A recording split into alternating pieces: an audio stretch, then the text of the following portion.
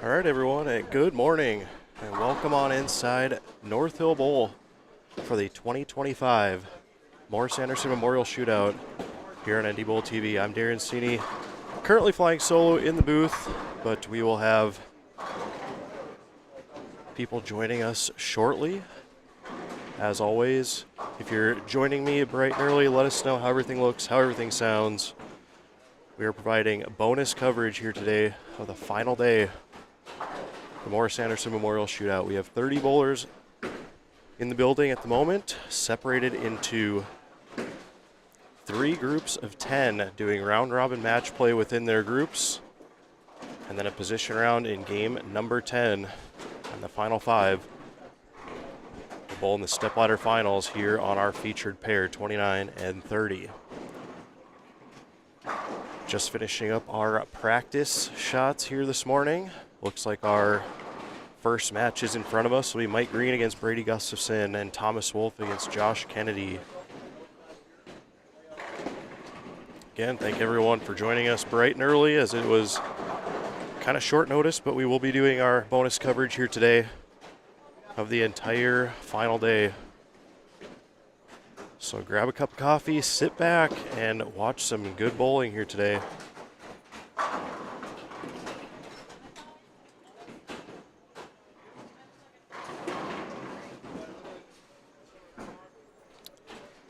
Larry Selberg, thank you for becoming a NDBowlTV VIP. I do greatly appreciate that. Andy Reisler, thank you for tuning in. I bet Brady will be throwing urethane. There's a pretty good chance of that. But then again, yesterday he was throwing an Ion Pro that I saw en route to a 300 game and a $300 bonus. I see him down on, I think it's 19 and 20. He's currently warming up with an Origin, so I guess we'll see as our show progresses.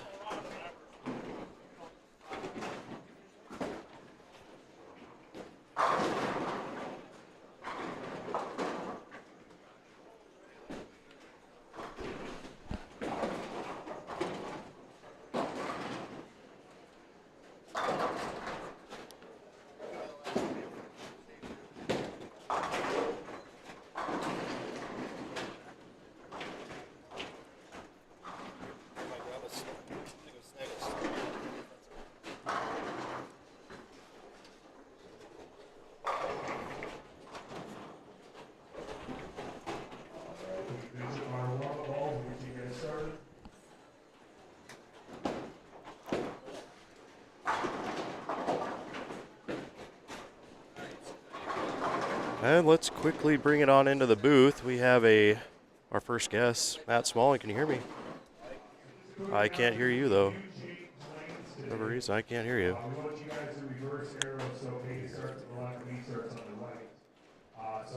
Now can you hear me? I can hear you. All right. Let's bring it on into the booth. Darren Cini alongside a good friend of mine, Matt Smalling. Unfortunately, you're not bowling today, but... Yeah, that is unfortunate, but I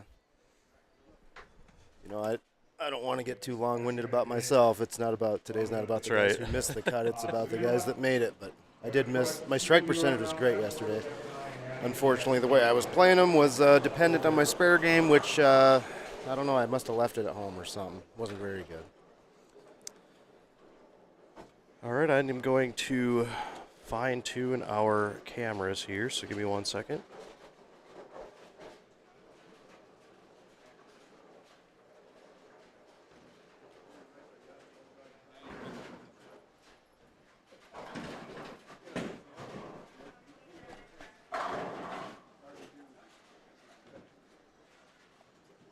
Again, our first match in front of us on the left, Brady Gustafson against Mike Green and Josh Kennedy against Thomas Wolf. Scott Endersby, thank you for tuning in. Do appreciate you in the chat room. Again, if you're just joining us, let us know how everything looks, how everything sounds. That would be greatly appreciated. You guys are my eyes and ears. And if you haven't already, please hit the thumbs up button and consider subscribing. That would help greatly. So we are bowling on the same pattern we bowled on the last 2 years. It is refresh my memory here, Matt, is it a 40 foot or 42? I believe she's 42, yeah. 42 foot pattern. I think there's somewhere around 30 mils. Yep, 32. And it's a 2-6-ish to 1 ratio, so not exactly easy. But you can definitely get to the pocket early on. There's a little bit of bounce down lane. But once that heavy volume starts to carry down, that's kind of when the tricks start happening. Right. You'll see these guys playing it like if you watch Kennedy here, he's playing it a little bit like the older Viper pattern. Like you can definitely, if you got the hand, you can definitely make your break point off of 4 or 5 out there. It's just a matter of like that reaction's going to be pair to pair depending on where the carry down shows up. Sure. When you were bowling on this yesterday, what was your plan of attack on the fresh? So, interesting story. So, last year, a guy from Canada by the name of Billy Seymour played this pattern with a very low-end ball, the Tropical Surge, and he had a 5-inch pin on it, and he told me that he had it scuffed deeply with like 500 and then 1,000, and he had a great look. He could come around it as much as he wanted, and he just played a little baby swing through the middle where you're crossing at like 14 or probably about 17 out to 10, and he just played the the track like a house shot kind of, and he had a great string of games last year, and I was lost. So that's something I did this year. I actually got a tropical surge and I scuffed the heck out of it, and it was great for a little while there, and my strike percentage was high, but like I said, my spares were my undoing. Sure. But yeah, there are little tricks like that, like this house with it being so. For the fact that we have pro anvils, it's a very, very high friction in those first 40 feet. So those lower end balls come into play a lot more than you'd think here. I actually found success early on. I was throwing a Sublime with a 2000 pad scuffed to it early that morning. I actually haven't been able to throw that ball much on anything, and decided to scratch it up a little bit, put a little surface on it, and it looked really good early on this pattern. And then, of course, we moved to the aisle pairs, the dreaded 15, 16, 17, and 18. Yes. And that was ultimately my undoing this weekend, as I believe I went minus, what was it, 78 or so on those 2 games, because I hit both aisle pairs. And the rest of the house, the other 6 games, I went plus 68. Oh, dear. So that's how my weekend went. I thought I threw it really good, but was not enough, as our cut was exactly even, and that was John Breckel edging out my boy here, Matt Smallin, with a -1 score. So missed it by a pin, unfortunately. Yeah, Wade Scott had an 8 count or a 7 count on his last ball. I had an 8 count on my last ball, and Breckel himself caught. I guess I would say he got lucky because he got 7 on his last ball, and he was still in. So Sure, yeah, that just goes to show that every pin matters when you're going for count, etc. Make sure you get all those pins, because both Matt and I can tell you it's very important.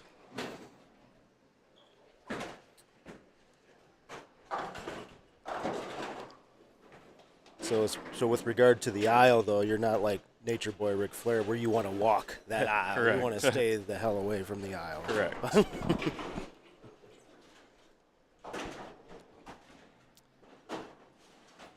I don't have a sheet on me, but we did post the qualifying scores, and Brady Stearns kind of ran away with it. I believe he was 70 clear of the field for a while there. I don't know if anyone got close to him, but he had 300 right here in front of the desk. I think it was on this pair, one of our pairs here.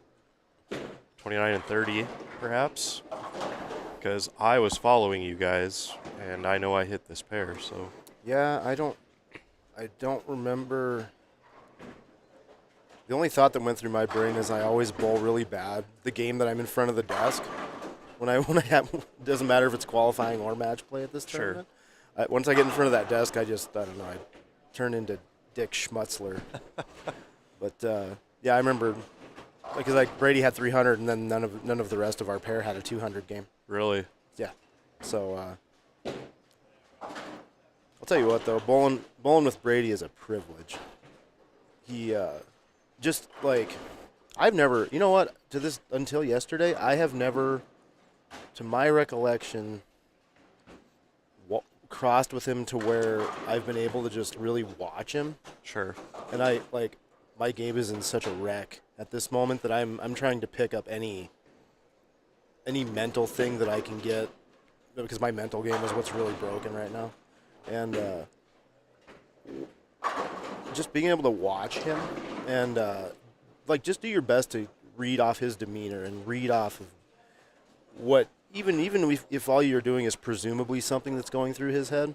Like, it really helped me in the back half yesterday. Like, that's the only way I even was able to make the recovery I did to get close to the cut, is because I literally tried to mimic his coolness, because that's not something that I really have, is such a calm demeanor like what he has. Right, very, very stoic, and kind of sticks to the process, as we saw in our show a couple years back, where he was in the championship match and the dog got in from outside and ran out on the approach. And I think that if that situation happened to other people, they may have handled it differently.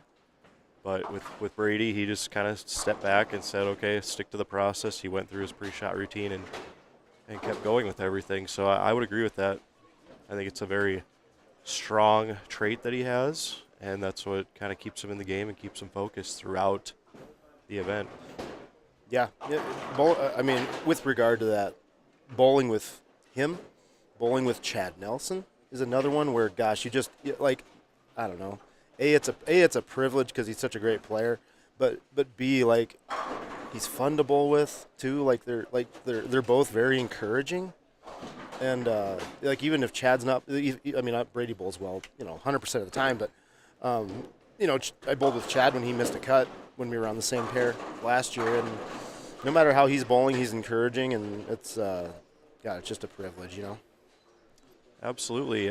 David Call, thank you for tuning in. I do appreciate the positive feedback. It's good to know everything looks and sounds good for y'all. Again, we are in game number 1 of 10 of match play. We will be here for the duration of the event until we crown a champion this afternoon in the Stepladder Finals. Again, I'm Darren Cini, joined by Matt Smallin early this morning as we were providing bonus coverage. Yesterday it was an 8-game qualifier led by Brady Stearns. And the cut to the top 30 was John Breckel at dead even, 1,600 for a score.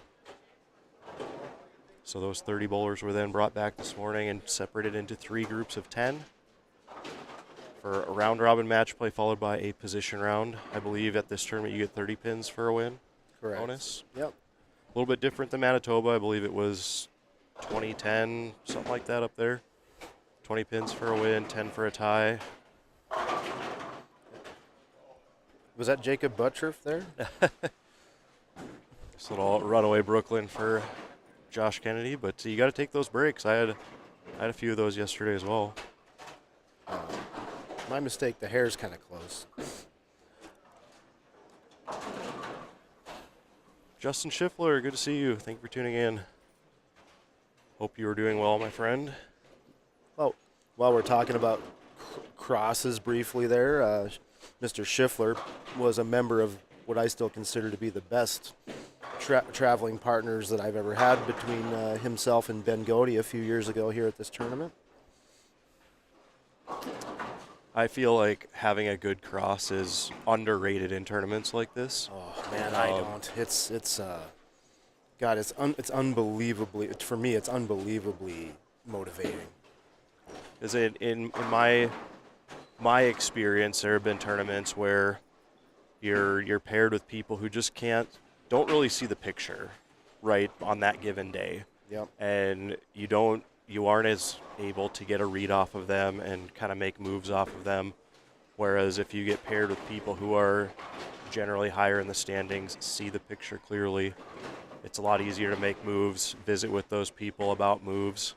Yesterday I was paired with Austin Ducharme and Dave Pashina, and wow. Yep. between the 3 of us, we really talked out our moves, and it was very helpful to me throughout the day. It's an interesting it's an interesting thing. Like depending on the boat that some bowlers are in, like I mean, heck, if and I'll admit to this too. Like if I'm struggling and I'm right there near the cut line, I'm definitely less likely to try to help somebody get to the pocket because that at that point could certainly be to my detriment. And I don't know if that's necessarily a picture of my confidence in my own game. Like heck, if I can help you and you can beat me, then good for you. But if you're in the top 10 or something, you're going to be maybe trying to help those players because you want to still. They've made their financial commitment, and if you're able to help players that aren't of this higher skill levels, then you definitely want to if you're in a position to. But golly, you know as well as I do, all it takes is you say one thing the right way to somebody, and then they have a 7-bagger. Right. Like even on something like this. Yes. Yeah. I think back to our doubles endeavor this last November, how I believe I had $1.50 the first game, and I came back and I asked you, I was like, what do you think? And you said, grab this ball, go here, and throw it like this. And all it takes is throwing it there, seeing a ball reaction a certain way, and the confidence grows, and you start throwing it a lot better. You get into a rhythm, and the rest is history. Yeah, I mean that box that has the question mark on it opens up. You grab a hold of the mushroom, and away you go. Like you That's right. you grow. So a good question for everyone in the chat: who is your favorite person to cross with, bowl a tournament through qualifying with? Let us know in the chat room. Henry Trutwin, thank you for tuning in. Sean Coots, do appreciate it. Henry says, I believe it is 10 bonus pins for a Manitoba win. Yes, that does sound right, and 5 for a tie.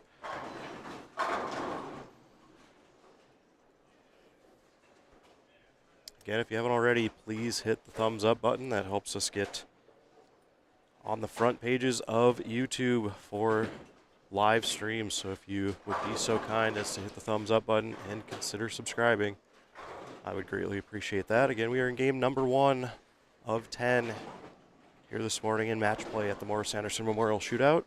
I'm Darren Cini, joined by Matt Smallin here in the booth. So 10 bonus pins in Manitoba, 30 here. I remember years back I bowled a sweeper the day after qualifying was over at the Masters, where it was just straight match play, but you got 50 per win.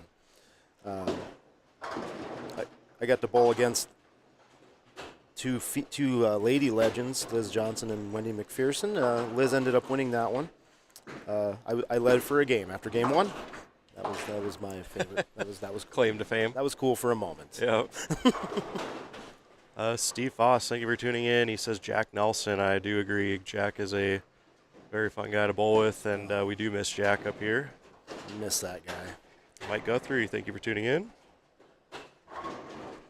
Hope you are well. Hopefully you had a good trip down to the military championships. Did see that you guys golfed quite a bit, which has got to be nice this time of year.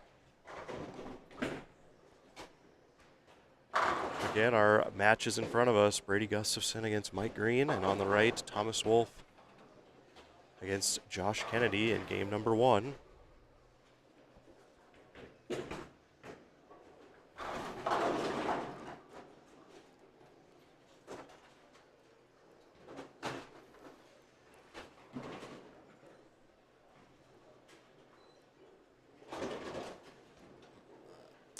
So, Matt, what's on the schedule for you? I know you're kind of hit and miss with tournaments, and when you miss the cut, you're not as motivated to go out and shoe them up again, but is there anything on the schedule for you coming up? Yeah, it's definitely a place that I've not been in, like here at age 37, when you're not able to get in the bowling alley and practice, and that's really what it is. I practiced this week. My strike percentage was higher because of it, but like I said, my spares were no good yesterday. I feel like if you and I switched spare games or strike percentage, I think together we would have been well comfortable in the cut, because my spare game was spot on yesterday. Oh, well, when they do transfusions for things like that, you let me know. We'll put us both in your body, and then we'll. I mean, I don't know about that. I don't have the best. I go through a lot of injuries these days, so. You're in better shape than I am.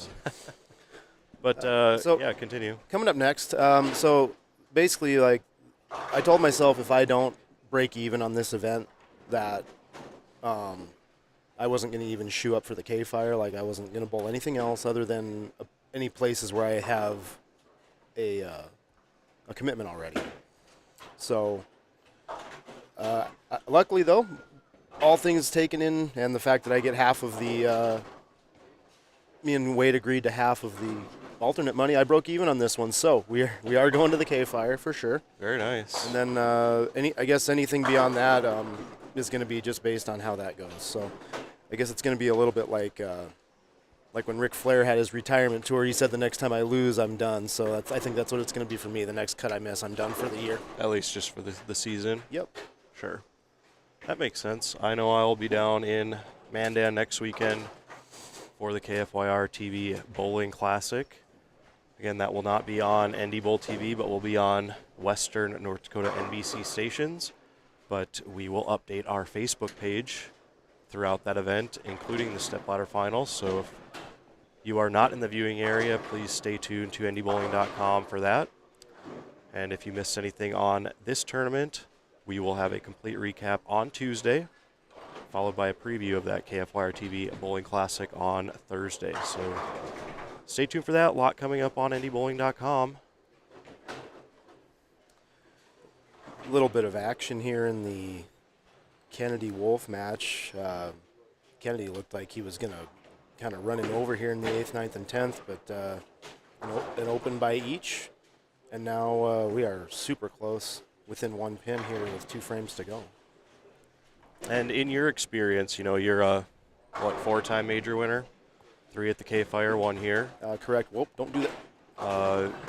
Your experience with winning matches in all of your wins, how important was that? Were you 9-1, 8-2 in most of those? Yeah, I mean, if you get into that, in this format, if you get into that 3 losses category, hopefully it was in the form of out bowling and doing a lot of great bowling, and where you're getting 10 or 15 extra pins a game just from you throwing it good. But yeah, beyond that, those bonus pins are so important. Justin Schiffler reporting back that he did listen to what you said and does appreciate it. So very cool. Like we talked about earlier, I think a good cross and qualifying is very important. And having success throughout that qualifying block, as you see a pin in the gutter there, so a slight delay on match to the right. Yeah, Kennedy throws it so hard. You know, it's pretty. I'm sure he gets one coming back up the lane to him once a year at least.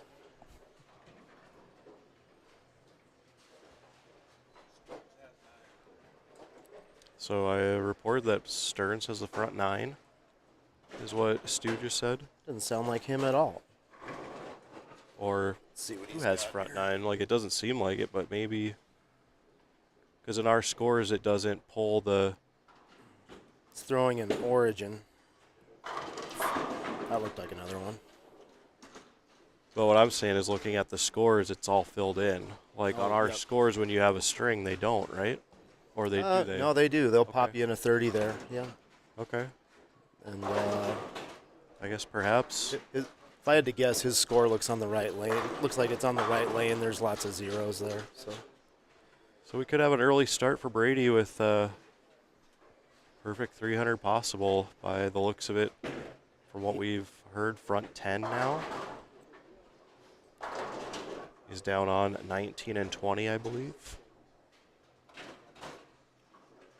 Yeah, he didn't throw that origin all day yesterday.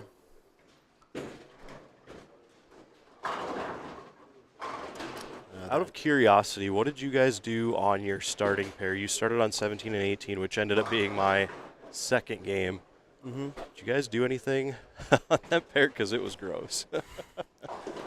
I did the best I could for you, buddy. I tried to stay in the track, and I had that scuffed up tropical surge, so I didn't get too deep inside with it or anything. So I don't know if my traffic hurt you at all, but buddy, we were between the 6 people on that pair, dude. We were all over the stinking place. Yeah. Yeah, there was a little bit of urethane, a little bit of I mean, we definitely weren't creating a nice trough for you. That was if we had 6 of me, of course, I'd burn out that second arrow for you. But Yeah, my first pair was good. The second pair, not so much, and that looks like a miss by Brady. So that is not a 300. If it's going to be a 296 or something. I believe he missed. We see 3 standing. I don't know if there's any more on the right side because we can't kind of see from our vantage point, but 297 or less. It's going to be an early. I mean, these, based on the scores kind of around us here, it's going to be a nice little chunk of lead for him right away. And if you've been paying attention to our preview articles over the last few years, Brady has bowled for the title, I believe, in 7 of the last 8 majors that he's bowled. Oof. Believe it or not, it is insane record in these tournaments between here, the KFYR, and the NDBowling.com Classic. very impressive record. And last season, he was in the title match here against Zach Andreessen and lost in the final. He would then go on to win the KFYR Bowling Classic against Thomas Wolfe, and then would go on to lose in the final of the NDBowling.com Classic to Lucas Finley here on NDBowlTV. So he bowled in the championship match of all three of them last year that he bowled, and I believe he was pretty much the same the year before, if I'm not mistaken. So sounds like all he needs to avoid is an individual throwing a purple hammer in the title match, and he's okay. It's kind of what it sounds like. Yeah. All right, so Thomas finishes with 2-0 there. Yeah, unfortunate 5-3 to give the opening to Josh Kennedy, who needs all three to steal that match. So he's got he has one strike on this lane. So and he's coming off an open. So you got to think there's an adjustment coming here. Also throwing a 900 Global Origin, pretty far to the right. Gosh, it sure is easy to tell when it's an Origin, isn't it? Yep. Yeah. Open hand, good release there. Yeah. Slaps the 10 out.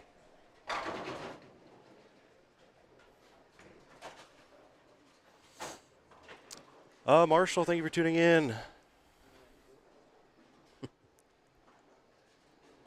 Very nice. I do appreciate you tuning in from the top of Marketplace Foods. Which reminds me, if you guys are tuning in, please hop into the chat room. Let us know where you are watching from. I do like to know how far our reach is going. So put into the chat room where you're watching from. That would be great.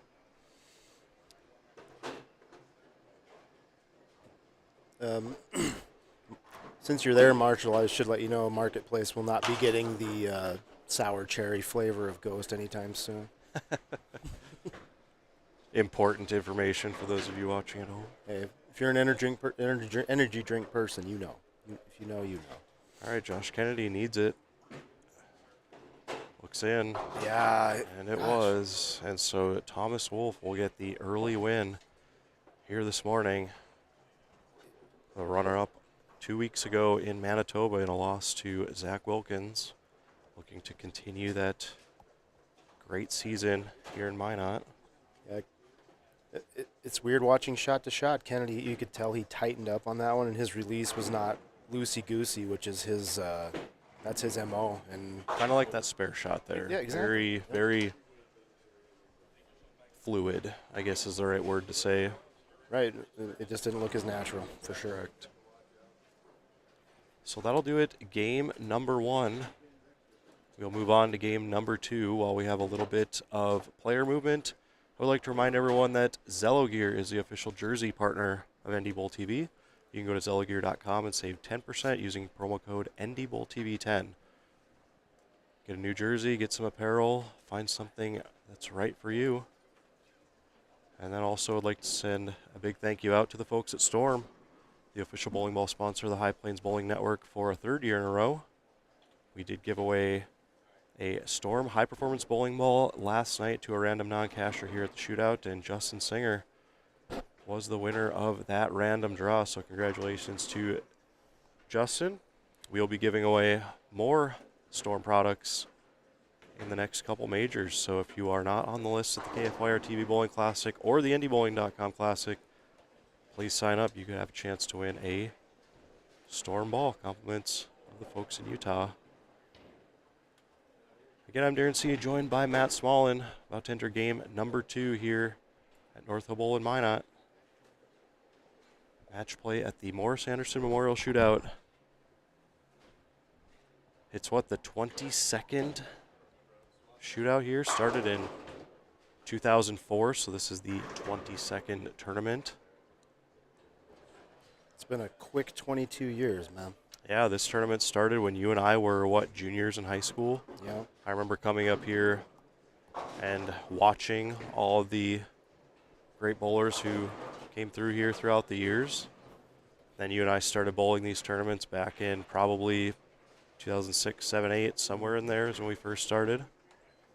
Once we got out of juniors, because we weren't as lucky as the current juniors we weren't able to bowl adult events back then. I think that's a great advantage to all the kids out there, especially one of them that is bowling here today, Dawson Unrath, 17 years old, bowling, and I believe his 4th or 5th shootout already. So, Yeah. Golly, I couldn't agree more. Yeah, like, we would have been everywhere, right? just like these kids are. We would have been all over the place. But at the same time, you and I, we drove overnight to MJBT's in Minneapolis just to find something to bowl. If we had the opportunity to bowl all these major events, as we call them now, would we have gone to CBAs in the cities, or would we have just bowled all the adult tournaments around our junior events? I don't know. It depends on how much money we made at our part-time job. That is true.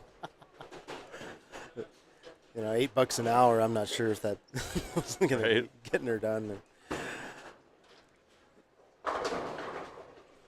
Yeah, shout out to all the parents that can get their kids to these events week after week.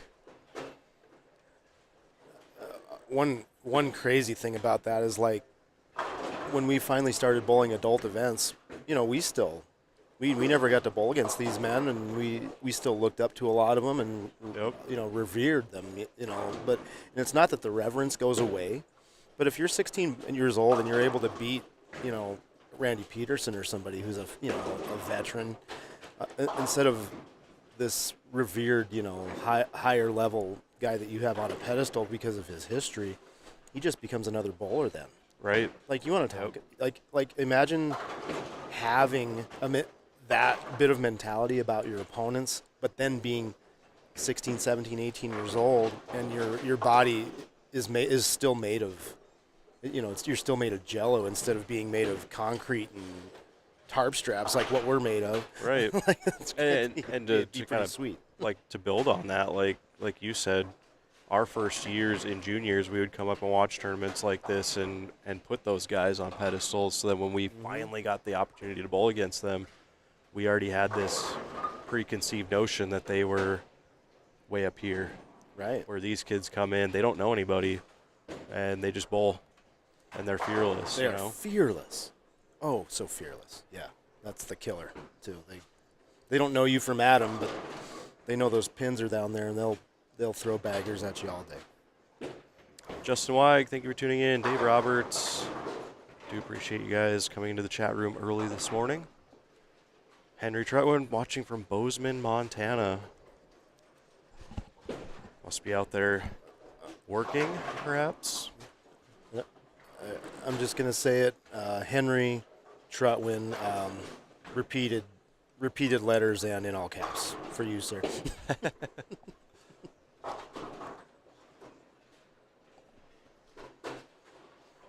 All right, our game 2 matches here. Looks like we have Thomas Wolf against Austin Bernston, a local lefty out of Minot. And then on the right lane, we have, what do we got here? Mike Green against Talon Jacobson. Watch Austin here. I mean, this is a natural, uncoached game. It is important to note that Austin was a very fine baseball player back in his youth days, as he was a pitcher at Minot State. So a very strong individual, as he is now a firefighter, I do believe. Yep. So when the guy picked up bowling, it was, parts of the game were pretty natural, just from being a very athletic person. Mm-hmm. Don Young, thank you for tuning in. Brian, do appreciate that as well. A bunch of people tuning in from Minnesota, as we do have a lot of Minnesota players in the building here today.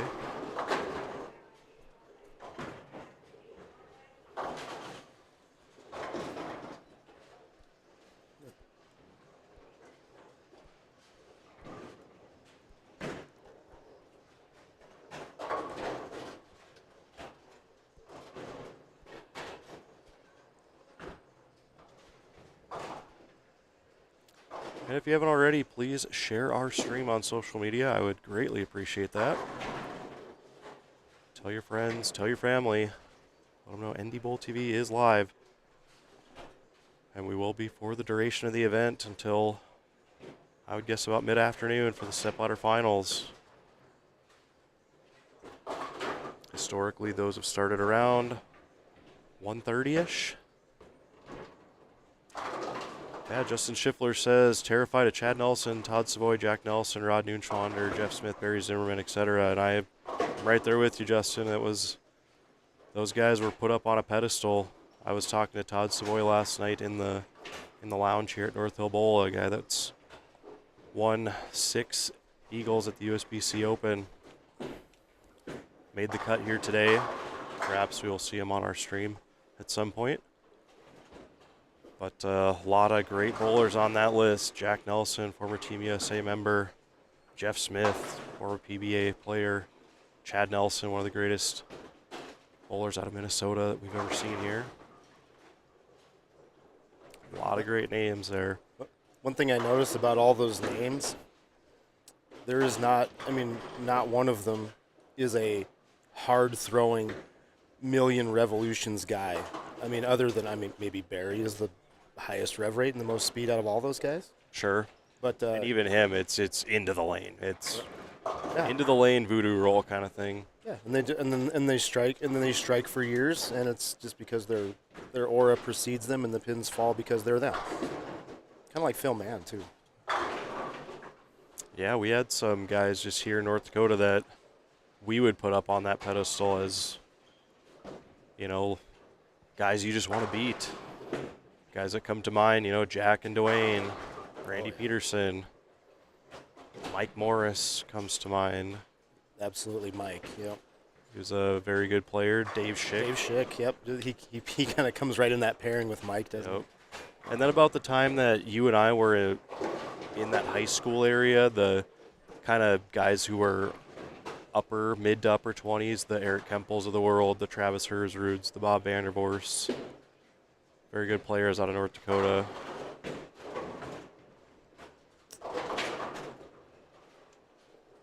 Bill Massey, thank you for tuning in. Do appreciate it.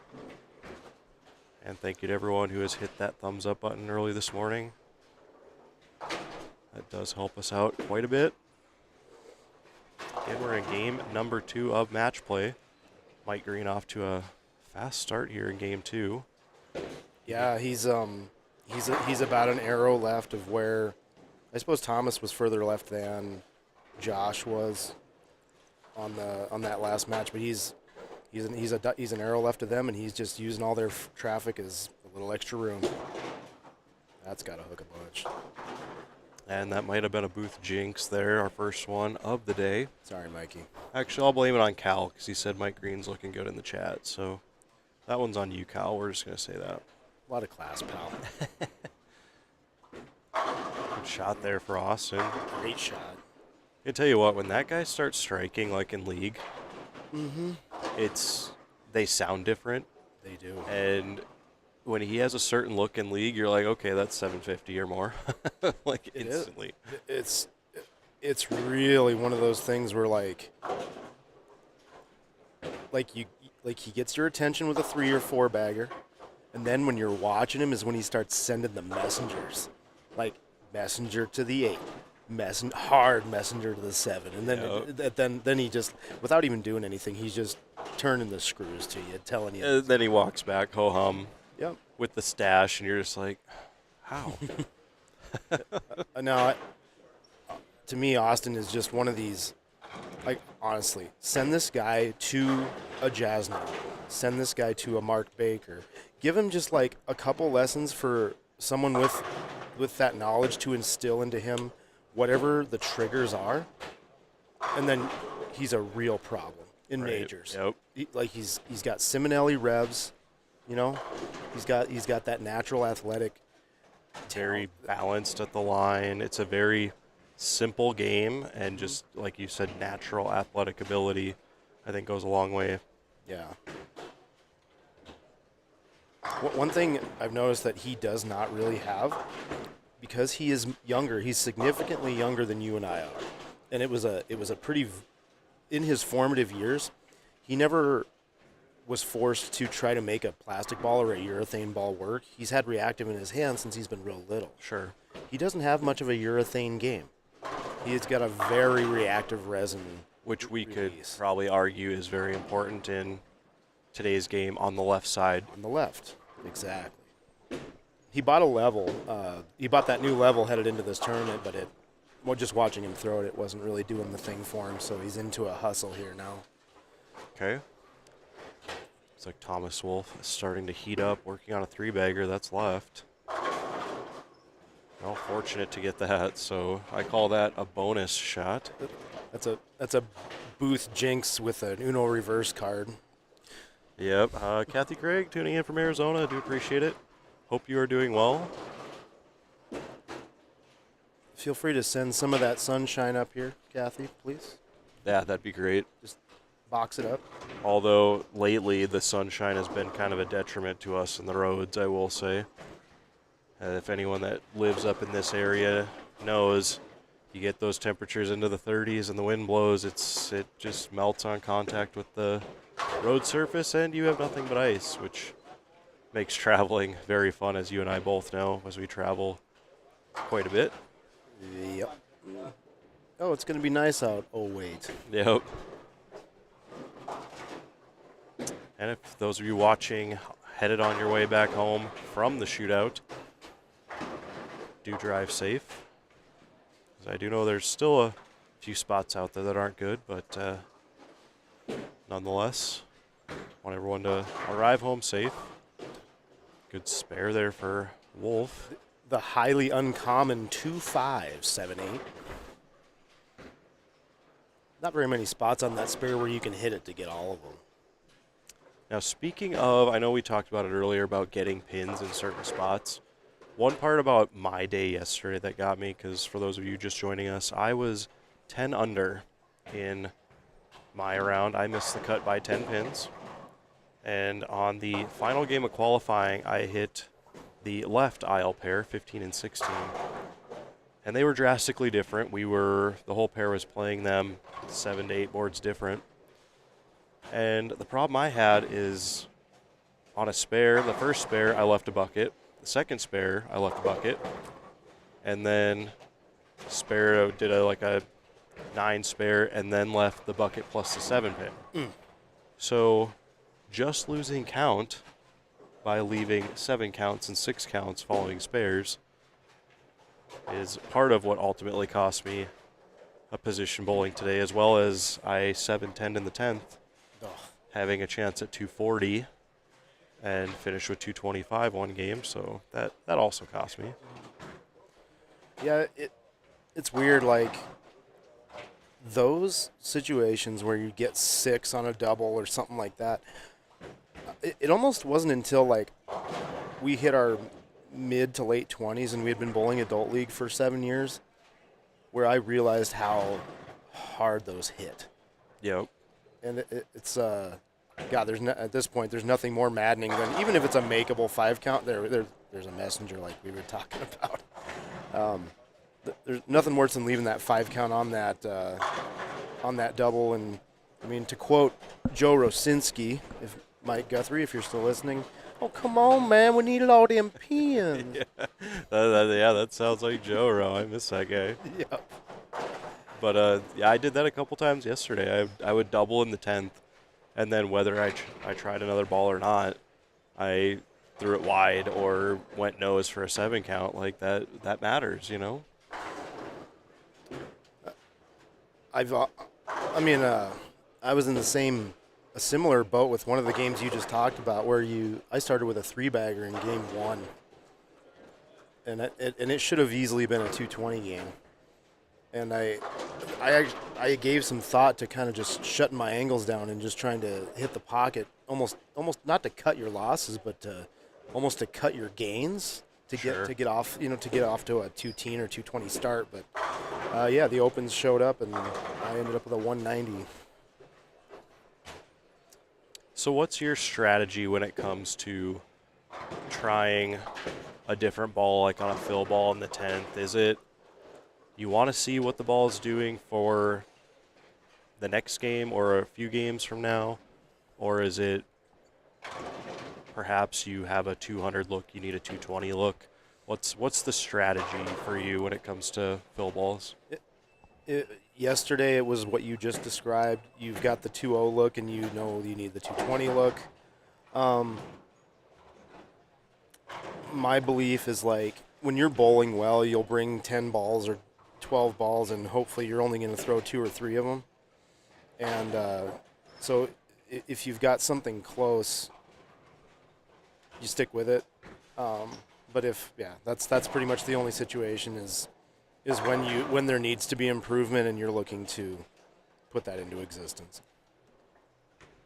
It's one thing I was bad about yesterday is I didn't take advantage of the fill balls when I had the chance. I was so much in a zone, and I'm like, I want to get on every pin I can, and I just stuck with the Sublime, and I never gave another ball a look. And then when I got to the 8th game, and that Sublime just wasn't doing the thing anymore, I had to make essentially a blind guess as to what would do what I needed it to do, and I feel like I made the right guess. I just didn't carry on a couple shots or didn't have the best execution on a couple shots as well.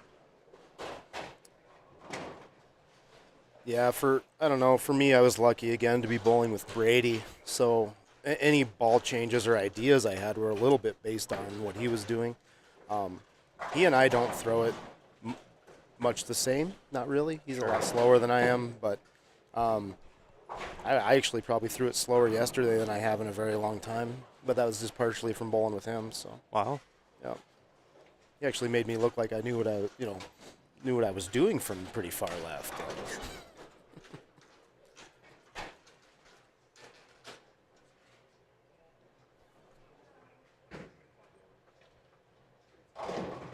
Oh, we got a close match here on the right between Talon Jacobson and Mike Green. Mike Green's got an opportunity here to strike in the 9th to take the lead in that one. On the left side, a miss there for Bernston. A baby split, not an easy one. That's his second baby split of the game, and he didn't convert the one in the second. So hopefully he'll calibrate the gun a little better on the accuracy, and he can can this one, keep it close. James Martinez, thank you for tuning in. Hope you're doing well, my friend.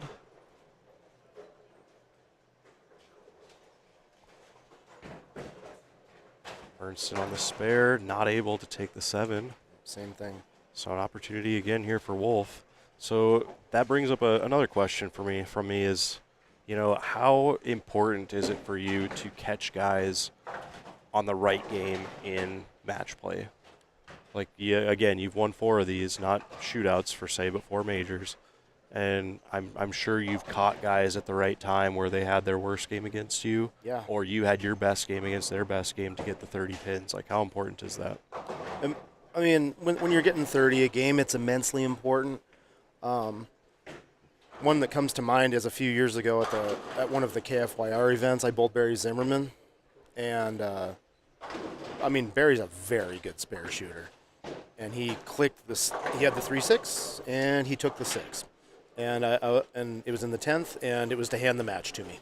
Okay. And I'll never forget that moment. Like, this man missed a spare in that spot. Like, wow. So yeah, that's immensely important. I'll be honest with you. The format that was used last year at the NDBowling.com Classic in Fargo, man, I enjoyed that format where you're getting points based on your finish against the entire group. Sure. Yep. So if you had the highest score in the match play, a lot of people call it the Flanagan format, but it's the, you get the highest score, you get 24 bonus pins. If you had the lowest score that game, it's 1.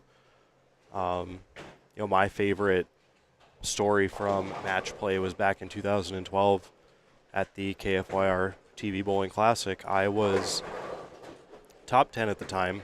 I think it was game 8 or 9 of the 10-game block there, and I was bowling against Phil Mann. And I ended up going up in the 9th. I wrapped 10 and missed it, and then struck out, which allowed Phil Mann to strike out to tie me. And he did. That gave him the 15 bonus pins. Oh, yeah. And what that ended up doing is Phil Mann got the 5th and final spot on the show over Dwayne Sandvik by 4 pins. So had he not tied, It's huge. Dwayne Sandvik would have been in. And you remember what happened in 2012. Phil Mann ran the ladder and won that tournament. Critical Phil. So That's how important winning or perhaps tying in match play is, making sure you get those bonus pins. And Right, and the other, I mean, the back half of that is like almost the sentiment of it a little bit, where if you catch the guy at the wrong time and you lose 240 to 241, and then you'll watch somebody else beat him 170 to 171 or something like that. yep. It's almost like you're not getting what you deserve, whereas with that Flanagan format, you're getting what you deserve. Like Yeah, you would get good bonus pins Yeah. still. Yep. like I shot 250. Hey, I'm getting the bonus pins I deserve, and then or I shot 162, and I'm getting the bonus pins that I deserve. Like, so I don't know. It's certainly tit for tat, but every I don't know if certain players excel more under certain formats or not. That is one thing that I wish that we had something that could be tracked a little bit easier. Is like, Right. does Thomas Wolf bowl better in 30 bonus pin match play formats, or But Well, based on history with the NDBowlTV Masters, he's very good in head-to-head in matchups as far as 3-game total pins go. in a bracket, Yeah, like you want no part of Thomas in a bracket, evidently, right? I would agree. I would know because I've matched up with him several times in the last 2 years. Yeah, you're just lucky. Yep, that's one way to put it. I was lucky the first time I made the cut at the KFYR, and my first ever game in adult match play was against Bob Vandervorst, and he took a resurgence up the corner for 279 against me, and I shot like 220 and had no chance. Yeah, he gave you the welcome to Thunderdome. Yeah, that he did.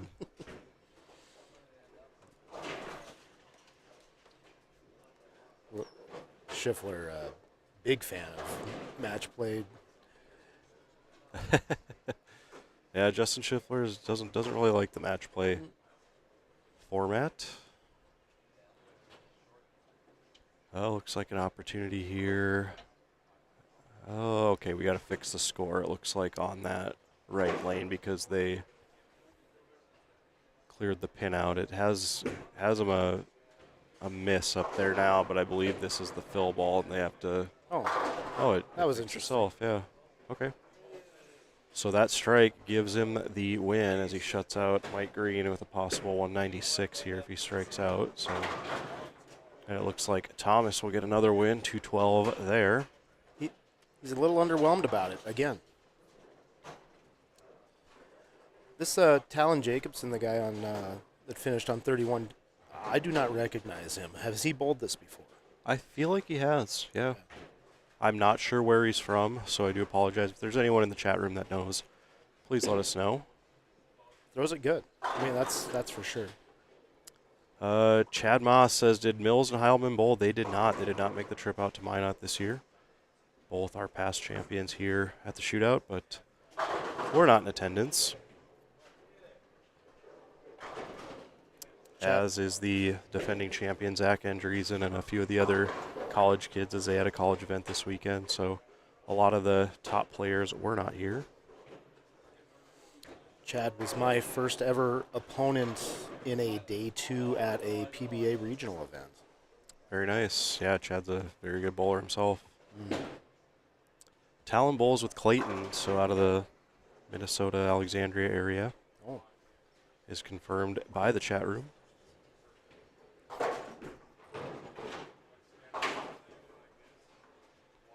Again, big shout out to Larry Selberg, who became a NDBowlTV VIP by joining our VIP membership here on YouTube. I do appreciate that. Those dollars do go to support the High Plains Bowling Network. Also like to give a big shout out to Ryan Krabenoff. We know him as Country, as he made another kind donation to the stream this last couple weeks, and we were able to get another camera. So big shout out to Country and everything he does for bowling in the area. The match on 31-32, I mean, one guy starts with front 4, the other guy goes 9 spare, 3-bagger. Neither shoots deuce. That's a frustrating pair of games there. Yep. Makes you wonder if something changed around about the 5th, 6th frame, like something on the lane happened that affected both guys. Yeah, it makes you wonder. And when you consider what's being thrown, I haven't seen a lot of urethane this morning. There's a big absence of it It's so far. refreshing. And I know last year on our championship pair, I believe a couple of the college kids that were here who loved to throw urethane started on our championship pair throwing it. And it really changed the dynamic of that pair the rest of the day. Yeah, so far I've only seen one, or Hansen here, the left, he's got urethane, and then Doug Wagner was throwing it on whatever pair he started on. It's still in his hand here as he's walking by.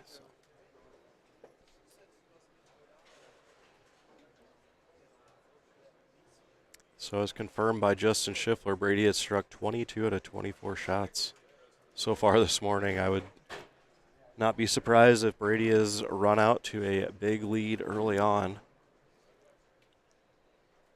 Unbelievable.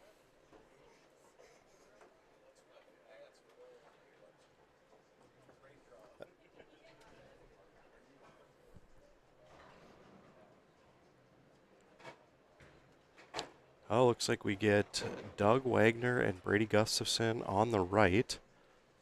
Ryan Savoy and Brandon Hansen on the left. Is that what I see? Yep.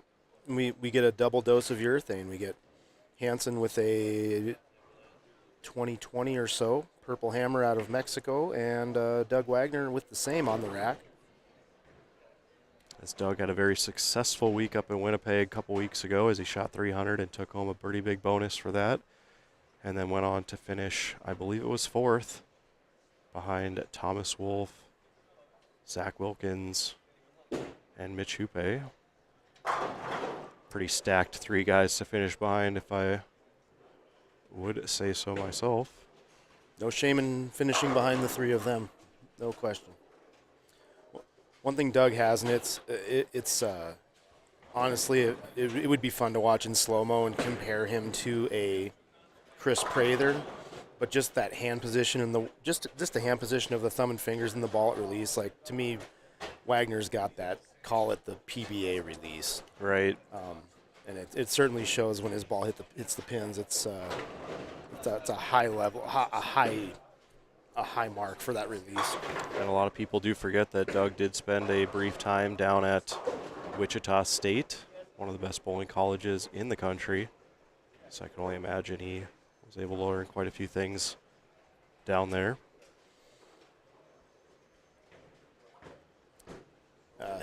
His opponent, Brady Gustafson here, I've seen him come a long way with his game, even in just the last, let's see, I bowled with him last in Aberdeen, so that would be 9 months.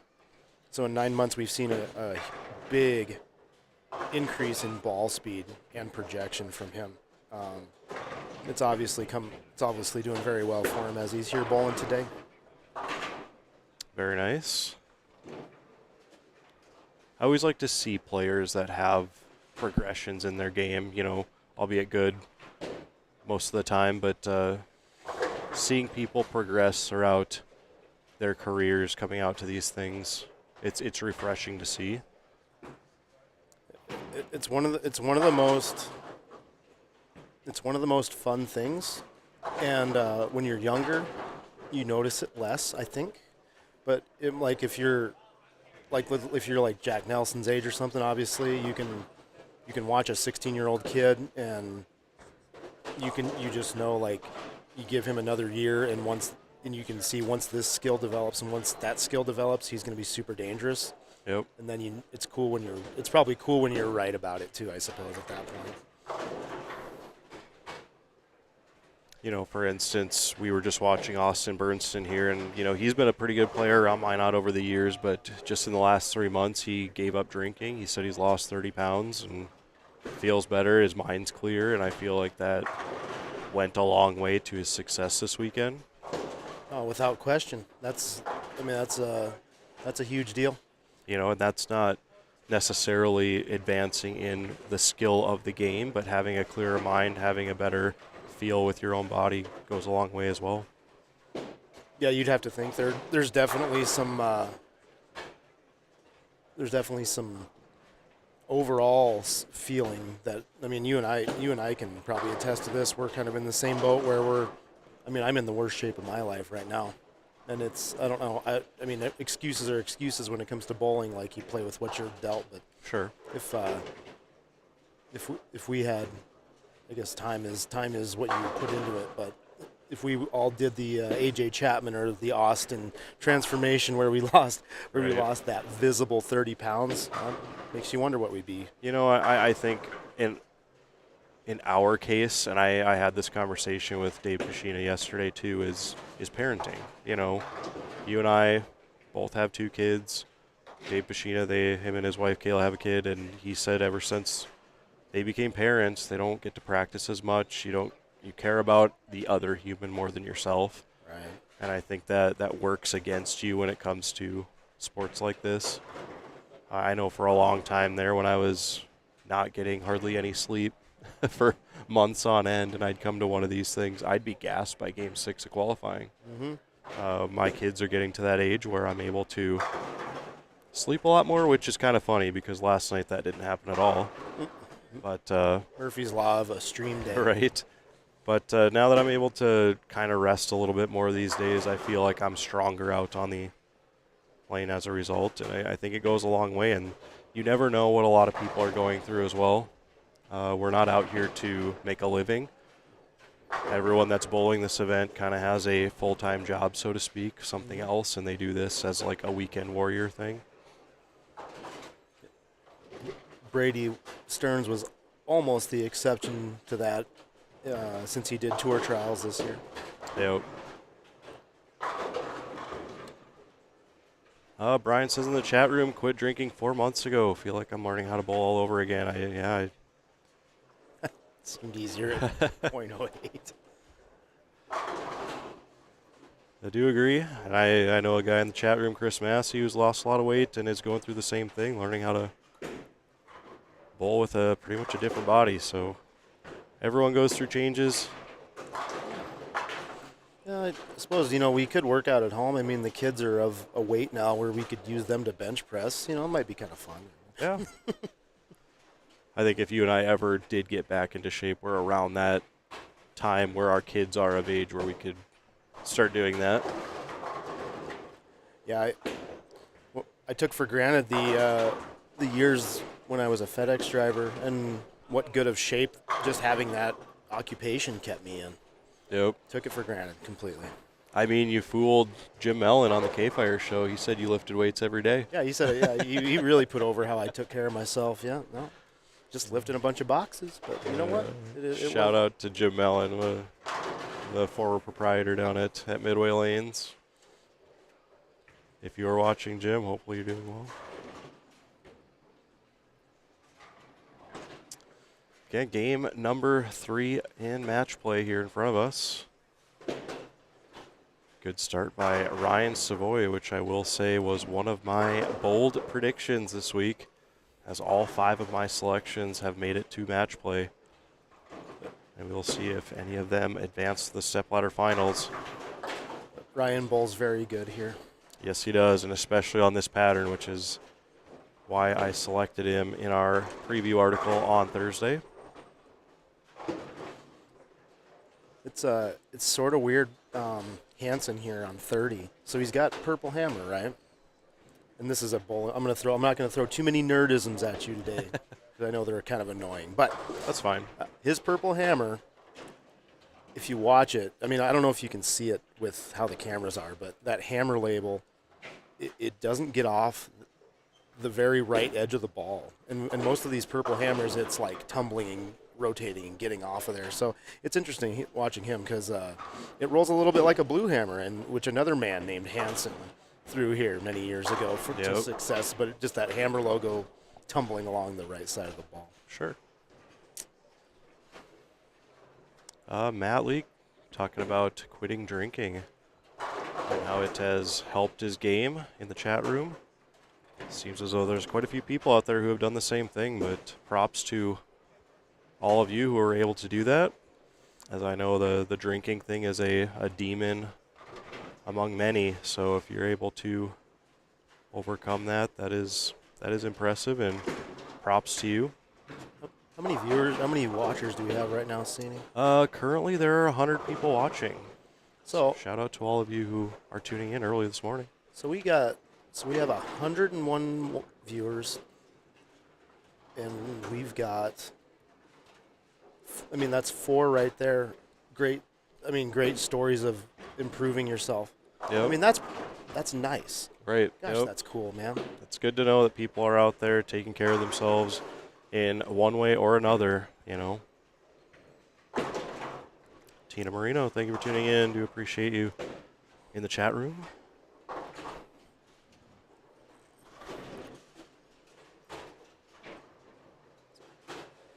Here's Ryan Savoy now up frame 5.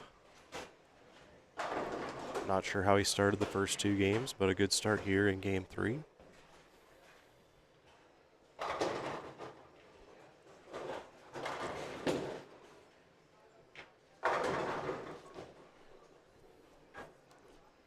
Chris Massey says he's a week away from being 7 years of being sober. Congratulations, my friend. Another good friend of mine, Mike Larson, also overcame the drinking habit many, many years ago.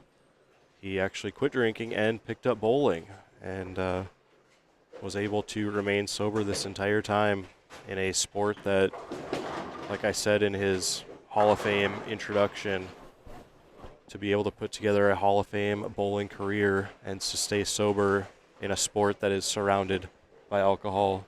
Seemingly it's everywhere, as you can see by one of the sponsors out on lanes 31 and 32, Coors Light.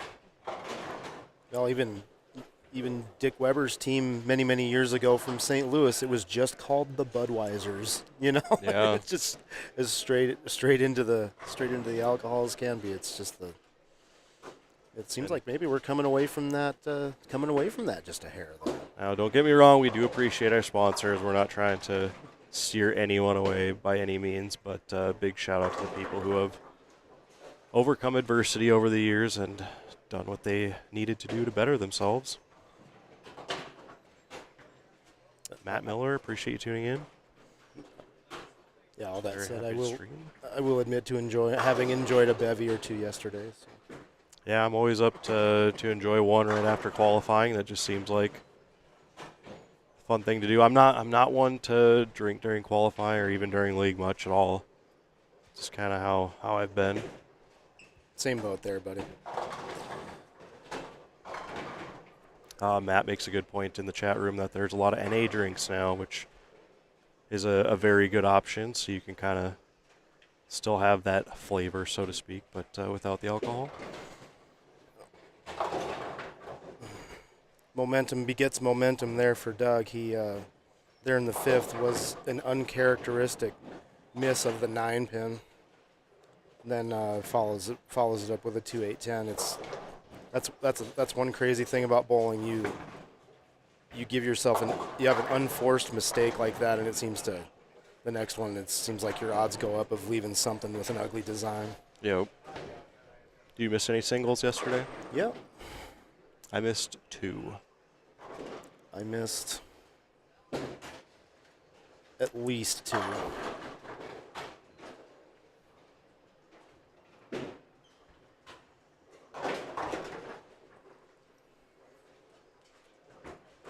Yeah, and it hurts, especially in the position you and I are, who we both missed the cut by 10 pins or less. So it's unfortunate to know that you missed a single pin or had bad count or open a 10th with a 7-10, which happened, which is frustrating because I felt I threw the ball really well yesterday. Wade Scott and myself were sitting here before things got started lamenting over all of the spots yesterday where we could have found 2 pins. And for those of you who don't know, Wade Scott and Matt Smallin tied as the alternate 1 pin back of John Breckel at 1,600, which is even. Very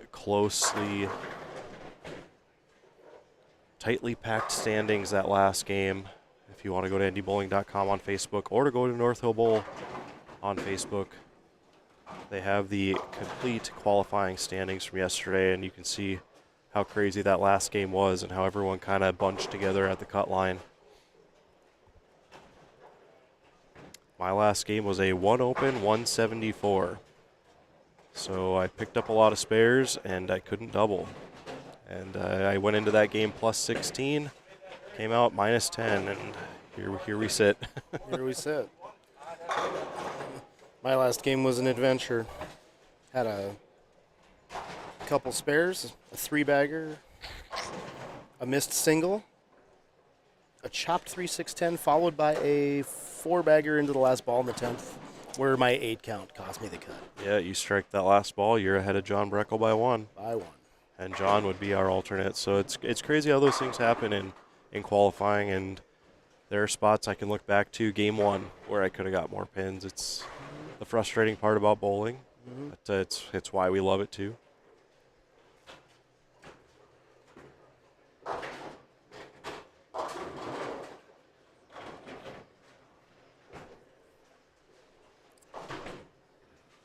Matt says the pattern was super tough yesterday and spares are key. I would agree. The pattern starts off, it's a 42-foot custom pattern. About 30 mils of oil, I think, or is it 32? 32. Is it 32? Yeah, so there's a pretty heavy volume.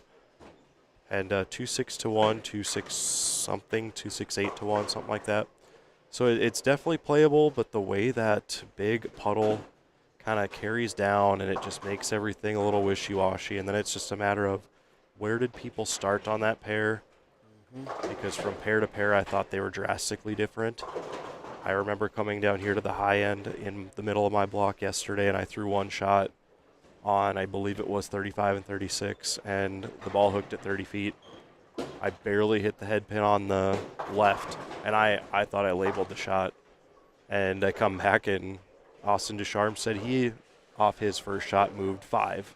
Oh. So then I did a Tim Friends move and moved 7. And that wasn't enough. So I ended up going 10. But it just goes to show that whoever started on that pair probably started with reactive resin much further left than the other pairs we hit. Right. Well, now, again, going back to being able to cross the whole day with Brady Stearns yesterday, but I knew when we were going to be getting to Josh Link's starting pair. And it was like game 3 or something. So he started on 35-36. We were just talking about that, and that was the pair that I had to do the 10 left. Yep, because so did we. Yep. Yeah, because I was following you, so that would have been my game 4. Yep, that's right. So, and then Wild. Now, my mentality is, this is a testament to my terrible mental game at the moment, but I get rattled when I hit Josh Link's pairs, and I know that I have to put up with the Josh Link traffic for the rest of the day, being places where he's been. I get rattled by it. So then right after that, we ended up following him the rest of the day, like his leftovers, so we to sure speak. did. Okay, yep, that makes sense. But then again, I got to watch Brady, and it didn't rattle Brady. Like, he didn't care. He made his adjustments, and so I just tried to, like, do my best to mirror what he was doing. And man, I still did the games that I was able to put up, even having to deal with five or 7 shots from Josh Link on each lane. I don't know. I felt super good about how I bowled that back half of yesterday. Yeah, another testament to Brady and the way he sticks to his process. Yeah, you wouldn't think that the guy that led the tournament by so much had a Josh Link follow. Yeah. Sorry. No, nothing against Josh, but buddy, you peel some oil off a lane, sir. Yeah, he is currently bowling on another group down towards the low end of the house. We might see him later today. But past champion here, very good bowler, fellow Storm staffer, a great guy himself. So don't take it wrong. We just the guy knows how to put revolutions on the ball, and it does things to patterns that not many people can do.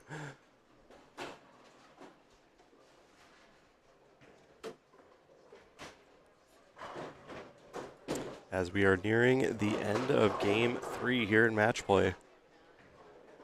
Looks like Brady Gustafson has a pretty good hold on this match, but an open there in the 8th. Looks like he needs to have a good bounce back here. Doug with another uncharacteristic missed single. I guarantee Brady would want to for sure come back with a double here to kind of. I mean, the match is fairly cemented, but. And from what I've heard, Doug's not feeling the best. He has some hamstring issues, I believe. So, and a break there for Gustafson, and that strikes in the ninth. And so, how are you when you're the person, you're in Doug's shoes, and you watch that happen? Are you, we've been talking about the mental game all morning, and yeah, and enjoying what Brady is able to do with his mental game and sticking to the process. How are you when something like that happens? Are you so okay. At age 18, angry. At age 24, it's a little more of it happens. Yep. But now, here I am at 37, and I am looking up there, and I look for momentum begets momentum. I don't agree with Sean Rash on much that man has to say, but that match where on TV with Richie Allen rolled a 2-pin after a Rash missed single pin. Momentum begets momentum, and it's something about this game, man. Right. And it might last 2 frames, it might last the rest of the game, but if unforced errors create. To me, it's something about the juju of the game or whatever. But yeah, Right. I mean, if I miss a single, yeah, and my opponent hits the 2-4 pocket and rolls the 3-6-3-1 up. Oh boy, yeah, I deserved that. Probably is how I feel about it now. Yeah. And that it reminds me of a match I believe you were in back at the Kickoff Classic back when it was in Jamestown. Okay. And bowled against Mike Morris. In the final of the second year of the event. Yeah. And what Mike Morris always did those years was he just wouldn't watch. He's one of those guys that doesn't watch his opponent bowl. He can hear what happens. He knows when it's his time to bowl, but he never watched what happened. He didn't want to know that someone went way wide backdoor strike or Brooklyn or what have you. That's just how he went about his business. And for those of you in the chat, what's your strategy when it comes to match play? Do you tend to watch your opponent just to see lane play? Or would you rather not watch to avoid seeing the really big breaks that could probably rattle your psyche a little? Brandon Hansen, good shot there. If any of you remember, Brandon was on our show here at the Shootout last season. Did lose in the first match, but was the lone lefty. Today, I believe there are 3 lefties bowling. As we've got Brandon Hansen, Austin Bernston, and who's the other lefty? There's another one.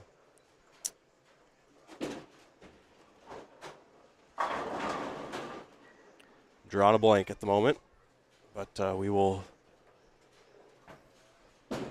figure out that other person momentarily. Damon Winslow. Damon Winslow, yes. Yes, he's here.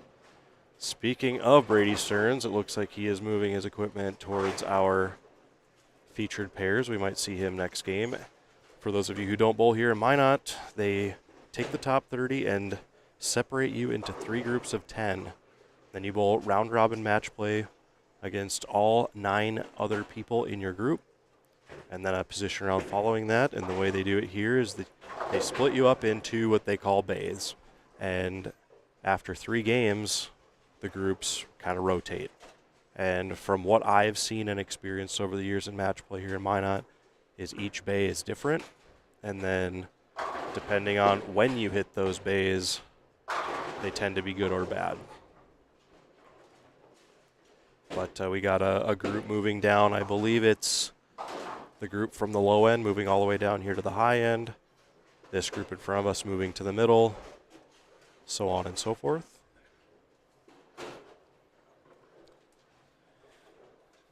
I suppose one thing we didn't really touch on, and I guess I knew it, I just didn't bring it up, but Abby there in the chat mentioned that Doug's fighting a muscle that he pulled yesterday in his upper leg. Okay, that's what it was. Yeah, I mentioned he had a little bit of an injury going with hamstring of sort. That's what I heard. But thank you, Abby, for confirming that. Doug's not feeling the best, but he's giving it a go here today and seeing what he can do anyways. Got to be careful with the biofreeze spray in that zone. Doug had a fun story this morning. Again, we are moving on into game number 4. I'm Darren Senior with NDBowling.com, joined by Matt Smallin here in the booth. For the duration of the event, a little bit of bonus coverage for y'all here today. I'd like to have a brief moment to tell everyone to visit ZelloGear.com, as they are the official jersey partner of the High Plains Bowling Network. You can save 10% on all orders using promo code NDBowlTV10. Would also like to thank the folks at Storm, the official bowling ball sponsor of the High Plains Bowling Network, for a 3rd year in a row. We do appreciate them. And of course, you can follow us on social media. Please hit that subscribe button if you haven't already. Head on over to Facebook, like our page, follow us on Instagram. That would be greatly appreciated.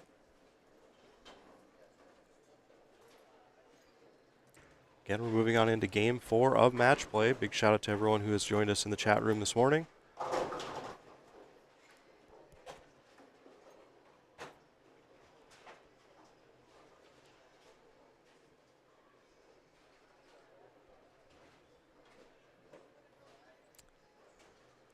Well, we got Brady down here. We have Nick Solar down here. I see this is a Josh Link group, but Josh will be on the pair to our left. So we might see Josh at one point in this group in the next 3 games. Not sure what the matches are in front of us, but just waiting on some more players to move down this way. Looks like a 245-224 match over there between Mike Green and Josh Kennedy. Not sure who is the winner in that match, but a high scoring from what we've seen. Right, those are nice scores for what's been going up over here. I believe our match on the right pair is going to be Nick Solar and Damon Winslow. Brady Stearns awaiting his opponent. So we've now, this early in, we've seen we will have seen all 3 lefties. Yep. And the fact that they've all hit the championship pair, well, I guess Damon Winslow hasn't yet, but if he does, that's something to consider if one of them does end up making our stepladder final. Kind of how the lanes break down for them on that side. As we've seen, what was it? Austin came through first with a hustle, and then Brandon Hansen was throwing urethane, and I do believe Damon Winslow was throwing urethane as well. I did see a purple hammer go on the rack. Which is it 31 and 32? That's the championship pair? No, 29 and 30, where the shootout banner there is, or the backdrop. Yeah, so Damon might hit it next or something. Yeah, one of the next 2 games. Yeah. Justin Schiffler reports in the chat room that Brady had 809 his first 3. So Brady is doing what Brady does here on day 2 at the shootout. A guy, like I said, who is bowled for the title here in Minot quite a bit. He does have a title here. He has 2 wins, I believe, if I'm not mistaken. He has a win back when he was with Ebonite, and then he does have a win when he went back with Storm in the dog-delayed final.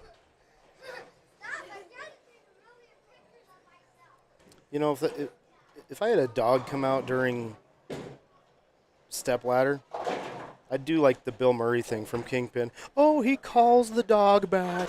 And then Eric Parby in the chat room, do appreciate it. Hope you're doing well, my friend. He does request that you should tell the bathroom story from the WDAY many moons ago, and please keep it whatever the bathroom story is. Remember, we are a family-friendly my bathroom is my business, and no, it's really not like anything weird. It's not too crazy, but if it's the one I'm thinking of, I believe I was there. I don't think there's more than one bathroom story, so I think it's basically if memory serves, because he said it was many moons ago, and oh my gosh, was it? Guessing 2012-ish. Yeah, that sounds right. Was in Forks, right? Yep. Yeah. So okay, I believe I led qualifying, but it's hard to remember. But yeah, some guy I didn't know thought I was arrogant. 2012, I probably was. I was probably still pretty unaware and loud, probably. But yeah, the guy wanted to like he threatened bodily harm to me in the bathroom, and I should probably buy Eric drinks to this day because yeah, I mean having an individual much larger than me behind me to tell that guy to go away basically was a fantastic thing that day. So yeah, it was that was an interesting 2 minutes. It was very short. Yeah, thank you, Eric. For those of you who don't know Matt Smallin, the name is very fitting. He is a very short person. Oh yes, very, very good. But those were the good old days back in the 2012 time. One of my best bowling seasons of my life. Gosh, you know that guy probably didn't like my hair. Yeah. Back when we had hair. Yeah, that was it. I had that disgusting, untoned, bleach blonde look, if memory serves. Yeah. Ah, yes. Yeah, I probably deserve to get my butt kicked in a bathroom. I actually remember that because I have the video from the show. Because I was on the show, and you were in the back, and yeah, you bleached your hair. They probably thought my head was a light from the bar or something. And we have now discovered who Brady Stern's opponent is, and it is none other than Austin Descharme. So, two big-time major winners going to go head-to-head here.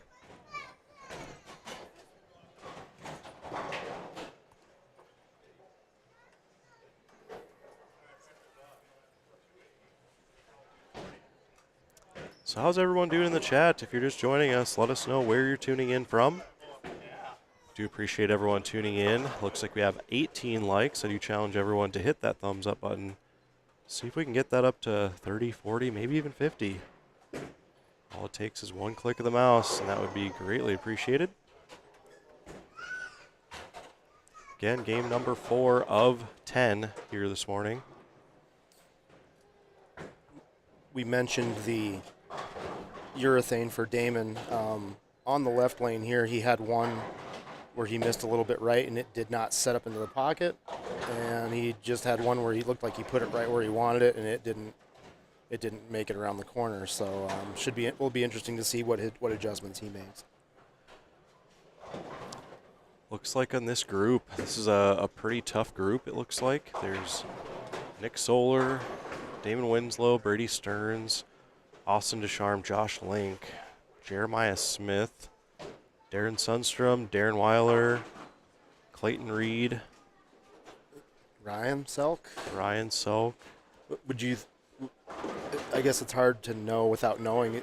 It seems like there's always a stronger group. It's probably a decent odds that this one, just from having Link and Brady in there. And Austin. Yep. Yeah, this is probably the meaty group.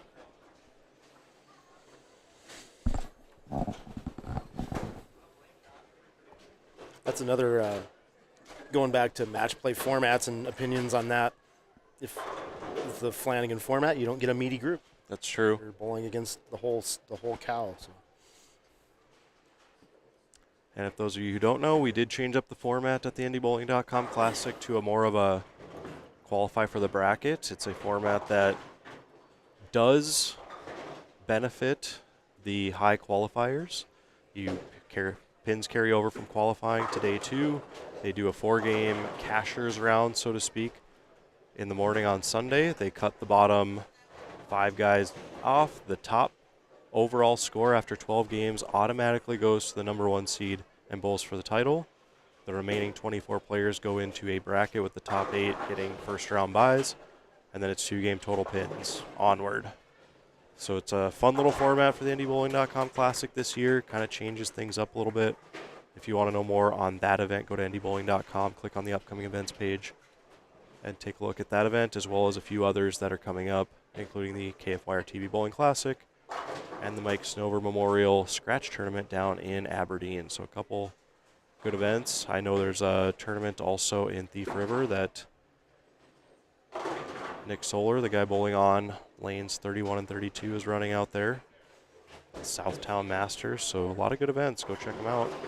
Yeah, 3,000 on top for that Southtown Masters. It's interesting that a tournament like that it kind of just popped up. I mean, Yep. This is the first year of it, isn't it? Yep. Yeah. Below average bowling. Thank you for tuning in from Louisville, Kentucky. Do appreciate that. Moments ago, a nice pick of the 3-4 610 for Austin. That was Mike Green-esque, if I do say so myself. Yeah, the Mike Green 10 pin. And now he's going to get another opportunity to show his mettle in the split converting realm. So this makes you wonder, like, look at the scores of these two guys, which I would put as a couple of the top bowlers in our field today. They come down from their bay and come down here and are seemingly lost on our championship pair. Yeah, nothing hooked, right? So far, all light and all splits, right? But Austin went nose Oh, he did. on 30. So then he made a move, picks up the spare. Nails it. But it makes you wonder, Brady also split. So three for three on splits so far. If Austin wasn't filling those frames, this would start to look like a Keno board on top here. But I'm sure Brady will turn it into. And I'll ask you this, but I've always said this about North Hill Bowl, how as you go higher towards the higher end of the house, they get tighter. They don't hook as much. Yep. As you go towards the low end of the house, there's more natural friction. That's where all the smaller tournaments are held. That's where most of the leagues are held. Down here on the high end is where all the birthday parties are, all the kids are, Yes. all the open play is. So there's a big difference from high end to low end here at North Hill Bowl. And I think this group is seeing a little bit of that as they move down here. Yeah, having been the crew that starts over on the low end and comes down here, I almost every time they hook less down here. I actually used I used that something similar to my advantage at the Classic last year. I asked the guys at Sunset where they hold all the birthday parties, and it's the same as us. They hold them on the high end. Yep. And so I knew when I went down there I needed to move right, and it worked immediately last year when I tried that. So Yeah, I always know when I jump the house here at North Hill Bowl, I instantly take a 3-4 board move left with my feet. It's just something you do. It's something you learn here over the years. There are guys out here like Jeremiah Smith who keeps track of things like that in a book. He does, yes. He's a big note taker, very Chris Barnes-esque. Mm-hmm.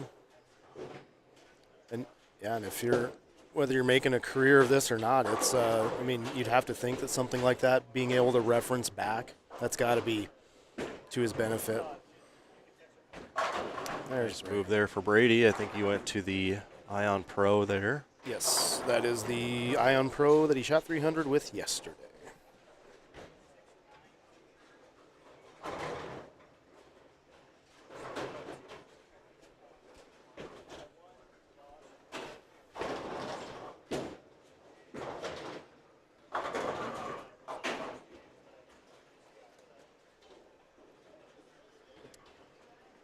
So did you check out the PBA event that happened last night where Canada's very own Graham Fa won for the first time in 9 years on tour in a win over Jacob Buttriff out in Delaware in the first event of the year? Yeah, I watched it last night after the kids went to bed. A fellow Team Canada member here, Austin Descharme.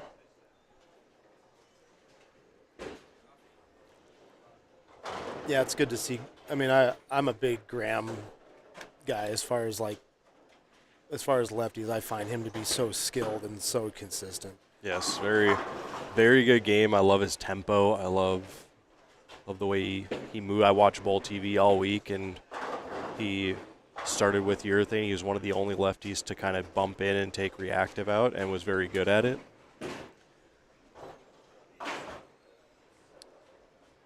I just the PBA league the last 2 years, it seems like he did nothing but strike, and that to me, just the amount of strikes in that format for him was one of the most impressive things of that whole league year. That the last two, I think.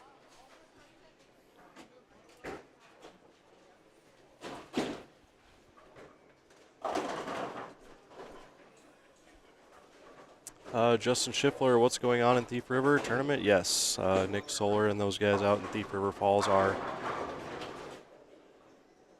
hosting a new tournament called the Southtown Masters. We do have that listed on NDBowling.com. Just click on the upcoming events page. I do have the poster and the information posted there, so go check it out. I believe it is the weekend after the KFYR, if I'm not mistaken. So next weekend is a KFYR. The weekend after that would be that tournament in Thief River. The weekend after that, we go to Aberdeen.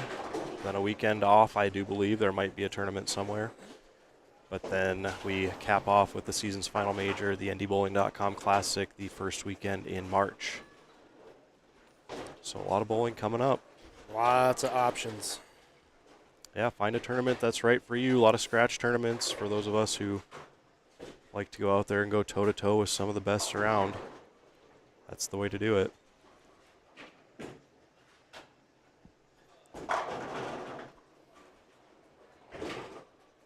Good shot there for Nick Solar. Yeah, he made the cut up in Manitoba as well, so back-to-back cuts in major tournaments for him. Heather in the chat does confirm February 8th and 9th for that tournament up in Thief River. Appreciate that. Now, where is Nick from Thief River then? Or is he from Grand Forks? I believe he's from Thief River. They say in the chat room that he's the new tournament director in Thief River Falls. So, wow. He's not very old for that to be in that position, huh? Correct. But that's what it takes. I know you and I, who have been bowling scratch tournaments for years, it seems as though it's the bowling centers that have scratch bowlers that tend to have all the tournaments. You know, that's true. Brad does such a great job out at Strike Zone in Williston. He bowls all the scratch tournaments as well. You come here to North Hill Bowl. Jeff is very well versed in all the scratch tournaments. His kids bowl scratch tournaments, so they do a great job here. Then you go down to Sunset Lanes, a lot of those guys down there as well. Mandan is another, and just a spare shooting clinic going on in front of us here. Splits. I mean, that's a high percentage of splits converted for just what we're looking at here. That's great.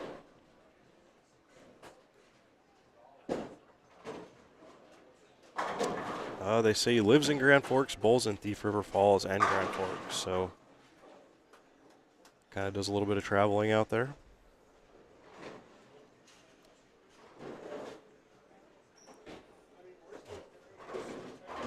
Baudette, Minnesota. Up north. All right, so going back to Damon here, he has switched from the Purple Hammer to a track archetype. Okay, so getting out of urethane. Yeah, and made a big, like a fairly substantial move to the right. Yep. How hard is it, because I know you're a better player at urethane than I am, how hard is it for you to go from urethane to reactive?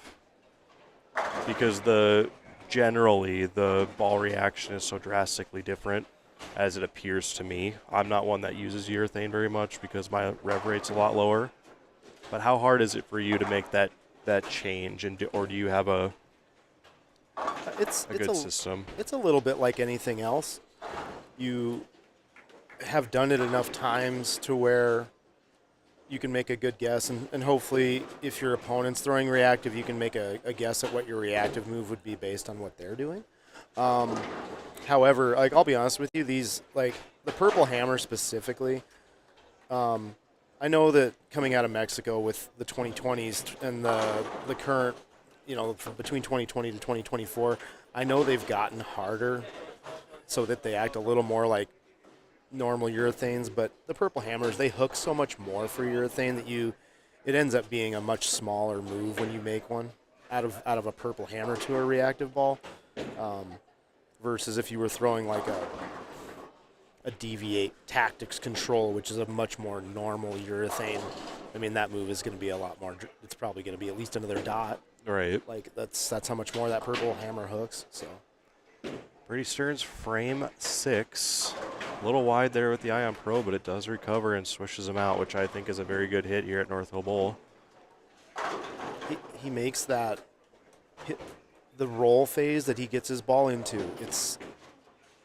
He makes 15 like that. To me, that shot right there hit the pins like when Travis Hersrud used to throw 16 pounds. Right. Like he makes that 15 hit like a 16, and I thought it all day yesterday. It's a great testament to the release he has. As many know, Brady is an owner of one of the, 41, 42, 900 series now ever. Did that about 7, 8 years ago. Storm staffer, multiple-time major winner here at NDBowling.com. Ripped around the side of that one.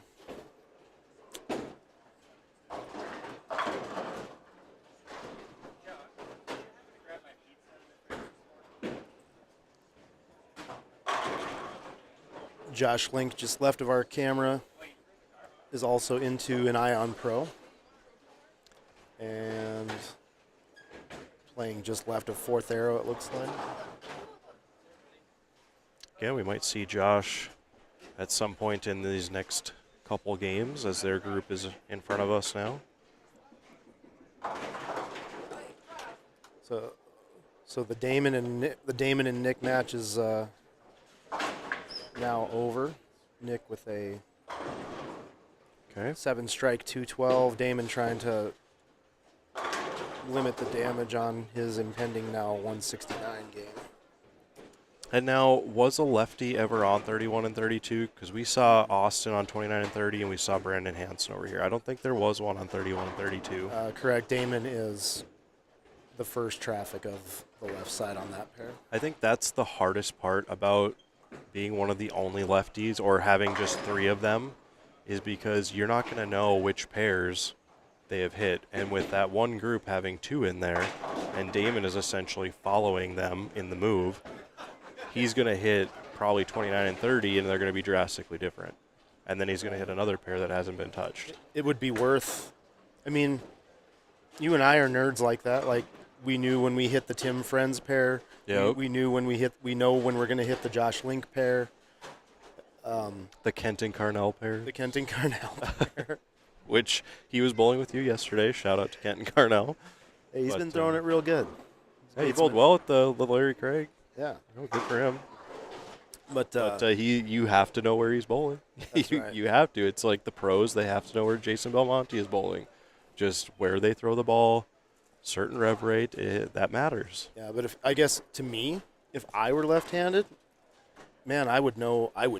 Like I would keep track of that. That would be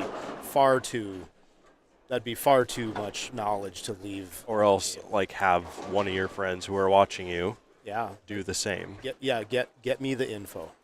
Stu Craig, you forgot to give a scoring update to the booth.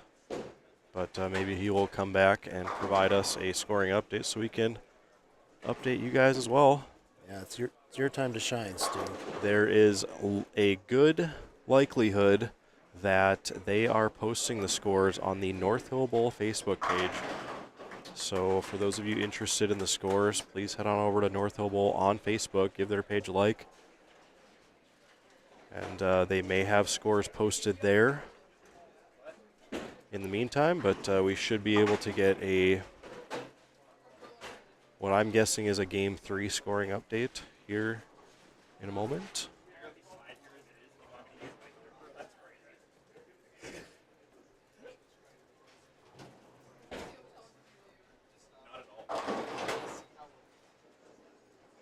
Sean Coote says they haven't seen anything posted yet. Do appreciate that. So we will do our best to get a scoring update here momentarily. Looks like Brady's got that right lane figured out. But let's see what he does on the left lane. The last shot he had over there Made him look a little puzzled.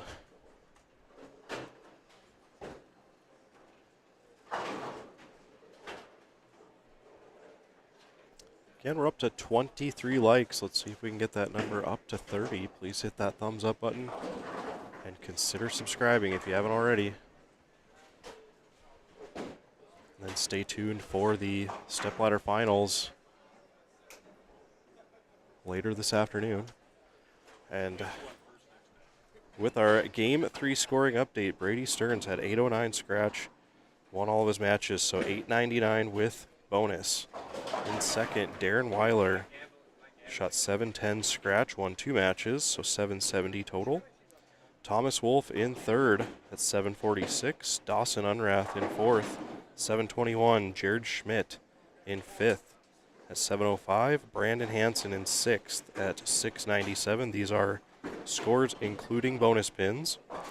Josh Kennedy in seventh at 696. Todd Savoy in eighth at 686. Austin Descharme in ninth at 680, and past champion Josh Link in 10th at 679. So that is your top 10. If there's a specific bowler you'd like to know how they're doing that we haven't mentioned, just let us know, and we will tell you where they're at, but we will try to read off the top 10 every time we get a scoring update. Anything about the standings stand out to you so far, aside from an 800 from Brady?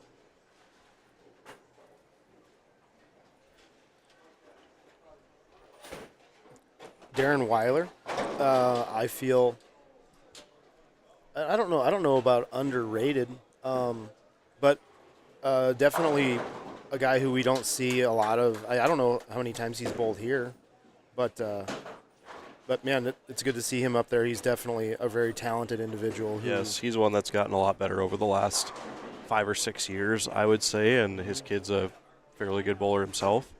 That's a fact. The other thing that surprises me is the guy that's at the bottom of the page. I wasn't expecting that today. Jeremiah Smith having a rough day. At the bottom at the moment.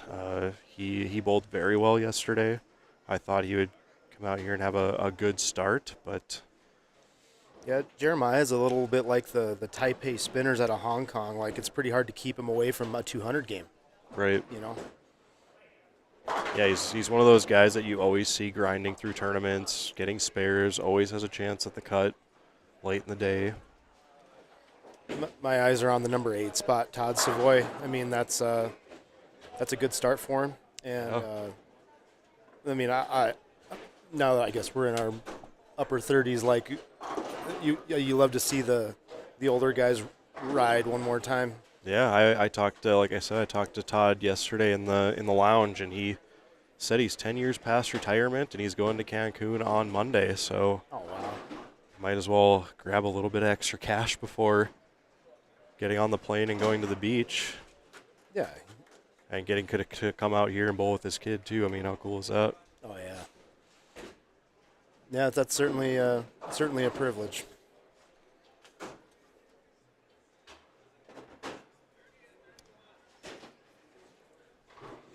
Jared Schmidt too, coming off of his hip. Yes. Was it a replacement? Or No. what did he have done? What happened to Jared is he has a condition in his hip where it blocks the blood flow to his hip. That's right. So his hip wasn't working as well, and he had so much pain in his hip to where he wasn't able to bowl.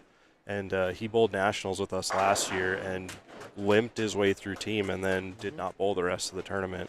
Right. And then had this operation done, I think it was the Tuesday after he got back. And he's been back to normal this year, and he's been killing it. Yeah. I know he's shot some pretty big scores down at Sunset. He was top 5 qualifying here yesterday, and he's currently top 5 here right now. So big shout out to him. Yeah, he's got such a great natural game. Good to see him back and calibrated again, it seems like. So Brady's going to take his first loss of the day here to Austin Descharme. Does not look very pleased, but luckily for Brady, he's got a pretty sizable lead going into that game.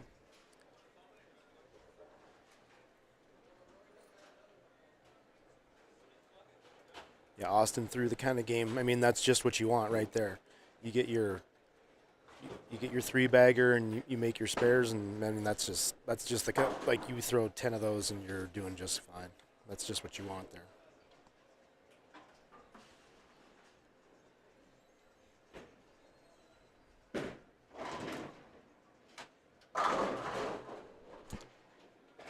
I'm getting some feedback from YouTube saying we're not sending enough video to maintain smooth streaming. So if you guys have any problems with the stream, please let me know. We'll try to fix that on our end, but I don't believe there's any issues at the moment. But like I said, if there is, please let us know. We are just finishing up game 4. Off screen to the left, we have Jeremiah Smith and Josh Link. Josh Link with an uncharacteristic miss of a pin that is well toward the center of the rack a little while ago. Yep. That may have cost him a few drinks if anybody had their hand up. And he just picked up that spare, which is going to maybe save the win. He needs to strike to defeat Jeremiah Smith by 1, and Jeremiah just opened the 10th to give him that opportunity. So Josh there on lane 28 needs a strike to win that match over Jeremiah Smith. Will be there on the left of your screen, the next shot thrown. And he gets 8 for a loss. So Jeremiah Smith is going to get 30 bonus pins on a unfortunate shot there for Josh Link.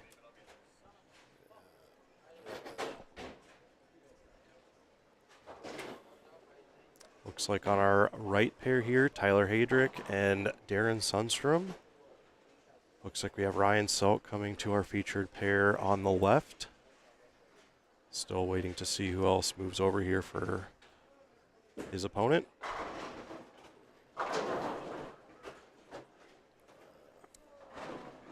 Thank you for that feedback, and thank you for helping us reach over 30 likes. We appreciate everyone who did that.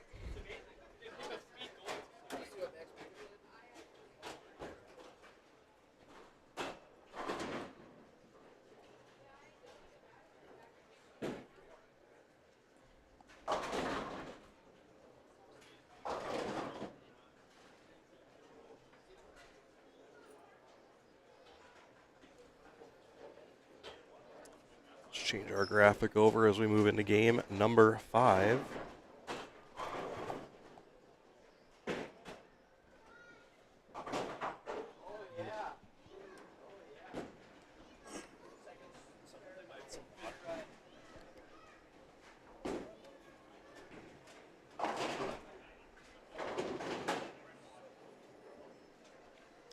How's everyone doing in the chat? Hopefully you're having a wonderful Sunday morning.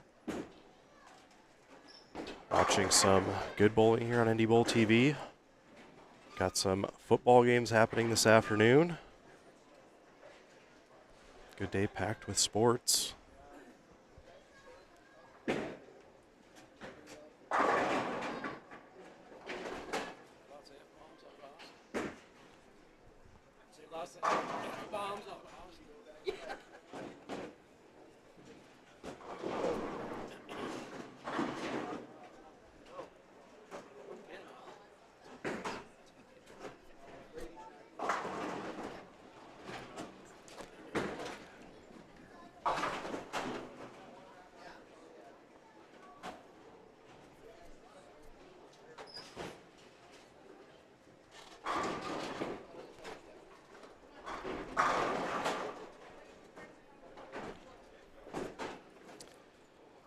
Ken Fletcher, good to see you in the chat room.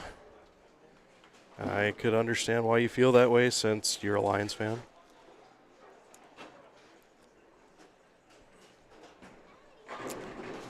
As many of you know, Ken is normally my sidekick here at the Shootout. Absent this season, but we'll likely have him down in Fargo at the Classic. Debbie Christopher, the way you were bowling Tuesday, Darren, thought you were for sure make bowling today. I almost made it to today. I threw it very well yesterday. Unfortunately, I hit a couple bad pairs, and that was my ultimate undoing yesterday as I missed the cut by 10 pins. Looks like we have a Ryan Selk and Josh Link match up on our left. First time seeing both of them here today. Two highly skilled players, both involving upward projection at release. Ryan playing him straighter than I've seen him play the lanes in a while, though. Goodness, he's way over to the right. With an eye on Max.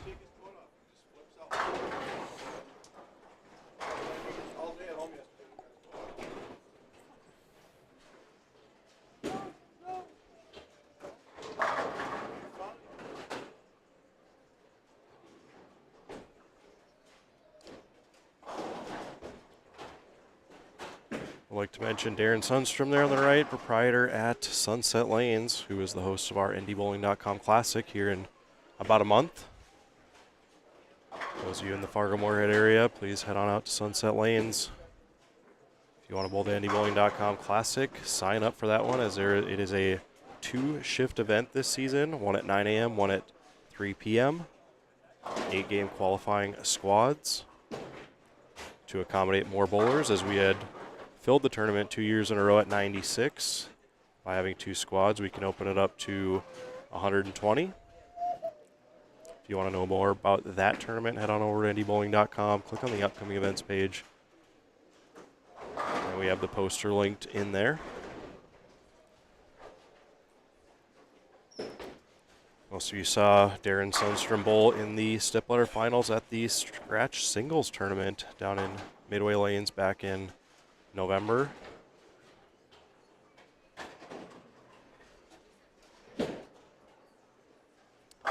We saw Ryan Selk on that show as well. Darren Sundstrom, another individual who's come a tremendous way with his game in the last couple of years. I would agree there.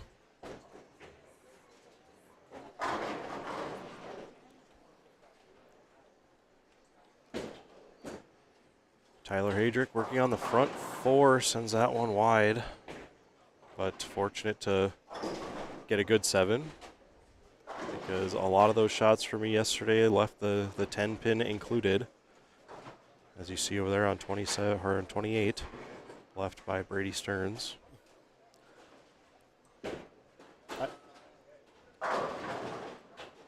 I found most spares to be difficult yesterday, but this is another one I'm pretty sure I missed also. It's too easy to have it hang in the carry down or hook by. Yes, I left this, but with the 8 pin and not the 4. And I basically moved right, and it hung like you said, and hit like a pocket shot and sent the 2 pin left of the 8. I never took the 8 out. Yes, sir.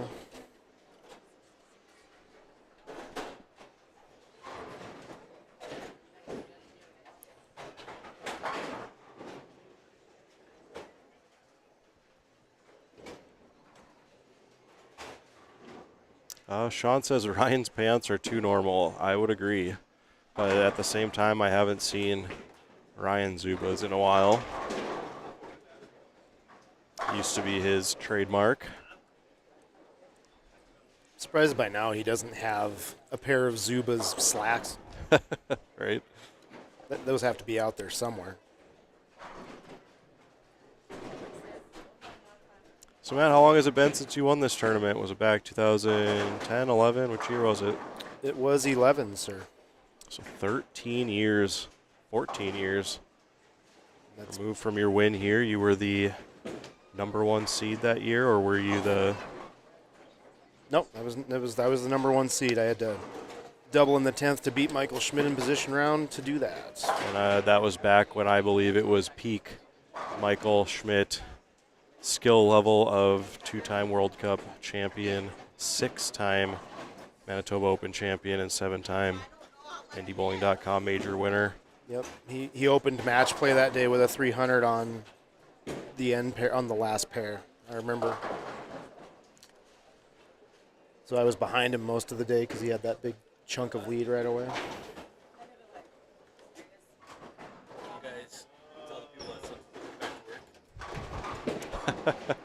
We got word that the proprietor, Darren Sundstrom, says all you watching at Sunset Lanes get back to work.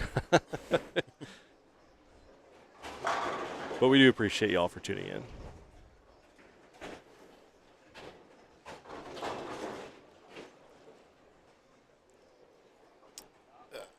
If memory serves, with the Selk and Link match, which I love this match, by the way. This is two heavy hitters, and I just love this match. It's a clash of the Titans in my mind. Yes. But I know for sure that Ryan, the last time they had this match, Ryan won. Okay.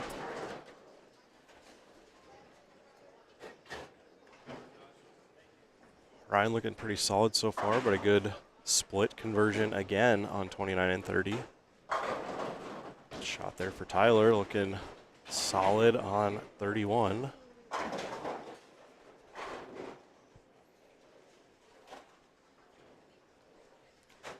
Looks like in the next group that's going to make their way down here, that'll be the group with Randy Peterson, Jared Schmidt, Taylor Wallstrom, Todd Savoy, John Breckel, and company. So those will be the players coming up in games 7, 8, and 9.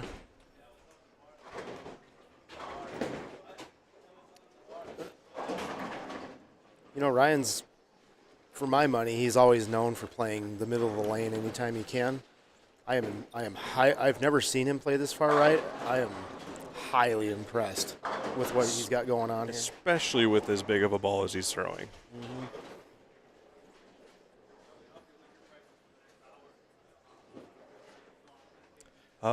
Tristan Olson says, how is Cairo Scott doing? 26th place as of this sheet. Okay, that is after 3 games. At 56 under. Okay. Yeah, Ryan throwing it pretty hard from right. Yeah, doing very good ball reaction. Good carry there.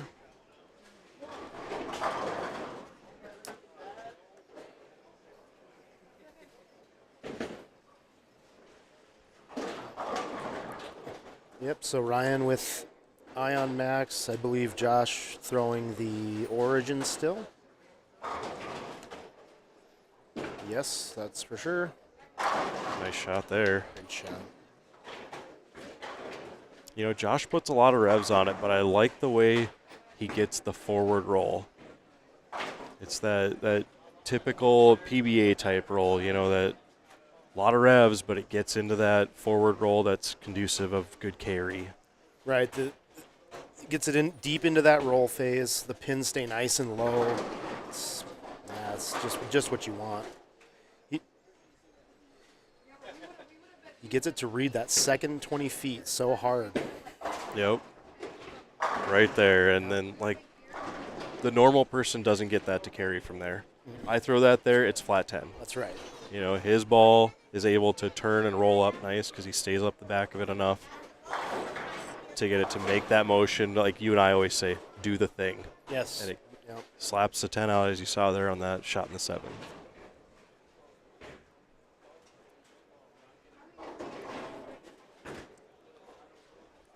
Again, we're about halfway through our match play round here this morning. Following our position round, we will have a top 5 stepladder final to determine the champion of the Morris Anderson Memorial Shootout. The 22nd champion here.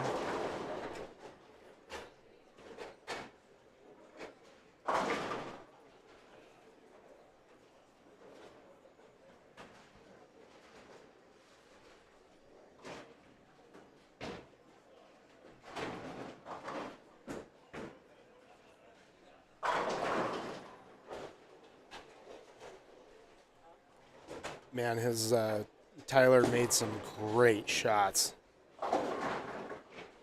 Other than that miss right where he left the 1-2-4, they've been right on. Those shots have been right on top of each other.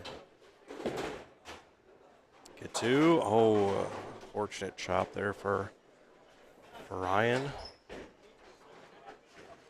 You can kind of see him there. He just kind of chuckles. as a typical bowler does when that happens. That's all you can really do. Definitely tightens the matchup.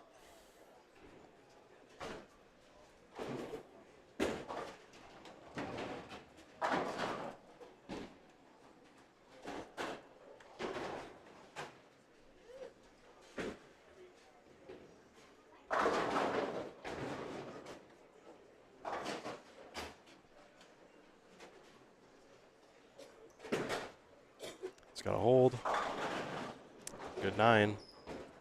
Back-to-back misses left for Ryan there. Question in the chat room, how is Todd and Ryan Savoy doing? Todd Savoy after game 3 was in 8th place at 686.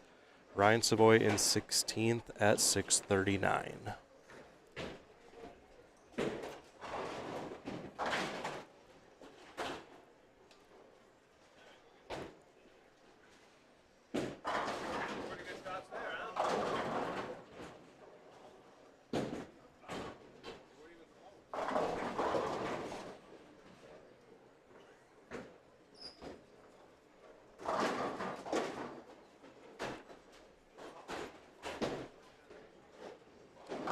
A little late, but gets that shaker shot here at North Hill Bowl that seems to carry so well for some people.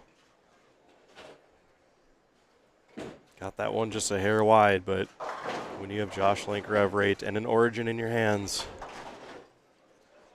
fear not. That had the appearance of a battle royal on the deck with those pins. Question in the chat, where is Dawson Unrath currently? After 3 games, he is in 4th place at 721. So Dawson doing pretty well. He will be in the next group to make their way in front of us, games 7, 8, and 9. Shot there for Josh. Good 4-bagger to kind of take control of this match.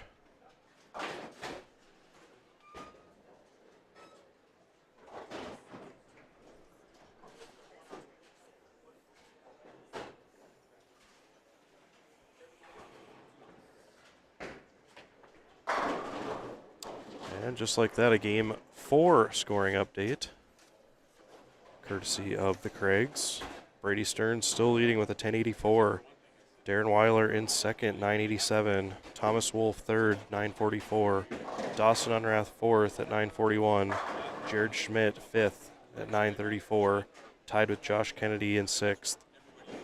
Austin Ducharme seventh at 933. Nick Solar in 8th at 906, Brandon Hansen in 9th at 896, and Austin Bernston in 10th at 884.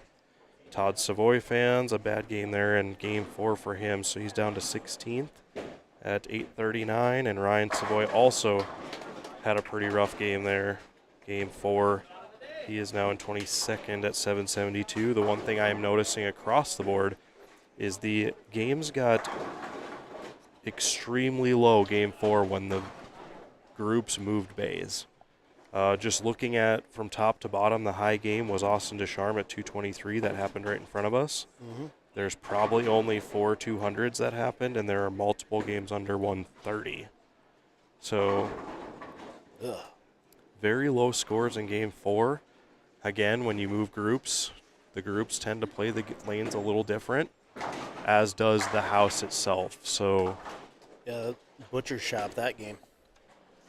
Ashley's asking, have the scores been posted? If so, where? If they are posted anywhere, it's going to be on the North Hill Bowl Facebook page. But when we have the scores here, we will read off the top 10. And if there's somebody in particular you are looking for, just let us know, and I can let you know where they are currently sitting after game number 4.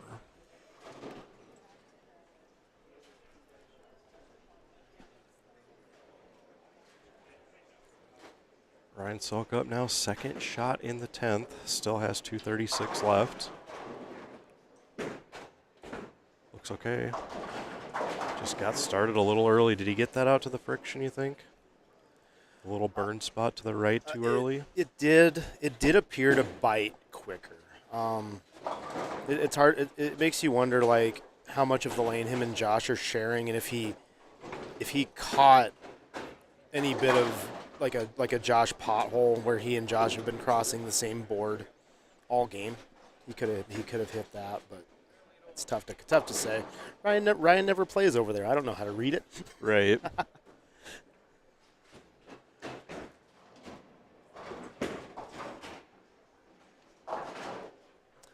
I have a question for you. Okay. You have been in this position, and you have watched, in addition to bowling yourself, you have watched much more bowling than most people. Correct.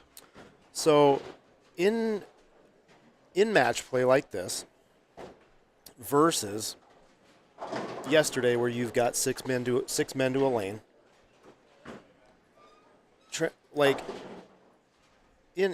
within that qualifying block, the guys that are bowling take longer in between shots. Sure. Yep. So here you've got Josh, but he's bowling every minute or so, every couple minutes. Where other than that, it takes 4 or 5 minutes in between his shots. Do the lanes change quicker in zones here, or do they? And is it more? Are the changes more drastic in this format because you have the same guy running over the same board of the lane with a higher repetition more frequently, or is it more when there's 6 guys on a lane? See, I guess my whole thing with the way the lanes break down is in qualifying, it's so heavily dependent on the first group on that pair. Okay. They set the tone for everything. So when you have 15 minutes of warm-up with 6 guys on the pair, they pretty much set the tone for the breakdown on that pair, which is why when we move across the house and go pair to pair, they're so drastically different because you're basically moving from where that breakdown was. We always like to say you break them down for yourself the first game, so go get them the first game. Yeah. Whereas here in match play, you have 2 guys breaking down that pair for 15 minutes. Does it play as important of a factor? I think it does, especially on the left side. Mm-hmm. But then again, like you said, when you're bowling as quick with one guy going over one spot, especially guys that are as accurate as Josh, Brady Stearns, etc., I think you're going to see them transition a little quicker based on rev rate and guys playing in the same area because you almost have to because there's fewer people. I remember we had a conversation in the past. Ted Steichoff and Dwayne Sandvik were on the same pair once. And those 2 guys were they were playing on top of the same board, and both of them had chalk in their hand. Okay. And you mentioned to me that those 2 together are so accurate that they could land the ball on a dime out there. Yep. And they are running over the same centimeter of lane with that dull thing. And you mentioned that it created an issue because instead of it being a normal burn of the second arrow, it was a super burn of the second arrow when you got there just from those 2. Yep. It's crazy to think about, but that it just, if you have an immensely accurate individual, that it could have that kind of an effect and a drastic effect. Yes.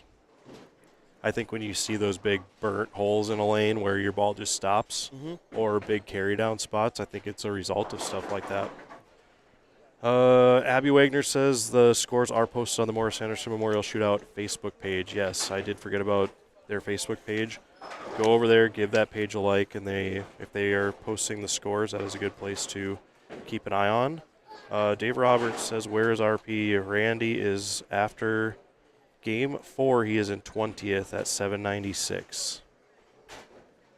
Again, while we are waiting for player movement here in front of us, I would like to remind everyone, if you need a new jersey for state tournament or for the USBC Open, please head on over to zellogear.com as they are the official jersey partner of the High Plains Bowling Network. You can save 10% using promo code NDBowlTV10. And a big shout out to Storm, the official bowling ball sponsor of the High Plains Bowling Network for a 3rd year in a row. We appreciate their support. And again, if you haven't already, please consider subscribing, hit that thumbs up button, and stay tuned as we will have another show in about a month, the first weekend in March, live from Sunset Lanes at the NDBowling.com Classic, where we will give away the Glenn Haynes Memorial Trophy at the season's final major. Again, I'm Darren Sini alongside Matt Smallin, taking you through match play. Let's bring it on into the booth. Darren Sini, Matt Smallin. He's normally not that short. He's just sitting down. But more of a clear booth camera. What do you think? I like it. I think it's great. Big shout out to Country Ryan Krabenoft for providing a very kind donation, as we do have a donate button on NDBowling.com. If anyone does feel so inclined, again, donations are not required by any means, but are greatly appreciated. Again, just a little bit of a wait here as they finish up their games in the group and then move down to our featured pairs. These two matches in front of us got done fairly quickly, so we just have a brief break right now.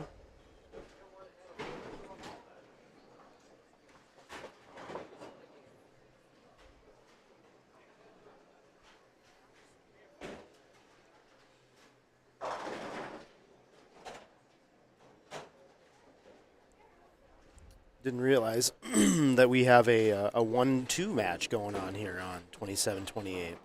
Ah, yes. Darren Weiler against Brady Stearns. Very odd to see the top two guys in the standings be in the same group. Normally it's usually a top guy out of every group just kind of going, so it just goes to show how well both of those guys are bowling at the moment. I mean, conceivably that maybe the first batch of lanes down there, I don't know which batch they started on. They started in the middle, right? Were they in the middle, or were they way down on the end? Because Brady's big game was on. Ah, yes, he was on 19 and 20, those first. Yep, so they were in the middle. So maybe that the middle is a little nicer overall than maybe this batch over here. Big thank you to everyone who has subscribed here today. I do appreciate that greatly. That is the best way to support NDBowlTV, is just by simply hitting the thumbs up button and subscribing. If you have any questions for myself or for Matt Smallin, please head on into the chat room and let us know. We'll be happy to answer any questions you may have. It was posted earlier that the scores are posted on the Morris Anderson Memorial Shootout Facebook page. So head on over there, give their page a like, as they will post updates to when the tournament is next season and in future years. Ashley asks, how is Talon Jacobson doing? Talon, after game number 4, was in 27th place at 720.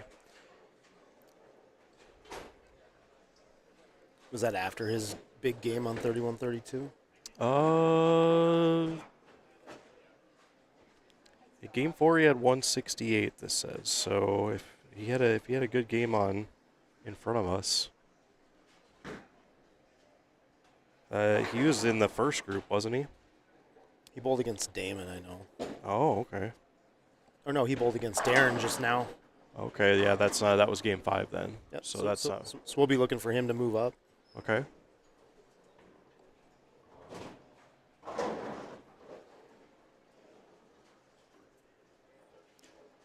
No, you were thinking of Tyler Hadrick was right here. Talon Jacobson was in the first group. You're right. Yep. He was.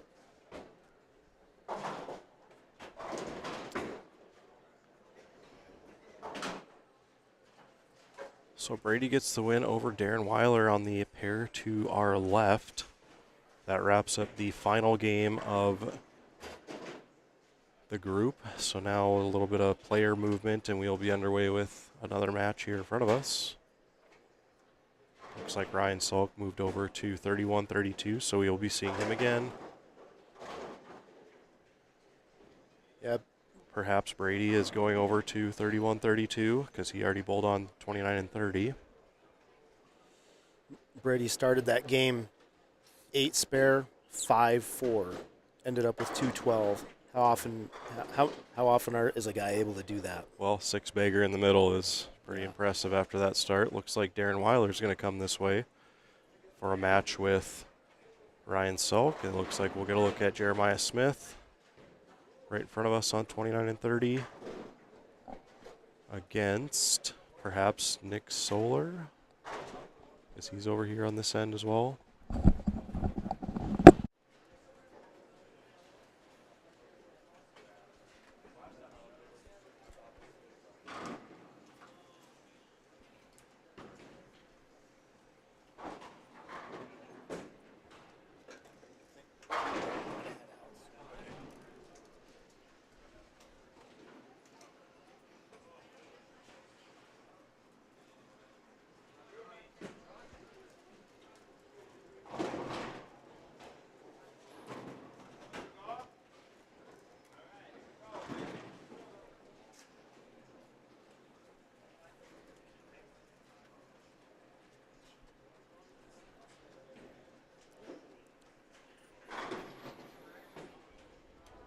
All right, looks like we're about to be underway here with game number 6. 6 of 10 this morning. Just past the 11 o'clock hour here in Minot. Darren Weiler against Ryan Salk on the right. Nick Solar against Jeremiah Smith on the left.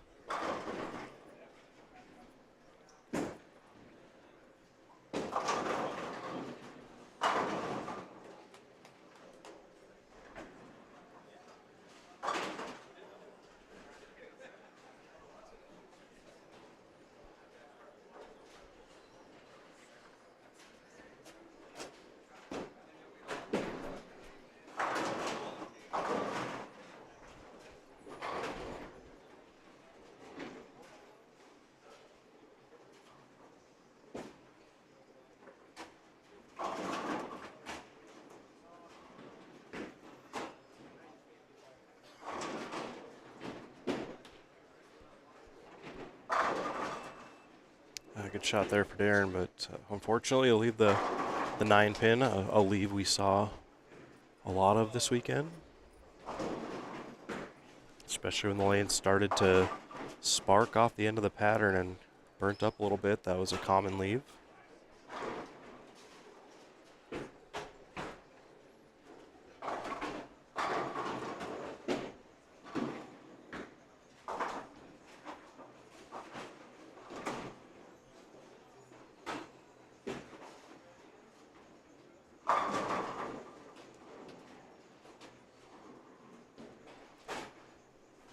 Tristan, let's see how Peyton is doing. Peyton is in 26th after game number 4. So struggling a little bit this morning, but still has time.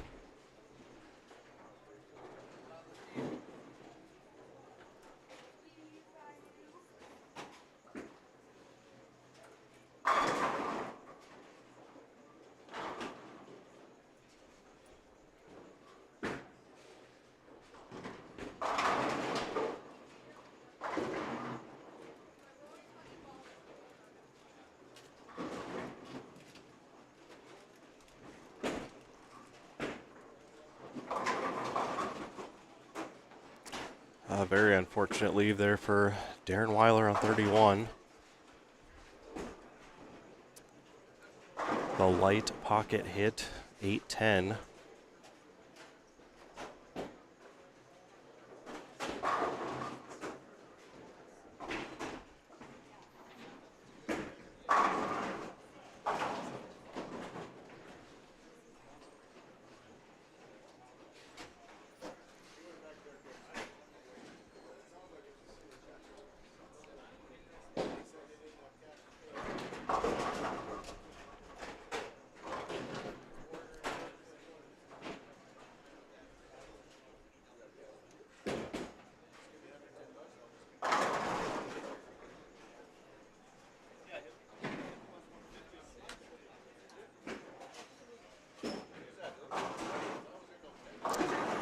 Dave Winslow, you want to know how Damon's doing after game 4? He was in 14th place at 841. Again, I do believe the standings are posted on the Morris Anderson Memorial Shootout Facebook page, so head on over there, give their page a like, as they've been posting scores from qualifying updates there yesterday, and then I believe they're posting updates today as well.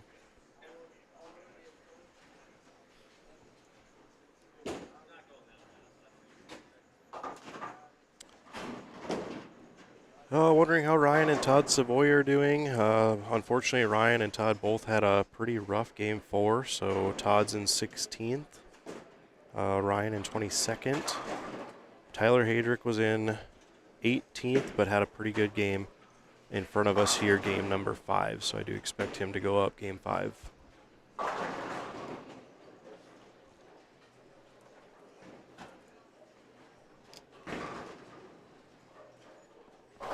Yeah, Matt, you said you're going to check out here soon? Yeah, I came here long enough to see that there were no injuries and nobody's going to be dropping out. Doug looks like he's feeling just fine over there, so me and Wade are gonna split the alternate check, and I'm gonna go home and make some soup for everybody. There you go. Well, I do appreciate you sitting in with me today, so feel free to stay as long as you'd like. But appreciate your insight as always.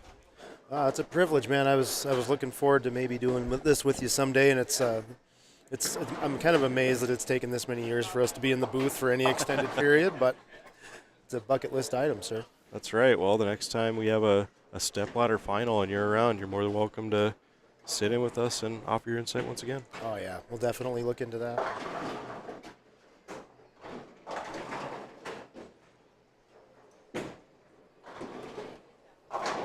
Nice bounce back there for Ryan after the single pin miss. Yeah, that came back quite a ways. Yeah, it did. As you see Stu Cray there, big shout out to Stu, Jeff, Rory Selk, the entire staff here at North Hill Bowl for what they've done this weekend and another well-run event. Do appreciate what they do for the tournament and for us as well, supporting NDBowling.com and allowing us in here to cover what I believe is their biggest event they run all year. Yeah, Rory was mentioning that it was much smoother than even he anticipated because they had dinner set for a certain time, but everything ran smooth, the pacing was good, and we got done bowling early, so we had to wait for dinner yesterday. Yeah, big shout out to Worst Case Scenario, the restaurant. The two owners there, Tony and Samantha, did a great job providing yesterday. I know a lot of people are very happy with what they have done in the restaurant here at North Hill Bowl over the last few months, as they are new as of last summer. So big shout out to them. If you're in North Hill Bowl, go check them out. Yeah, they make some good stuff in there. Gourmet bratwursts and other fixins, like just general bar food as well.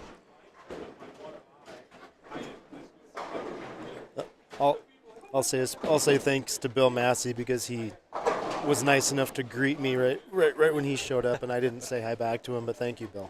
Yeah, big shout out to everyone tuning in today. Again, after position round, which will be game 10, we will have a Stepladder final 5, right here on 29 and 30 to determine a champion who will take home the coveted NDBowling.com major title. And again, we will have a complete recap of the event on NDBowling.com on Tuesday. And then on Thursday, we will preview the KFYR TV Bowling Classic happening down in Mandan next weekend. So stay tuned for that.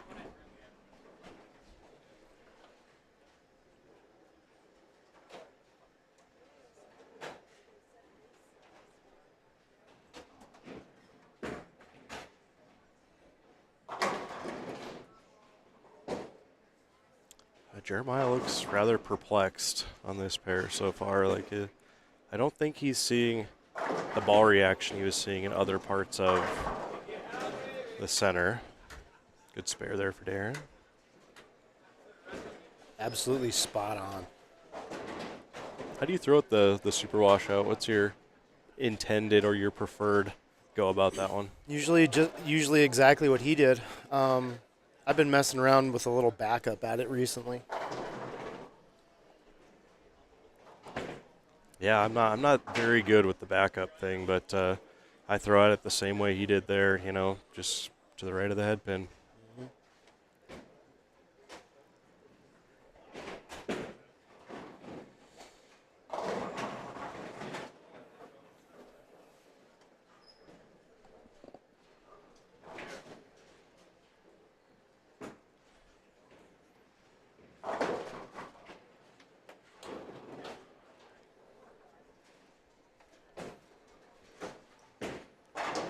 Again, if you're just joining us, please head on into the chat room. Let us know where you're tuning in from. We have some viewers from Kentucky, out in Montana. Shout out to Ryan Selk. Ryan celebrating, caving in the 4-9. Or, is that right? Is that what he did there? Cave the 4-9 in on that hit?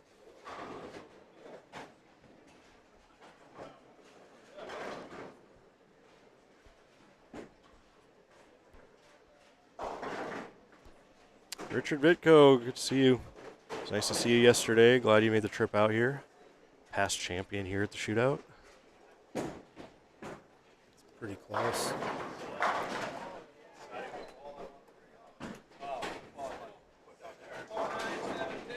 Ryan putting on the entertaining double there. Always for the cameras if you're Ryan Selk. Tuning in from Saskatoon. Definitely love all of our Canadian friends up north. As we had a good show up there in Manitoba a couple weeks ago. Always appreciate the hospitality when we head that way. I have a little bit, and it's coming to mind because Nick Solar's here. But I have an off-the-wall topic. Okay. So, and it's only because this is now a consistency, and I just don't know if it's just how he throws the ball or not. But last year in Aberdeen, there's that short 34-foot pattern that they have where you can't play the middle because it hooks immediately, right? Yeah, you got to get it outside of 5. That's pretty much the play on that one. Okay. That's not what he did. Really? He was able to play it up second arrow like a house shot. With? And that's what I'm getting at right now. Okay. I do not, now, I don't know if he has more than one ball like this, but for sure the ball he was throwing in Aberdeen is what I would call a dead bowling ball, where it's like where the pores are full of oil. And I don't know if it's intentional and something that he does, but right now he's throwing the Sublime, the one you were throwing most of the day yesterday. Okay. But it's doing the same thing that that ball that I thought was dead in Aberdeen is doing. Like it revs up, and it's in the middle of the lane where you think it's going to bite and go nose if it does the normal Sublime thing, but it just sits there. So do you, I guess I would put it out, if you have a bowling ball and it's starting to die or starting to hook less or whatever, do you replace it, or do you do what Nick seems like he's doing and keep it in the bag and adjust your game for that day to what the ball does? That's a good question. Seems like he's using it as a tool. Right. I think eventually if one gets so oil-logged where you can essentially benefit from the lack, if you want to say, reaction, I think it's a good tool to have in the bag. Because that's his A game. Like yesterday, the last game yesterday, he was under. He was like 6 under going into the last game, and he had front 5 the next game, and it looked like he took a small step to the right and pulled out a ball where he could just rocket it at the 1-3 and have it do the dead ball thing, and he went bang, bang, bang, bang, bang. Huh. Yeah, first five in a game where he needed a good game to be in the cut.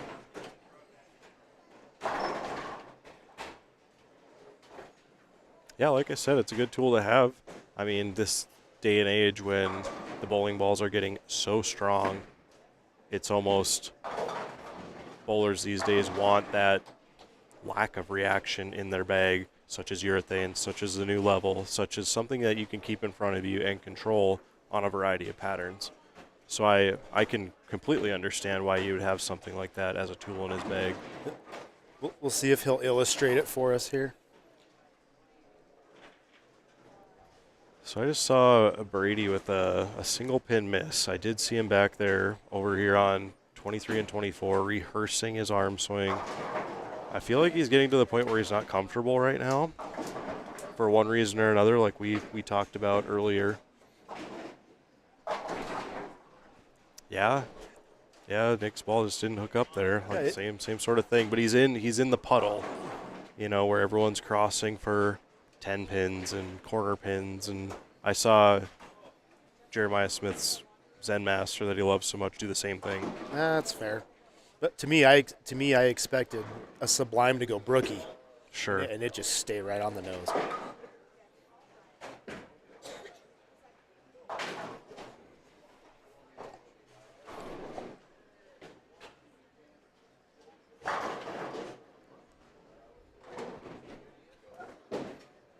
Darren Weiler frames 7 working on a strike, gets the double. Came through that one very confidently.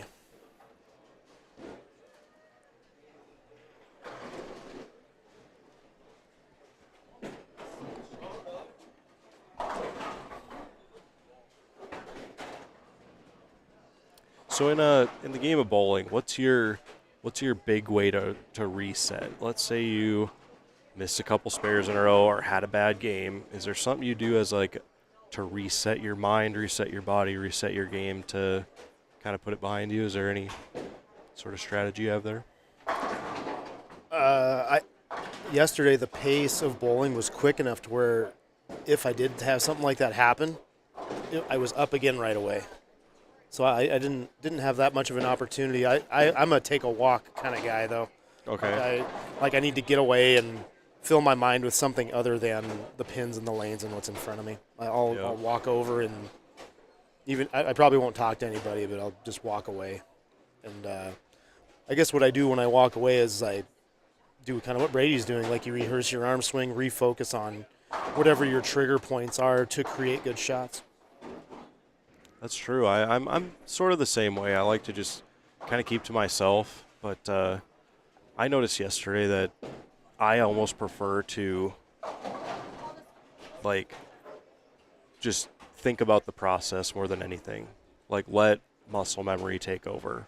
Like, you've practiced this 100 times. Thinking about it so much is just going to, in my mind for me, make it worse. Yep. So yesterday I just, okay, you like a 10 pin, you always go up here, you stand here, make sure you do the process right, and then just don't think about it. Go, keep good tempo, and try to get your feel back, try to get your tempo back, try to get your, your rhythm back, that kind of thing.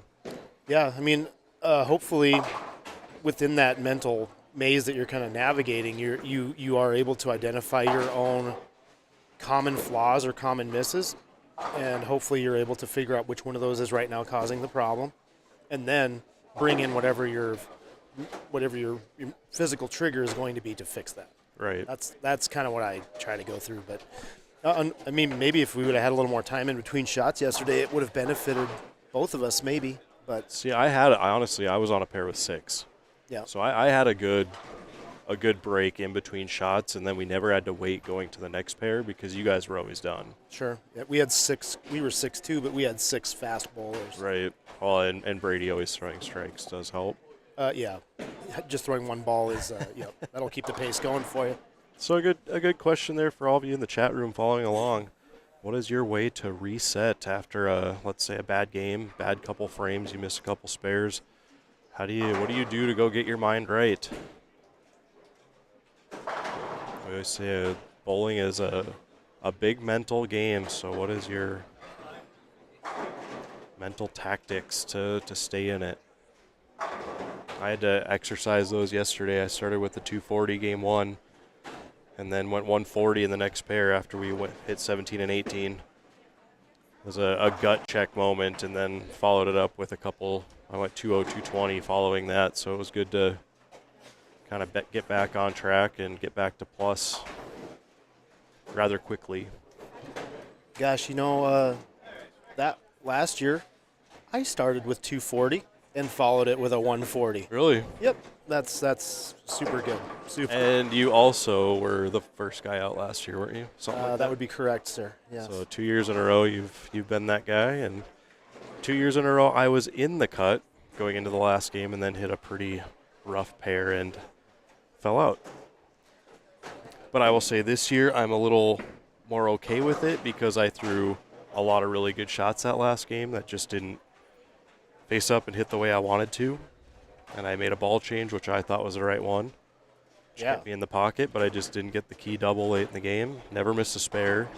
So I kind of feel better about it this year. Yeah, you had a great day yesterday, in my opinion.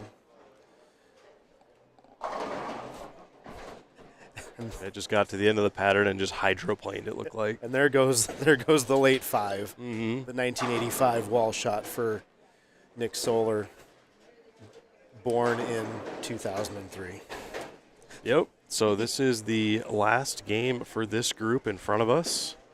So there will be a little bit of a delay while the other group makes their way down here. That group features Clayton Reed, John Breckel, Taylor Wallstrom, Todd Savoy, Peyton Sumners, along with a few others. So that'll be the group coming up in front of us. Going back to Nick and his bowling equipment, Heather in the chat says he's too broke to buy a new ball. Well, you know what? He's going to have a nice casher today. So, I mean,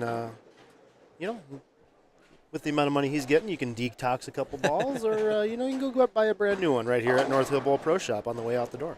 That's right. A Storm VIP Pro Shop, I may add.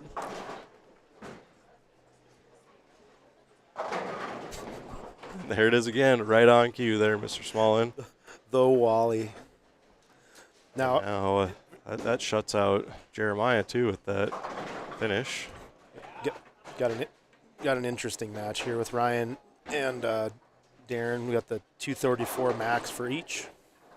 Oh, yeah, big finish there for Darren Weiler. Mm-hmm. I got to admit, I'm having a blast being able to sit here and closely watch these players because, man, like it seemed like. Now, I've heard guys from Bismarck. There are certain guys from Bismarck. There was a poll that went out somewhere where they asked who's the most skilled player you've ever seen. And there were a couple of people from Bismarck on that poll that said Darren Weiler. Okay. I get it. Yeah? Because right there in the 6th frame, when he started to come through the ball, it was just how he came through it. There's a confidence there. And the moment he did that, his pocket opened up and the pin started cooperating. Very solid at the line, good balance. Yeah, look at that. A guy who's definitely upped his game in the last 6-7 years, like we mentioned earlier. Goes back 7 for 234, forcing Ryan Selk to do the same for a tie. It's kind of what you hope to do in match play. When was the last, I don't know. I can't remember the last time I went back 7, but if you go back 7 in a match play game, your odds are pretty stinking good of winning, no matter what the front half of your game went like. And there you go. That'll do it. That'll be a win for Darren. And as mentioned, after game 4, he was in second, so sitting pretty good. That's a nice win for him there. Good spot.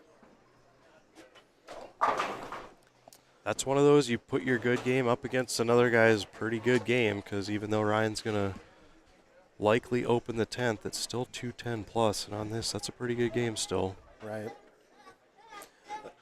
Ryan's going to be able to walk down several lanes and see that he'll probably have beaten 80% of the people with that game.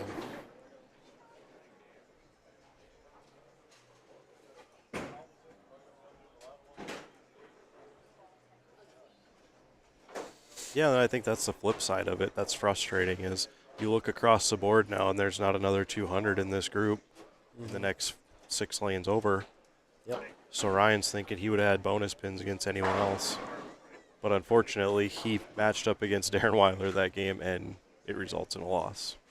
I do not anticipate Ryan with his laid-back style for his brain to even go to that dark place where your brain and mine might go. Yeah, ours goes very often. Ryan walks around and timpani music follows him, so I don't think I think he's probably not going to go there.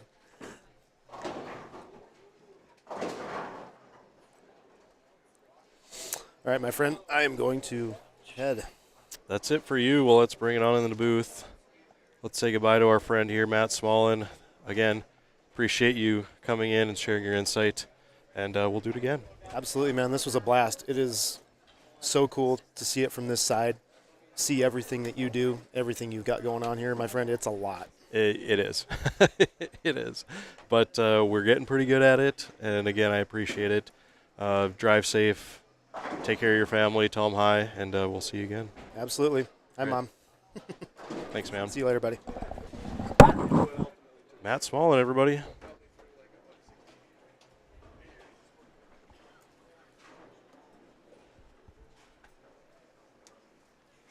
All right, moving on in. Let's change our graphic to game number 7.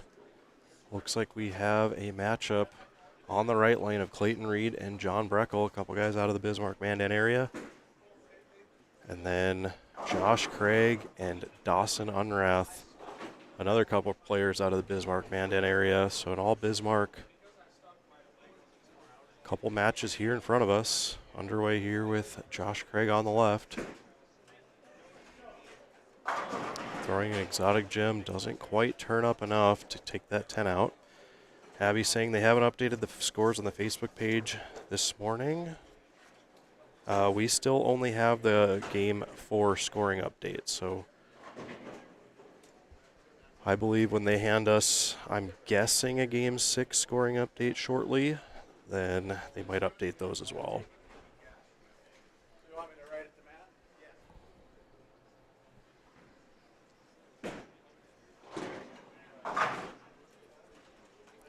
Again, I appreciate everyone tuning in. We got 38 likes on the video. If we could get that up to 50, that would be great. Smash that thumbs up button, and if you haven't already, please consider subscribing, as we have one more show left this season, which is at the NDBowling.com Classic in Moorhead, Minnesota at Sunset Lanes. Sunday, I believe it is March 2nd, the first weekend in March. We will go live there for the Stepladder Finals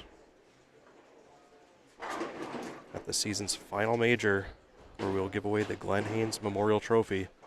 So stay tuned for that one. Looks like Dawson Unrath throwing a purple hammer up the right. One of the only people we've seen playing urethane from right. Again, this is a new group coming out in front of us. We haven't seen this group yet. We will see them games 7, 8, and 9. Then we'll have a brief break while they reconfigure all the scores and then line everyone up 1 to 30 for position round, where we will determine the final 5 for the Stepladder Finals.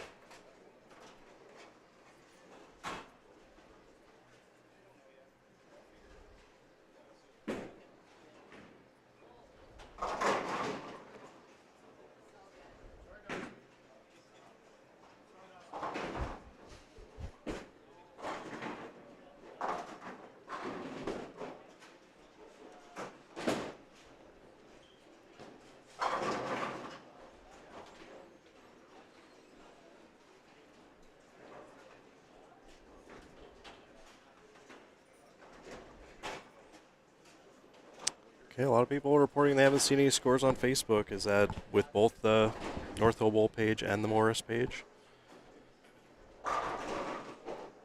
What I will try to do is when I get the Game 6 scoring update, I will try to take a picture of it and post it to the NDBowling.com Facebook page. That way everyone can see those. So go find us on Facebook and be sure to hit the like button, and I'll try to get those posted for you guys.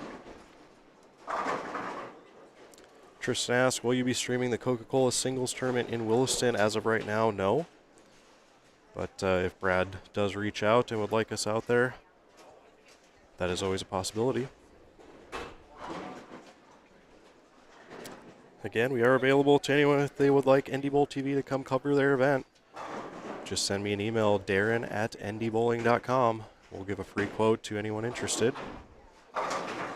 That's Darren, D-A-R-E-N, at NDBowling.com. Feel free to send me a message, and we'll get back to you.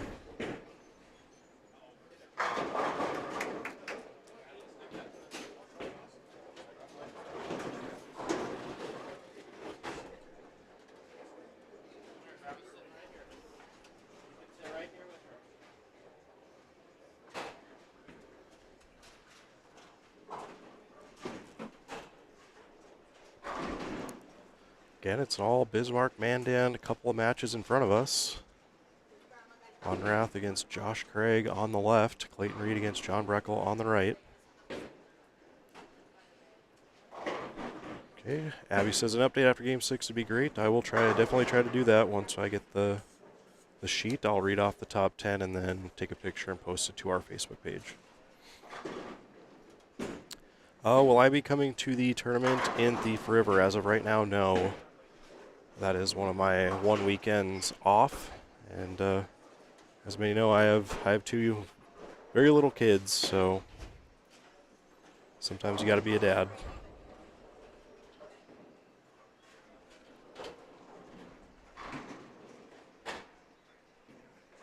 But like I said, we will be in Mandan next weekend for the KFYR TV Bowling Classic. Of course, we will not be live streaming that event since the KFYR NBC station will be doing the Stepladder finals of that one, which will be available to all households in western North Dakota. But again, we will update the progress of that tournament on our Facebook page as much as we can. I will then be bowling down in Aberdeen at the Mike Snover Memorial Tournament, and then we'll be finishing up down in Fargo, Moorhead area at the NDBowling.com Classic, where we will live stream the finals there.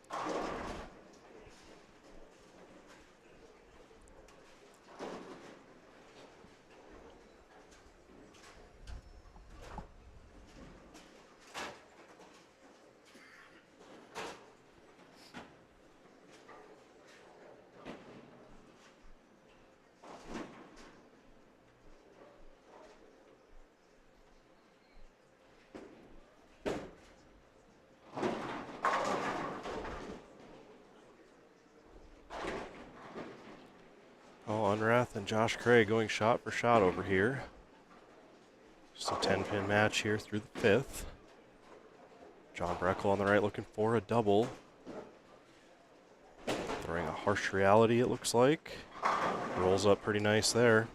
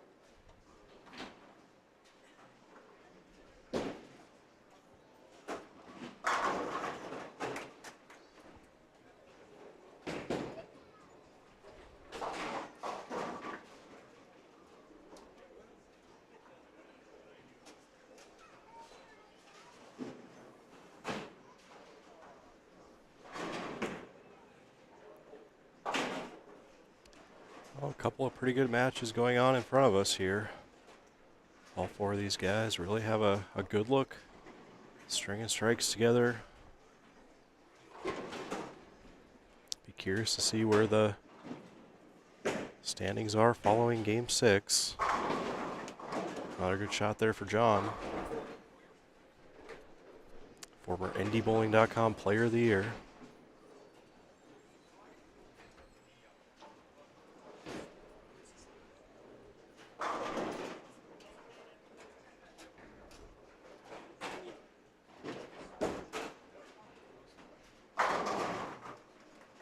And Dawson out on the gutter doing what not many people are doing today, and that's urethane up the gutter. That's usually a typical Brady Stearns play. And as we've seen in past years, a Nick Heilman play, not necessarily with urethane, but playing the gutter.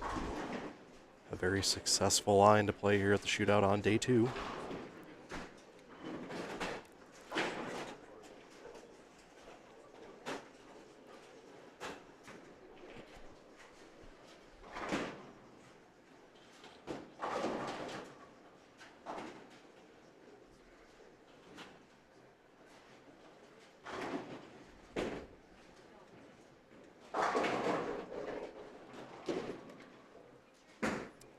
Unrath, front 7, gets the 10 to kick out for the 8th one. Moving right along. He was one of my picks on our preview article. Looking pretty good right now. Clayton Reed can't get the 10 to go.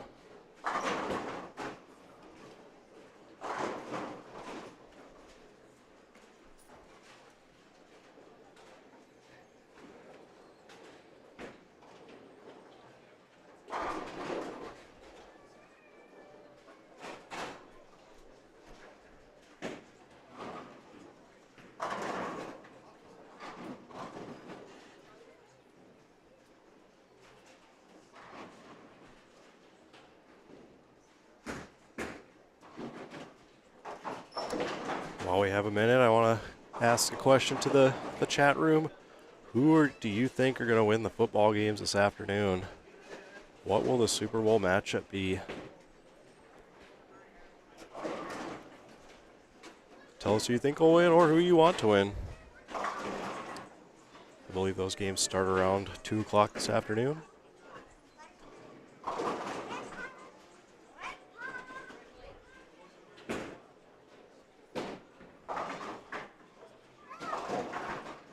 Oh, big break for John Breckel for a 5-bagger. Trips out the 2.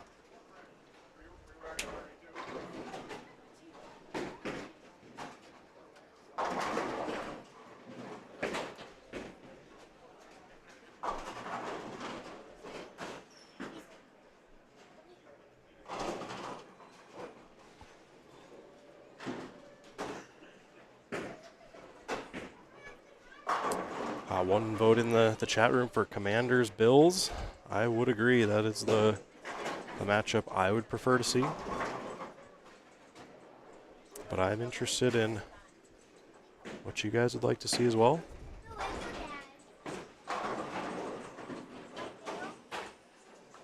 Michaela asking, where is Austin standing? Our last scoring update was Game 4. As you can see, we're currently in Game 7, and after 4 games, Austin was in 7th, so he was sitting pretty good. But like I said, we will update after we get the next sheet, which should be shortly.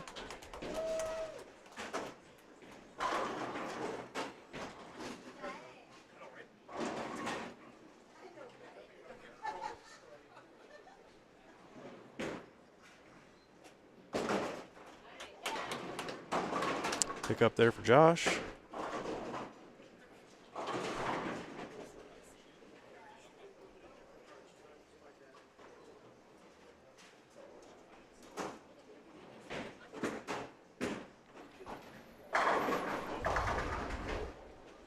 All right, Unrath up now, working on the front 8.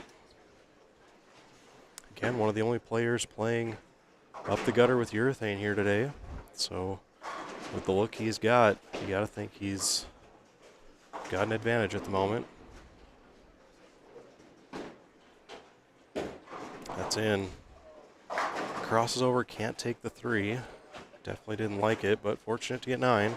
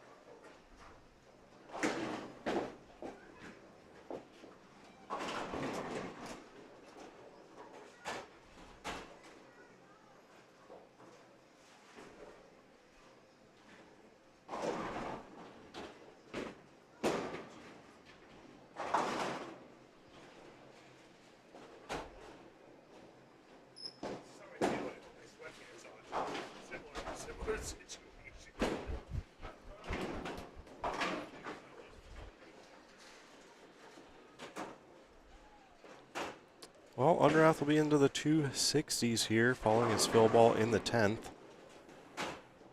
Best Craig can do is 246, so a big win there for Unrath. And as we mentioned earlier, catching guys at the right time or the wrong time, depending on what side you look at it. It's the double-edged sword that is match play. John Breckel needing this one. Well, he just needs a fill here now to shut out Clayton Reed. Clayton can get to 224. Any spare now here in the 10th after that strike for John will get him to 225.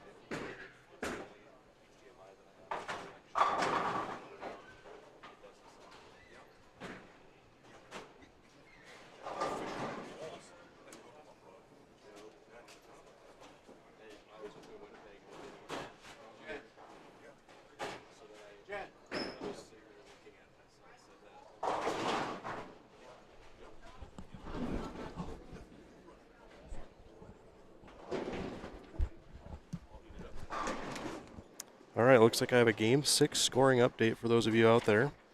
I'm going to take a picture quick. I will post it to the NDBowling.com Facebook page. And then we will read off the top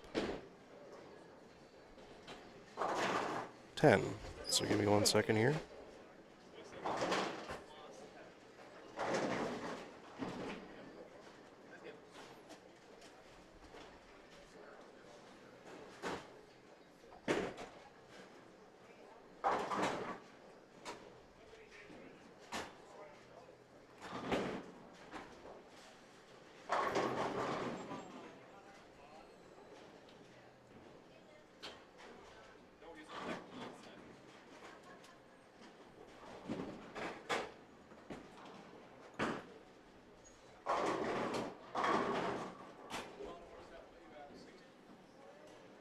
All right, scores are now posted on the NDBowling.com Facebook page. Match play scores after 6. Leading the way, Brady Stearns with a 15.92. In second, Darren Weiler at a 14.41. Third, Dawson Unrath at 14.18. Fourth, Josh Kennedy at 13.88. Fifth, Thomas Wolf at 13.75. Sixth, Austin Ducharme, 13.63. Seventh, Brandon Hansen at 13.42. Eighth, Josh Craig, 13.41. Ninth, Josh Link at 13.33. And 10th place, Clayton Reed at 13.29. So that is your top 10 Game 4 scoring update. And like I said, I have them posted to the NDBowling.com Facebook page. So head on over there to see the complete 30-player standings.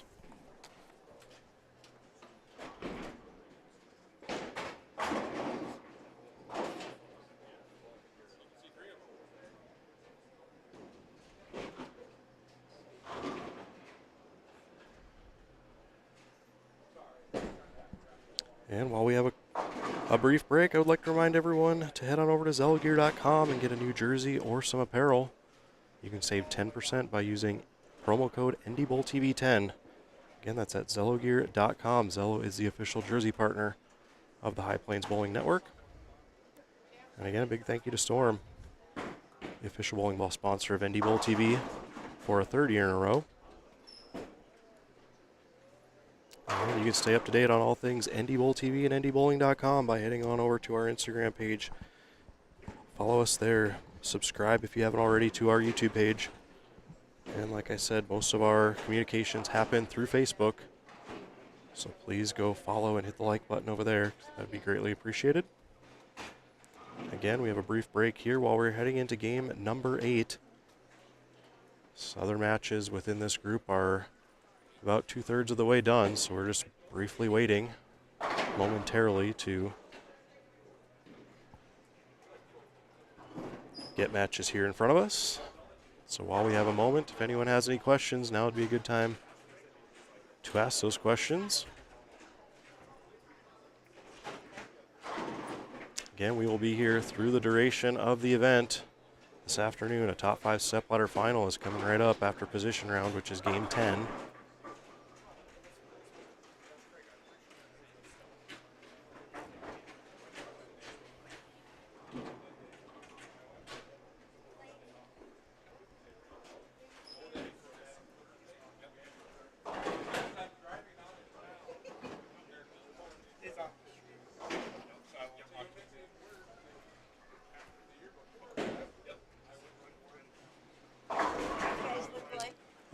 Question in the chat room, how old is Dawson? Dawson, I believe, is 16 or 17. He is a high school junior. So depending on when his birthday is, but very successful player we have seen multiple times here on NDBowlTV as he won the Midwest Youth Championships out in Alexandria for a $5,000 win there, among many others over the course of his young career so far. And again, youth are allowed to bowl these events. All their winnings will go towards their Smart account, which is able to be used towards schooling and bills alike. Looks like we'll be getting our first look at Randy Peterson here today. He'll be on our right pair. Oh, Chris Massey said he'll be 18 next week, and he's a senior. Well, I guess I'm a year behind.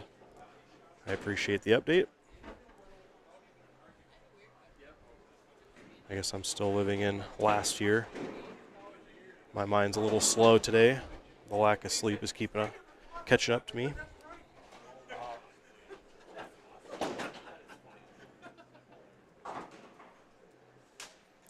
But appreciate the correction there, Chris, as always.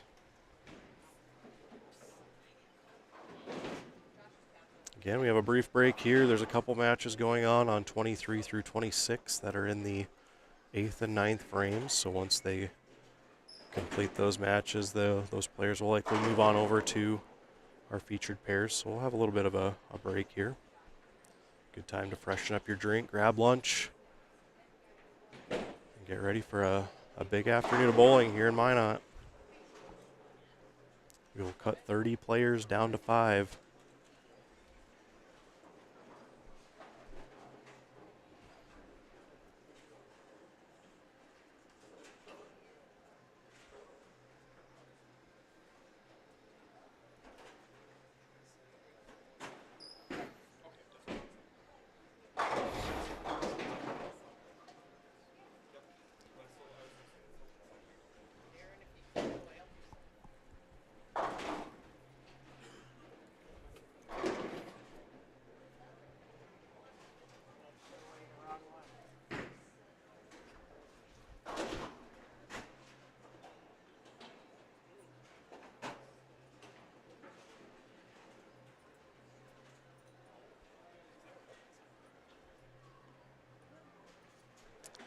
Well, like I said, appreciate everyone sticking with us here. A couple slower matches happening over on 23 through 26. The other groups are currently in the middle of their games, kind of a lot of player movement going on at the moment, so it's pretty quiet in here. But we are about to head on over to game number 8, as things are about to, I would guess, slow down considerably as we get to the crunch time here in match play. The folks here at North Hill Bowl have brought out the leftover food from last night's banquet, and I've set it out for all the bowlers for a little snack here at lunchtime.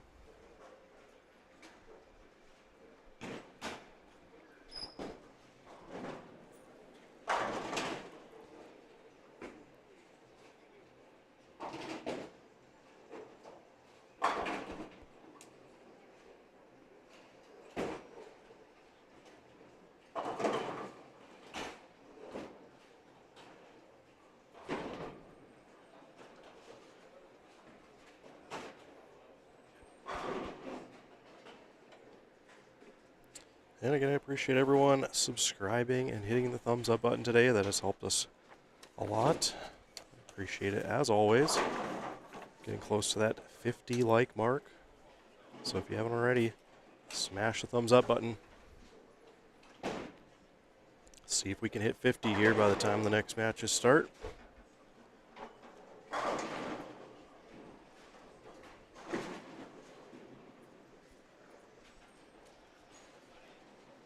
Looks like we will have Randy Peterson on the pair to the right. Patiently waiting his opponent. This group's got Jared Schmidt, Todd Savoy, Cairo Scott, Taylor Wallstrom, among a few others.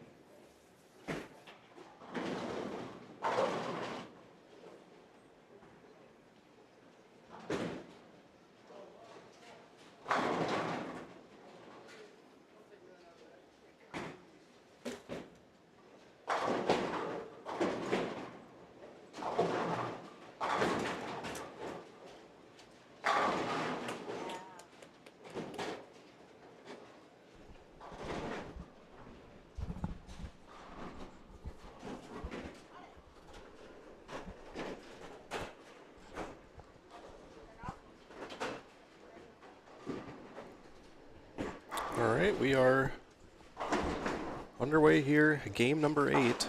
Jared Schmidt, Clayton Reed on the left, Randy Peterson, Cairo Scott on the right.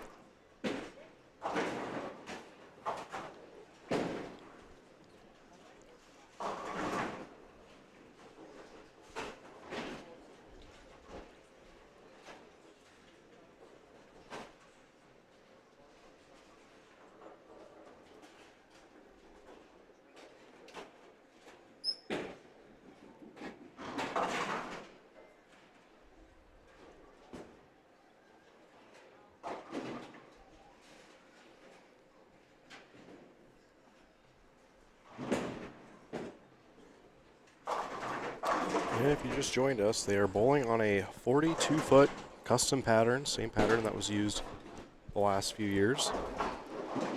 I do believe what North Hill Bowl likes to do at this tournament is run the same pattern for about 2 or 3 years, and then they switch it up.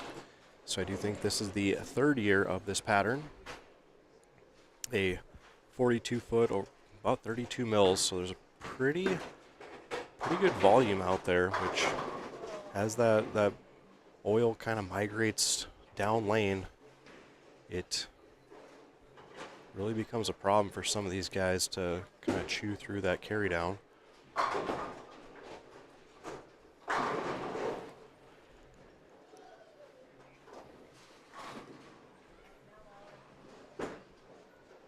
I found this pattern to be pretty playable to start. And then, like I said, as that carry down went down there, it was a little tricky to find the right ball and to either tighten up your angles or go left and try to go around it.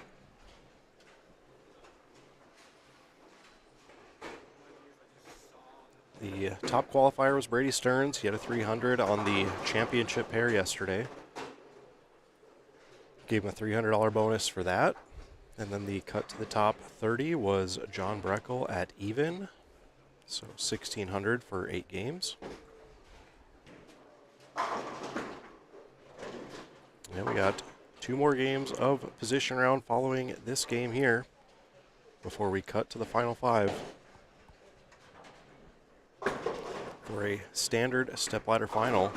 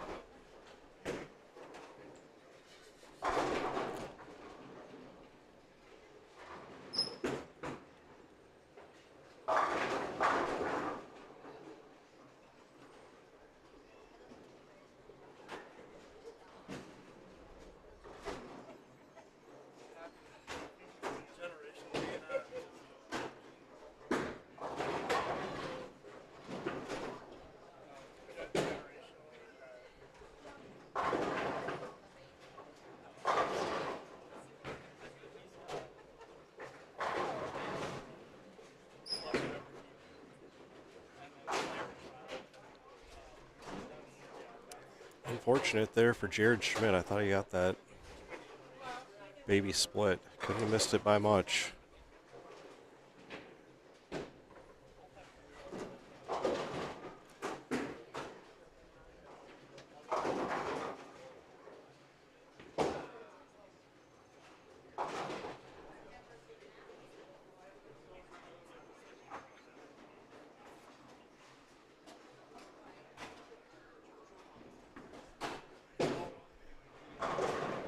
Well, as always, big shout out to everyone who's tuned in today. I'd like to know who you think is going to win today. Who's going to take home that $4,000 top prize in an NDBowling.com major championship. Brady Stearns once again leading the way here at North Hill Bowl.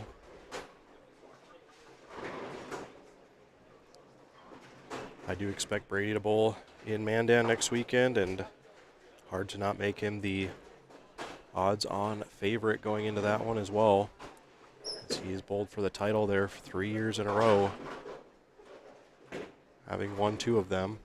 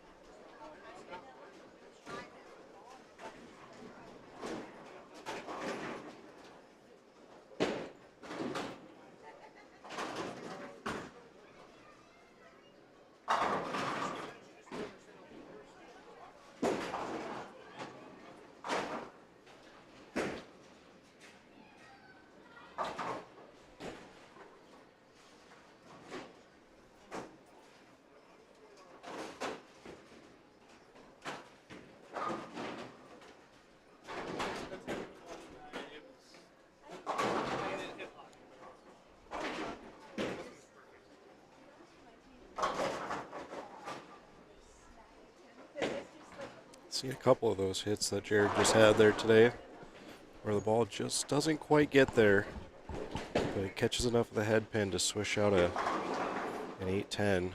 Takes the 2 and the 4 out of the 2-4-8-10.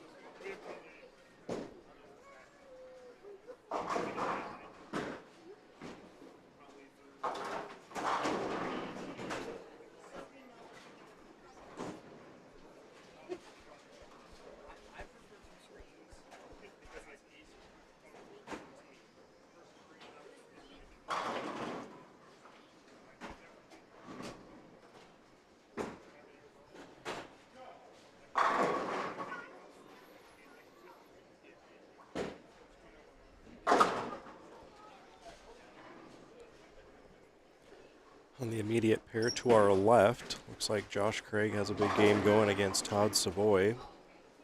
Craig still has, appears to be 250 possible up in the 10th now. He's already got that game locked up, it looks like.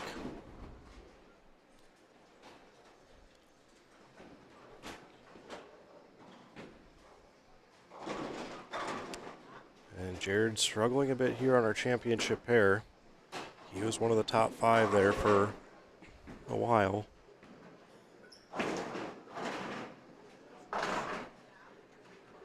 The Game 6 scoring update, Jared had slipped down to 11th, so starting to see some transition that's not quite working with the picture he's got in his head for what he wants to see.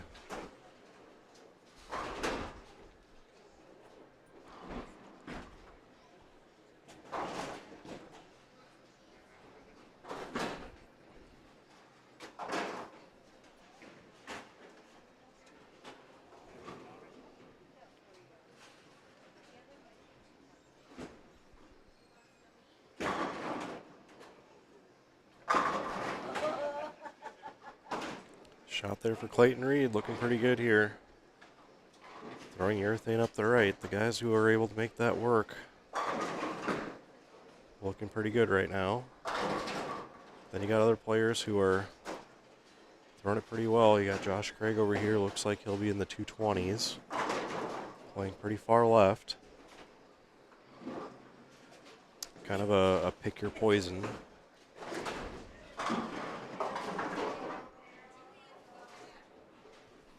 .224 and a win for Josh Craig over Todd Savoy. So we are about to wrap up game number 8. One more and then we will move on to position round. Always an exciting time here at the Morris Anderson Memorial Shootout. In years past has shown that position round can vault somebody as far down as 10 into the show. Maybe even further, depending on how closely the scores are packed together.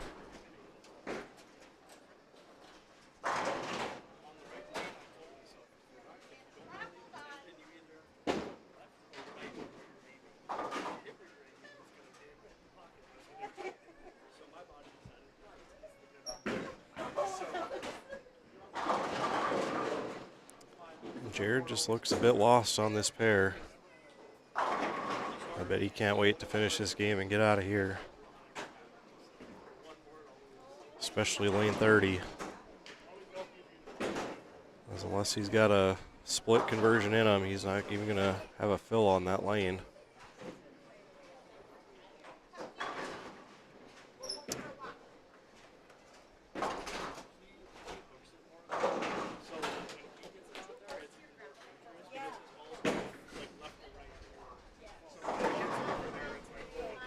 That makes you wonder, is the urethane that's been getting thrown down this pair the last couple games with Dawson Unrath and Clayton Reed is starting to stretch that pattern, take that oil down lane and causing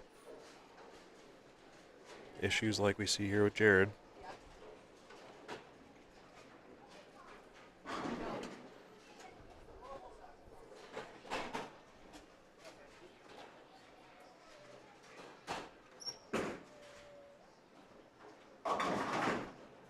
Jared switches it up, goes to urethane on the right lane and ends up hooking early and going nose.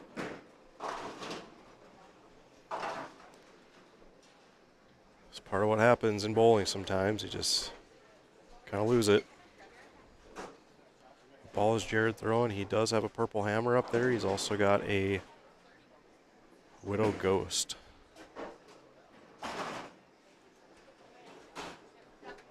Trying to find something, and unfortunately for Jared, that's a 125. Then on the flip side of that token, you got Clayton Reed up here in the 10th now, looking at a 250 possible. 260 possible, excuse me. Would be a good boost for him, especially with an additional 30 pins bonus.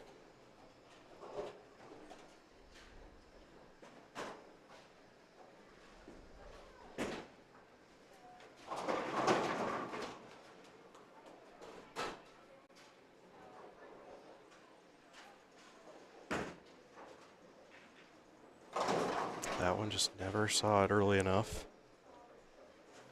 You can tell by Clayton's reaction there that he didn't exactly like it off his hand, but fortunate to leave an 8 count. Randy finishes off his game over on 31 here. Looks like he'll be in the 160s, 170 with the strike.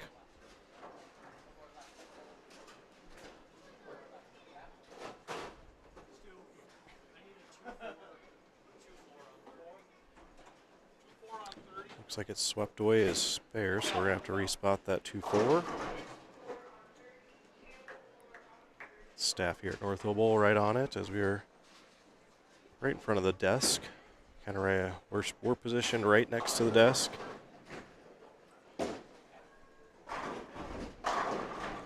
The 40-lane center here in Minot.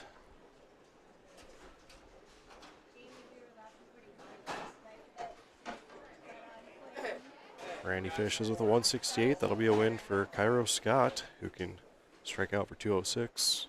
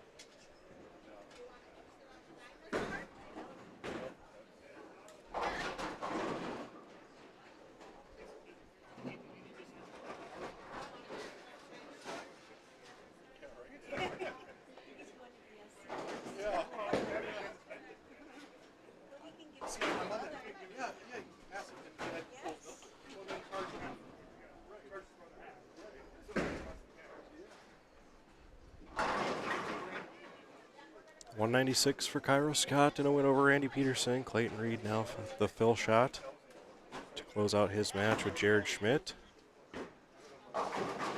Yeah, good spot for that. 234 for Clayton, looking pretty good. Again, that completes game number 8. We are moving on to 9. Our final match play game and round robin match play among the 3 groups here today. And then we will do a position round before cutting to the final 5.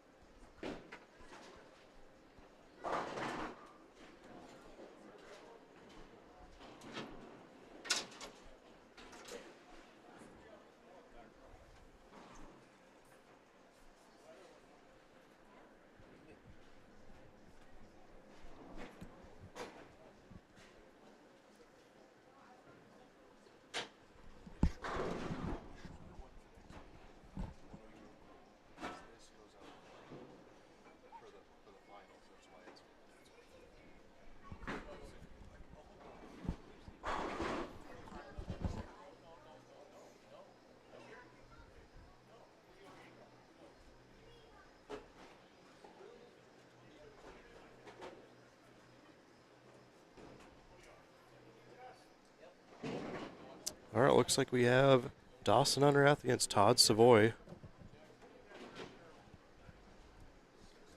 Probably the oldest guy to make the cut against the youngest guy to make the cut. Here on 31 and 32. Todd Savoy, one of the best bowlers in the upper Midwest.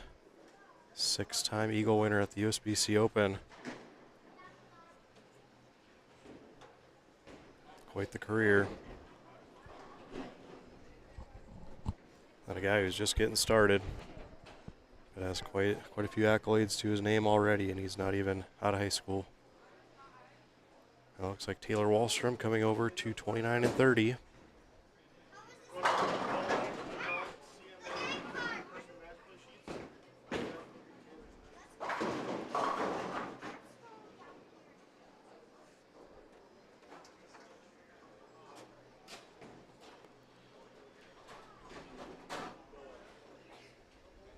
Looks like Taylor Wallstrom and Cairo Scott on the left lane is our matchup.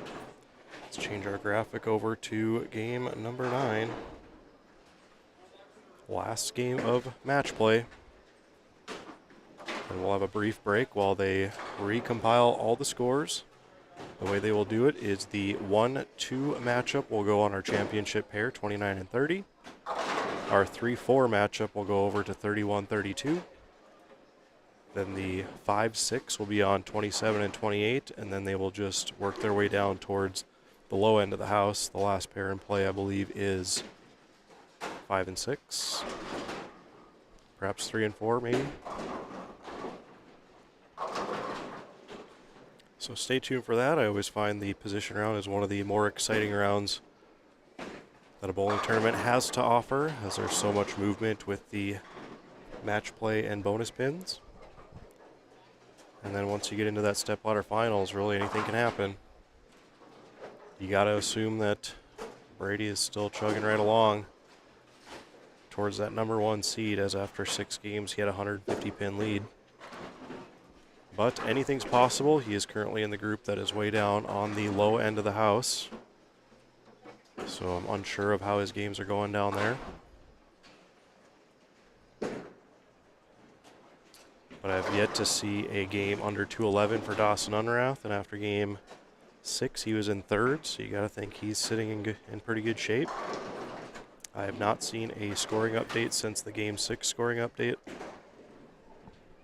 I'm wondering if we will get one after game 9, so that we can kind of compile some scores in real time with the position round and all the scores in front of us.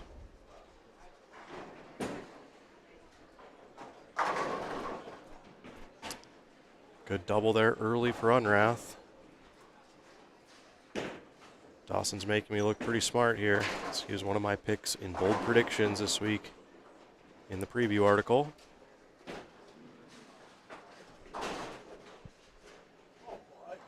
Just had a feeling he would have a good week out here after he wasn't able to bowl the Manitoba Open. Had a good week bowling out in Bismarck at the city tournaments and some youth events that they had out there. This kid's no stranger to the big stage.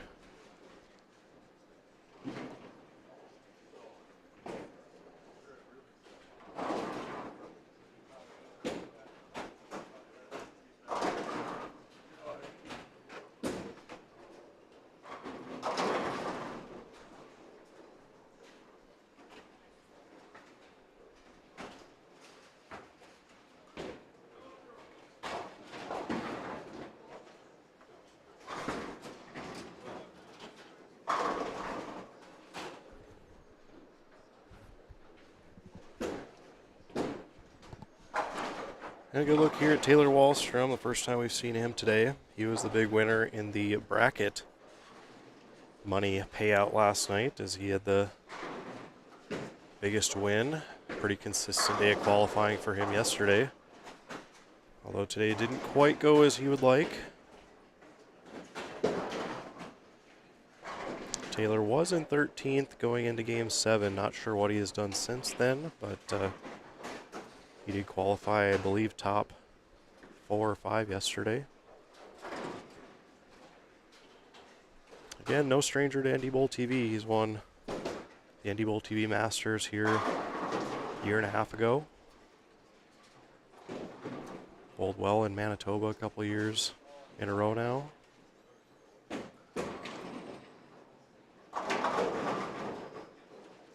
Like that shot. Nice early double for him.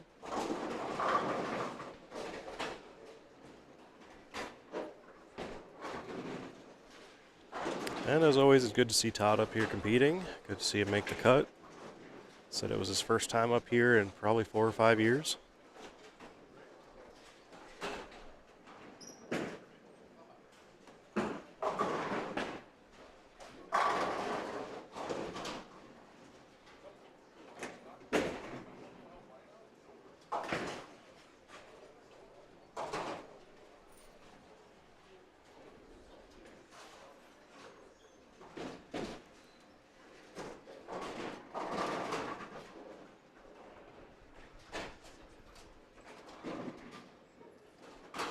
Unwrath up now, frame 4.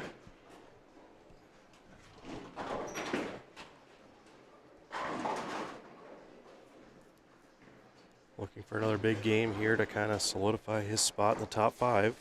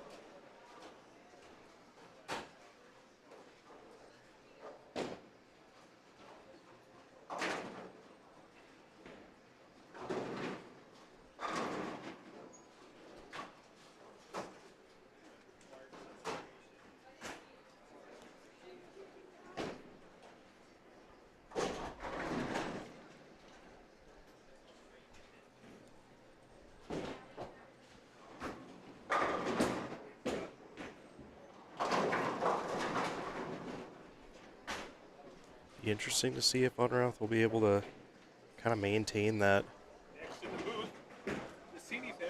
look with the urethane up the right.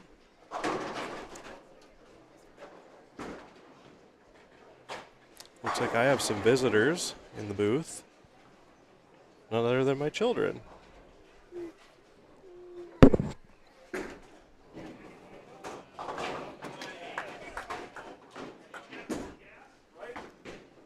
Do you want to say hi? No. Do you want to be on TV? She's a little shy, but welcoming on into the booth are my children. Sit up. See yourself.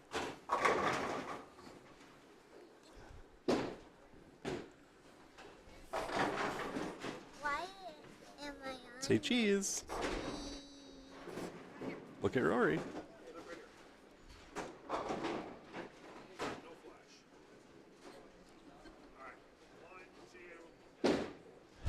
We have Rory taking pictures here. But we'll cut it back to the action you guys want to see, but say hi. They're a little shy. It's okay.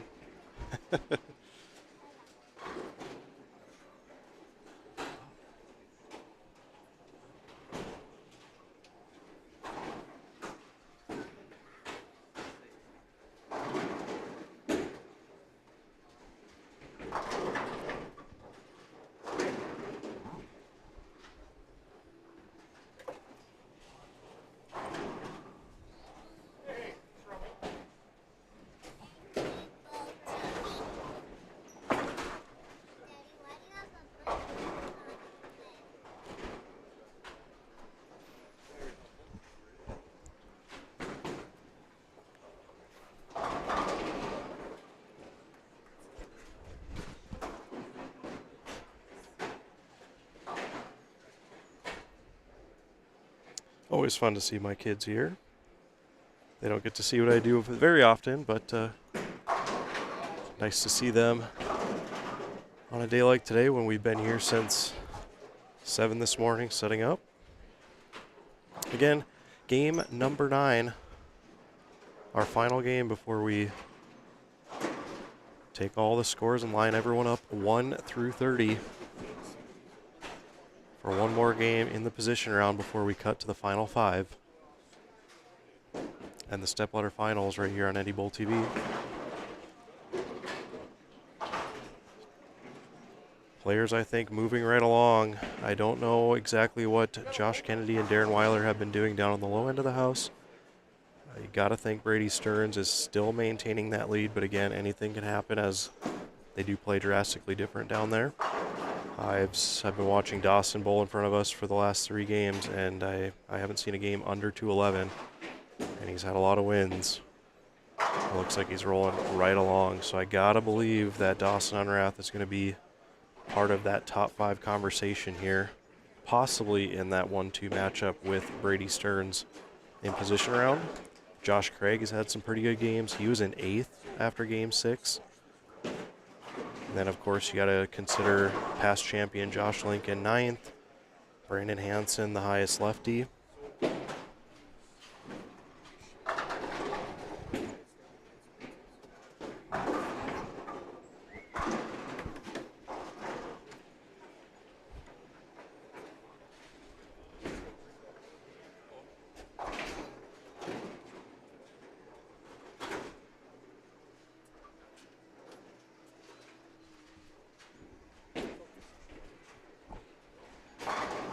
Again, let us know who you think is going to win the tournament. Kind of ran through our top 10.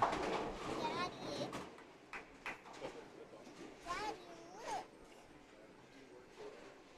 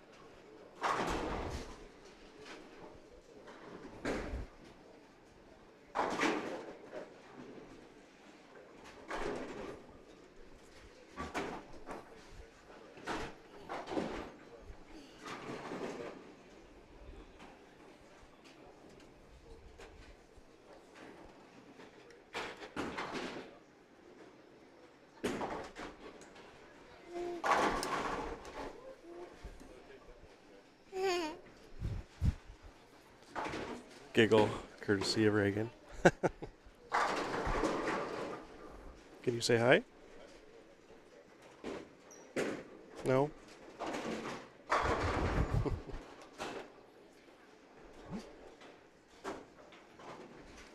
If you guys are wondering who I'm talking to, again, talking to my youngest daughter, Ray. Say hi. She's too shy today.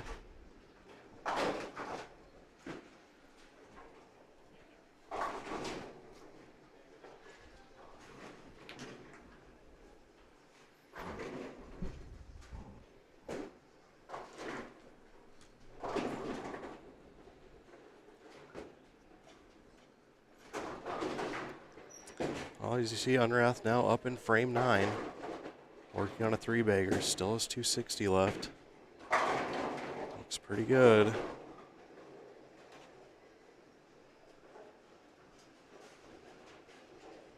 Already got the wind in hand here, so he'll get that 30 bonus pins. Gotta think he's gonna be in that top 2 or 3, depending on what's happening down on the low end of the house.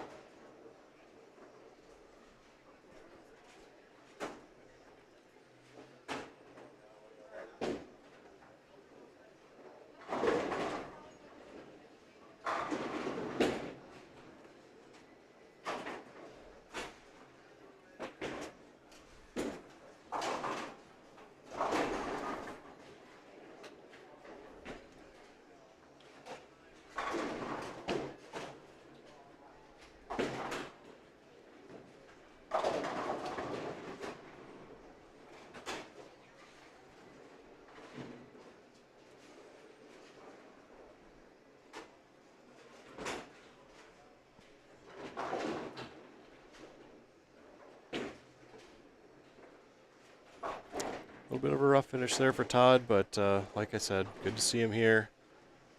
A living legend among bowlers in the upper Midwest, that's for sure. Enjoy Cancun there, Todd, and we will see you on another one, I'm sure.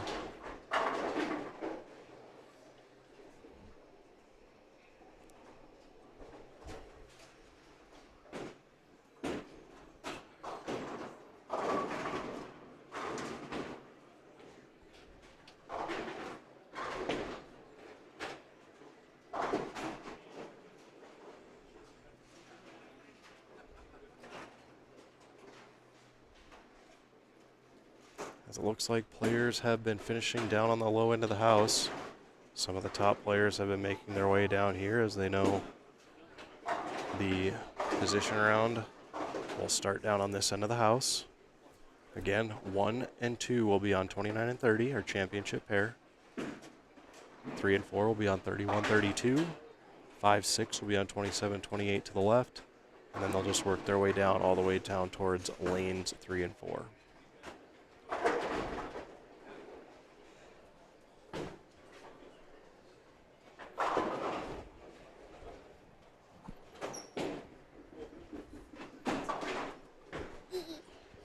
Dada.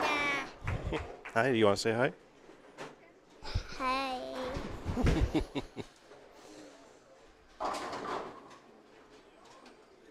Got a lot of Dawson fans in the chat.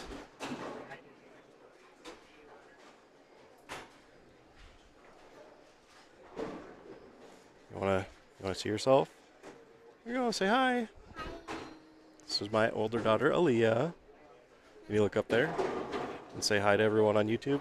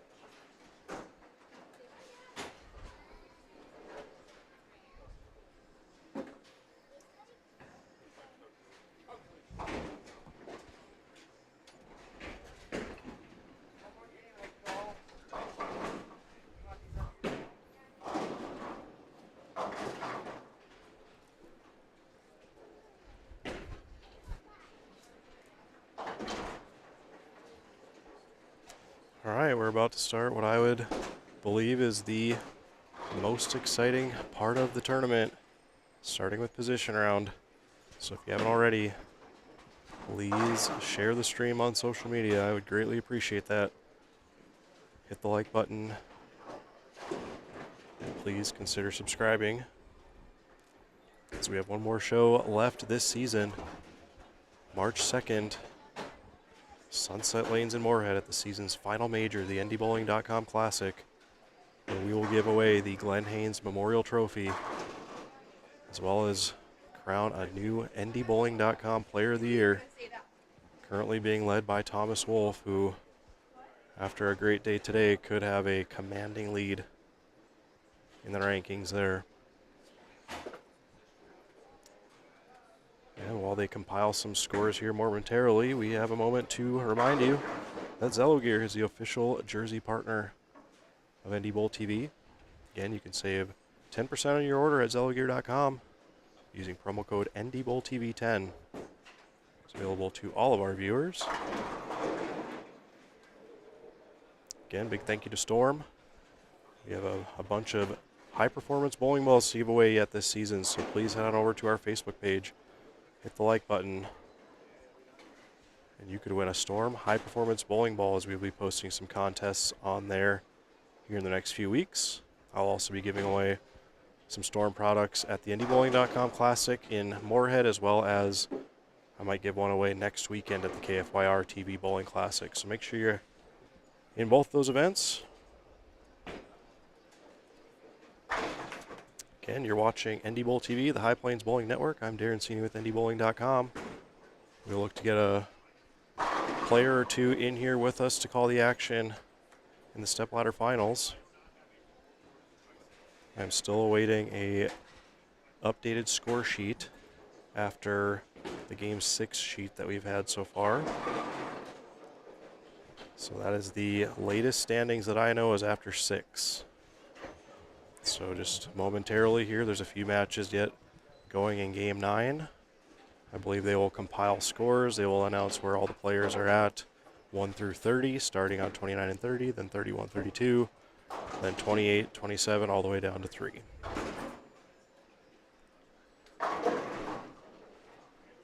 Just getting word here that my boy Thomas Wolf is in 3rd. Maybe we can get a quick word with him to kind of see how he's doing and where he was playing and stuff like that. Mr. Wolf, can you hear me? I cannot. You cannot hear me. Not really. Oh, how about now? Can you hear me? There we go. That's better. Okay, good. Let's bring it on into the booth. You just kind of walked by and you told me that you think you're 3rd. I think I'm 3rd. Okay. Darren and Austin are bowling down there, and they were both ahead of me a little bit, but I kind of leapfrogged them. I shot 255 that game, so. So is it consensus that Brady is 1 and Dawson is 2? Yeah. Okay. Dawson, I think, had a stretch where he went like 260, 240, and I think the rest of us kind of were 2 over 220, so he kind of leapfrogged everybody. And then obviously Brady kind of went and ran away and hide right away, so. Right, he was up like 150 on Yeah. the 6-game sheet. We haven't seen a sheet since then, or at least I haven't. But Yeah, and I haven't looked to see what their gap was. I was more or less just because I was sitting in 5th, and I would think I was 70 out of 2nd after 6. okay, And just couldn't really get the big game. You know, I would shoot 220 with a strike spare in the 10th, when I had 240 out there. So it's a little frustrating. The pairs are getting kind of weird, especially where we just were down the middle over there. A lot of guys actually moved way right with reactive. really? Yeah. And actually have a pretty decent look out there. I'm still way in. I mean, that's your bread around and butter, 22. though. Yeah. You like playing there. Yeah, throwing the new Lethal Venom, so that's kind of bailed me out since about Game 5. So Is that their new one? Their Yep. red and black one there? yeah, red and black, the yellow snake. So Saw Davidson throwing that a lot. A.J. Johnson at the Delaware Classic. Yeah. yep, it's good. I'll put it that way. They could say it's kind of comparable to the old recoil, the Venom recoil, which I'd say it's pretty close, but it's definitely a lot stronger, a lot better Yep. technology. So yeah, it's been a good piece. So Very nice. we'll see where we stand, and hopefully have one more big one. So how is today? How have the lanes played compared to yesterday? Obviously, they're always tighter on day 2. You have less traffic, but how have you seen them? I thought they hooked a lot more right away. Okay. The balls that I threw yesterday right away kind of forced me to stay a little further right the first couple of games, and then we could get in and kind of hook the lane a little bit. I couldn't do that today because the track hooked so much. Sure. I actually started with a Black Venom Game 2 because I needed something to get through the fronts because they were just hooking way too soon.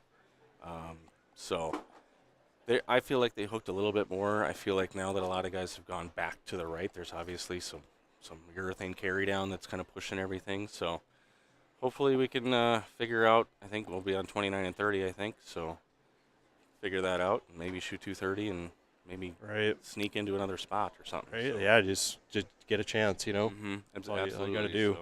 So. You've had the last 2 majors. You've been in the final. You were the top seed. So let's Mm-hmm. maybe try for one of those middle and get comfortable Yep. and go for it. You never know, right? That's right, and I obviously want to win this one. All the major tournaments that you telecast, I want to win one of them for you. That's right. And I would, we've always talked about it. I believe this is probably one of the hardest ones to win of the 4, Yeah. just because of the field that it produces. Yeah.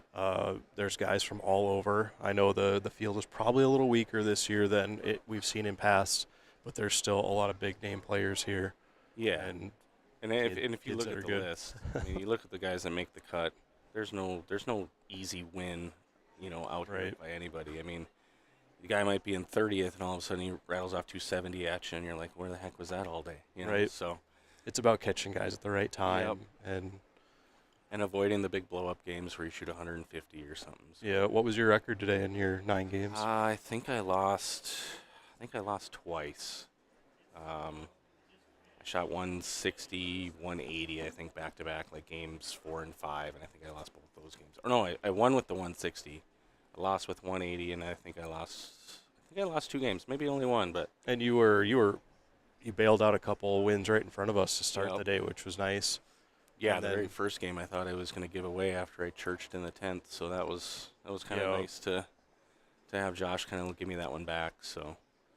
Well, very nice. Thanks for giving us a little bit of your time. Good luck there in the position round. The way they're going to do it, I think, historically, is the 1 and 2 will be on 29 and 30. Oh, I'll be 3, 31, 3 and 32 then 4 maybe. will be there, and then it just goes 5, 6 all the way down. Sure. So if you're the 3, I would assume you're going to be on 31, 32. I did see Dawson over here throwing urethane. I think that was the only person that was on the right side throwing urethane over here, just as a little intel for you. But yeah, Oh, I appreciate you, man. looks pretty good. Notching hopefully another top 5 finish and maybe the win.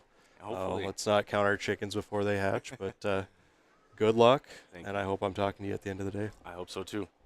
We'll be back in here in a little bit, I hope. Love it. Thomas Wolf, everybody. He is currently in the Stepladder finals, but one more game to go in the position round, which we will update our graphic here. Move it on over to position round again.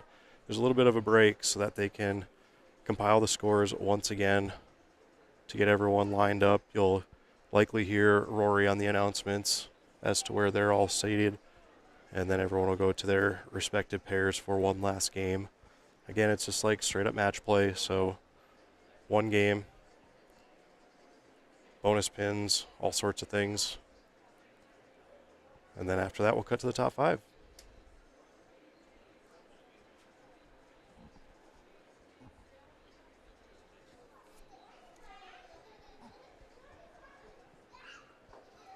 So if you have a minute, just please stick with us. Again, it'll be a slight delay here.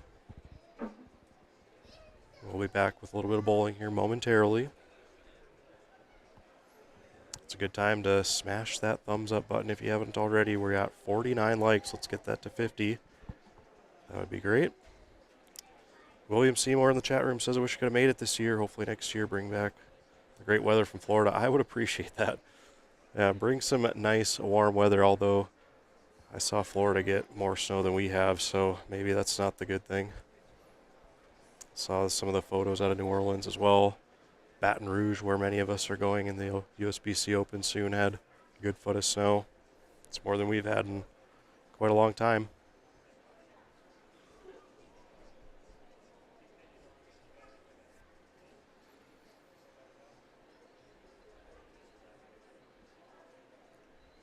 See Brady Stearns there, knowing he's down on this end. He'll be likely on 29 and 30 for that 1-2 match.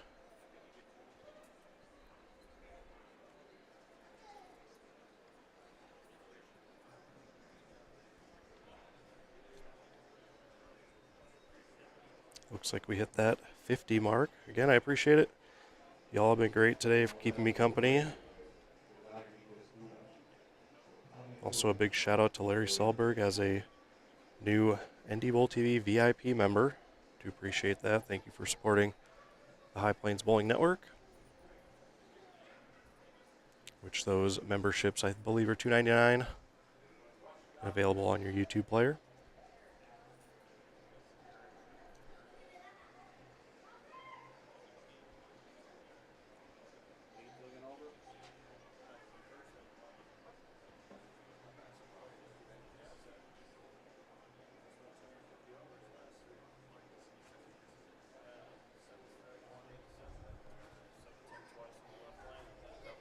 Looks like our guest for the rest of the event is coming on in here. Blake, can you hear me? I can hear you. Is it a little loud for you, or is that good? A little loud. Okay. Thomas needed it louder, so is that good? Good. All right. Blake Wallstrom back, as many know. He joined us on quite a few shows this year, leading the year in shows made. Leading shows made with least amount of shots on. Hey, I think I own that record, but I guess what are your thoughts from the left side? We haven't really had any input from those. There's 3 lefties that made the cut. They're bowling today: Bernston, Brandon Hansen, Damon Winslow. Have you been watching them today? What have you seen, and what do you know from the left side? I seen Brandon throw some of the shots because he was close to Thomas all day, but looked like he was still in his purple, just really trying to be slow.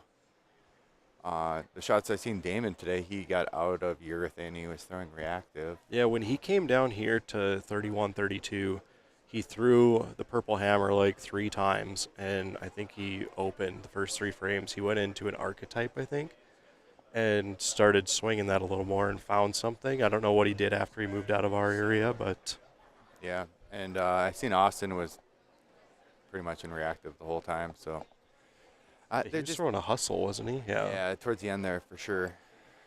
Yeah, they're just tricky.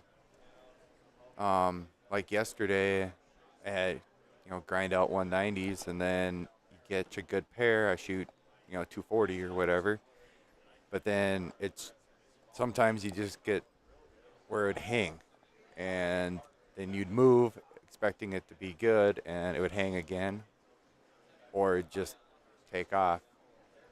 So, bunch of splits. Yeah, Thomas was just in here, and he told us how he thought it hooks a little more today. Did you see that from kind of standing back watching? He said from the start there was a lot more friction or early hook. Yeah, I would say because Thomas was progressed further along quicker to some different bowling balls, and he's actually in a weaker ball in deeper than what he finished, I think, yesterday. Really? Yeah. So they always play a little different day too, but I think pair to pair right now is really tricky too with all the urethane going down. Yeah, that's not something I thought we saw yesterday. There wasn't a ton of urethane yesterday. A lot of people tried it in practice, but I don't think many people went to it. And maybe with the added like bounce and little early hook out there, a lot of people thought it might be a good option, especially from the gutter. Yeah. But yeah, it looked like scores were pretty big, and then they kind of dipped down. And then those last couple of games looked like some of the scores were going back up. See, we noticed the Game 3 scores were extremely low when the groups moved to a different bay. Mm-hmm. And I thought that was really telling about how different the bays were, or how different the groups were, based on where they started, what they were using. The sections of the house are playing completely different because of those groups practicing on that section. And that Game 4, there was, I think the high game, yeah, it was 223. There was only 4 or 5 200s with multiple games under 140. Just really crazy scores compared to what the first 3 were. And I haven't seen, have you seen a score sheet after 6? I have not. We're assuming, I guess this is still unofficial, that Brady, Dawson, Thomas are our front 3. Thomas shot 250 the last game, so I think, yeah, and then Darren Weiler and Austin bowled each other the last game, and I think it was like 180 to 190. Okay, and then So I know think Austin, Sabrina came by and said Josh had a pretty rough game that last one. yeah, he hit a pair where things weren't hooking the way, and then I think he had two options. You could go urethane or something cleaner, and he went urethane, and I don't think that panned out very well. I think And that's Josh Craig we're referring to. I know there's another Josh Link. I don't know how he was And doing. Kennedy. He was ninth. Yeah, and Kennedy. Yeah, there's a lot of Joshes in the top 10, but I don't know what Link was doing or Brandon Hansen. Do you know what Kennedy was doing the last 4? I don't. Okay. I know Brandon Hansen had 250 as well the last game. Bring it on into the booth here. You can see how much taller Blake is than me. I'm a shorty. But like I said, we're just waiting for the scores. They're compiling all the scores in the back office, and then they'll announce the top 30 in order. And like I said, we'll start on 29 and 30 with 1 and 2, go to 30, 31, 32 for the 3 and 4. Those are the 2 matches we will feature. And then 5, 6 on 27, 28, all the way down to what are they using? 3 and 4 as the first pair? I believe so, yeah. Okay. So again, we'll have some bowling in front of you here momentarily. But again, Darren Seeney, Blake Wallstrom, coming to you live from North Hill Bowl here in Minot. Blake, I gotta presume you're bowling next weekend at the KFYR in Mandan. What's your schedule look like after that? I believe I'm going to make the trip to Aberdeen. Okay. And then probably in Fargo. Very nice. What's that? That into March already? Yeah, first weekend in March is the classic, and then make sure you sign up for a shift because it's 2 shifts now. And then Williston. Oh yeah, I suppose that's the trios and the Coke Classic that Brad's got going on up there. And again, if any of you are watching and want to see any info on those 2 tournaments or several tournaments, because there's that one in Thief River that Nick's got going on as well, go to ndbowling.com, click on the upcoming events page, and I have them all listed there with their respective posters. And that one in Thief River looks good, but I just think it's a tough weekend, being Super Bowl weekend and in between all these big tournaments. Right, it's usually like a good weekend off for all these guys after going back-to-back weekends here and in Mandan. So Yeah. I know I will be taking that weekend off just to kind of chill. I'll be down in Aberdeen with you, and then, of course, we'll be live streaming again from the Classic at Sunset Lanes. So where did Thomas qualify yesterday? It was 10th or something? Yeah, he wasn't, like, way up there, but he was, like, in the middle of the pack of the So that's still a lot of points qualifiers. for Player of the Year. But it's based on your final finish. Final, so... So if he's in the top 5, he's in really good shape. But he's going to miss out on next weekend. Yeah, so the leading Player of the Year, Thomas Wolf, is going, to the Dominican, he said. So he won't be bowling next weekend in Mandan. I don't think he has anything to worry about on the Player of the Year thing, but setting the record might be a little more challenging. Yeah, well, to be fair, Mike Larson did it in one less event in the schedule, so a big shout out to Mike. I know we haven't seen you much this year, but if you're watching, we do miss seeing you out here. As Mike is the record holder for Player of the Year points at about 180 some. Shout out to Rory and the staff here at North Hill Bowl for doing a great job with this event as well. Always cracking jokes on the way by the booth.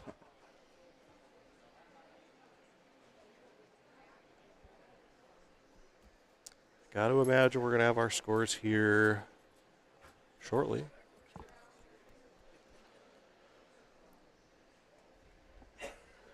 Appreciate everyone being patient. Again, one more game, and we're cut to the final 5. We'll get a camera moved, get everything positioned the way we want it, and then we'll be underway.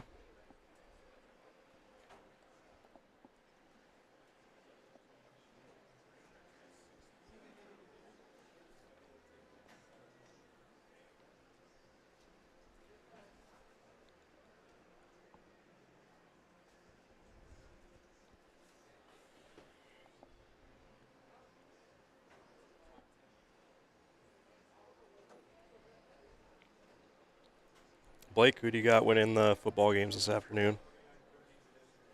Been a hot topic for a lot of people. I think the one game starts here in about 45 minutes. First one. Yeah, 2. That's Washington and Yep, Commanders Eagles at 2, Bills Chiefs at 5:30.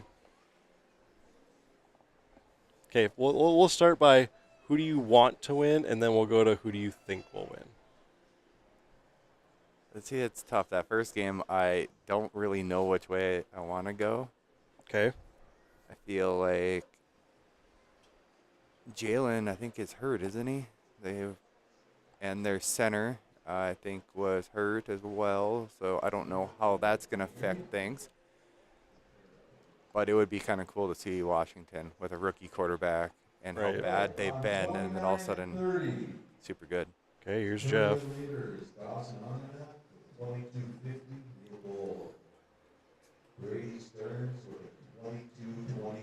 Wow, so Dawson Unrath has caught Brady Stearns as the number 1 bowler currently.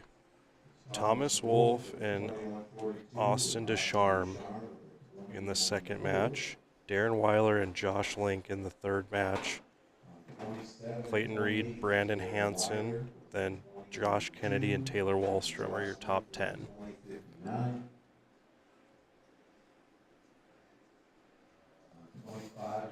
And Josh Craig fell to 11th with a 130 in Game 9, so he was in good shape until that last one.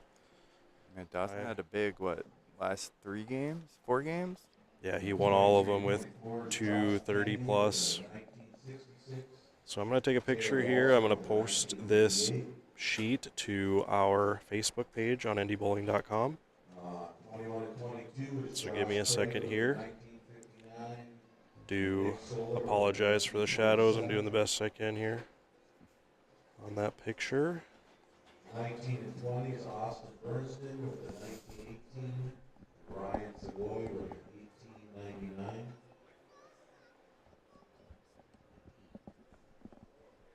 17 and 18 is David Winslow with an 1887. And John Breckel with an 1873. 15 and 16 is Jared Schmidt with an 1846. And Jeremiah Smith with an 1841. 13 and 14 is Ryan Selk with an 1819 and Zachary Volkov with an 1814. 11 and 12 is Mike Green with an 1809. Brady Gustafson with an 1806. All right, so we are going to post that sheet going into position round. If everyone watching would be so kind as to go to ndbowling.com on Facebook, please share that post. That would be greatly appreciated. 1754 is Peyton Summers with 1730. 5 and 6 is Talon Jacobson with 1714, and Randy Peterson with the 1652. And 3 and 4 is Terrio Scott with the 1537. And Darren Sunstrom with the 1462.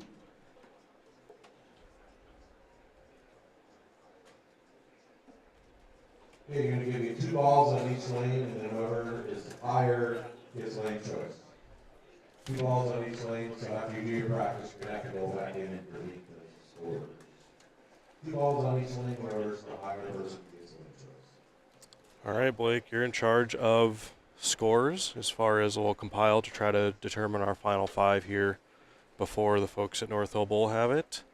As you can see, Brady Stearns, Dawson Unrath in front of us, the 1-2 matchup on the left. Thomas Wolf, Austin Descharme, the 3-4 matchup on the right. And then the immediate pair to our left, Josh Link and Darren Weiler in the 5-6 match. That's what's in front of us at the moment. Blake's going to compile our scores so that we have a good plus-minus for what our top 10 I think would be a good. That's about all we can see in front of us anyways. Each bowler gets 2 shots on each lane. That's what they're doing right now. And then we'll be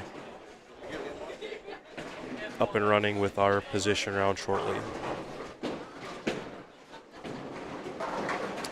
But the big story so far is 17-year-old Dawson Unrath has run down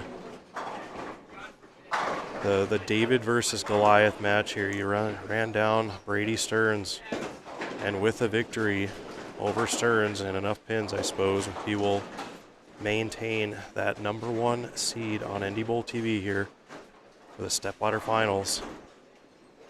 A lot at stake, a $4,000 top prize. And of course, the coveted NDBowling.com major title to add to the resume. In the top 6 right now, 3 of those guys have major titles. The other 3, all out of Bismarck, do not. Will we see one of them come out on top? Or will experience prevail? We'll see.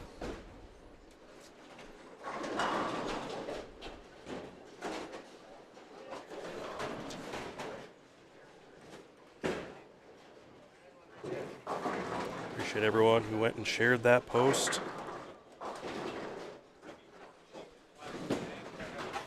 Does help us quite a bit. Again, we have the complete Game 9 scoring update posted on the NDBowling.com Facebook page. If you haven't already, please head on over there, share that post with everyone you know. And once everyone throws 2 shots on each, scoring will be underway.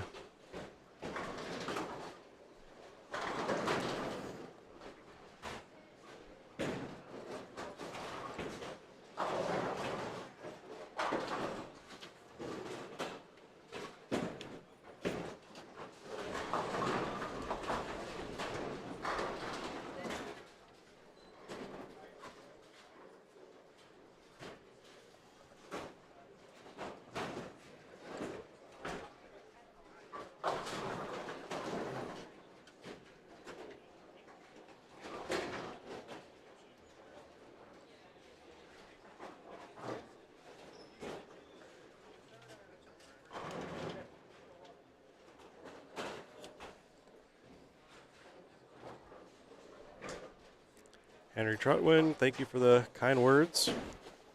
Appreciate you tuning in. Hope you are doing well.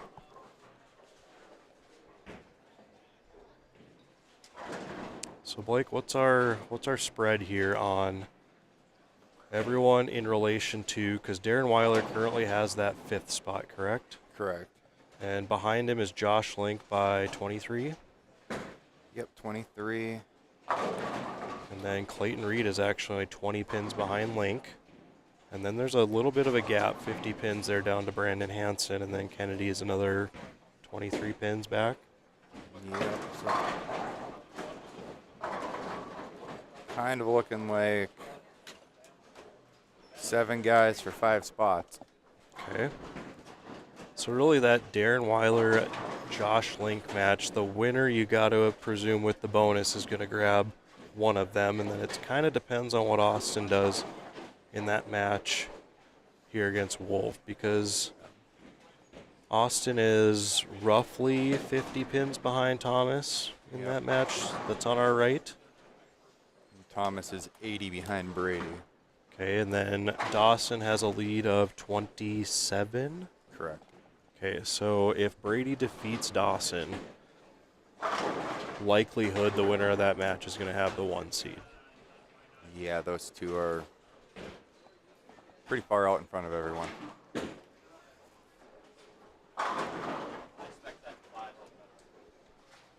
And I don't know if you've noticed this, Blake, but in the top 6, there are 4 of my bold predictions. You did good. You did good. By the way,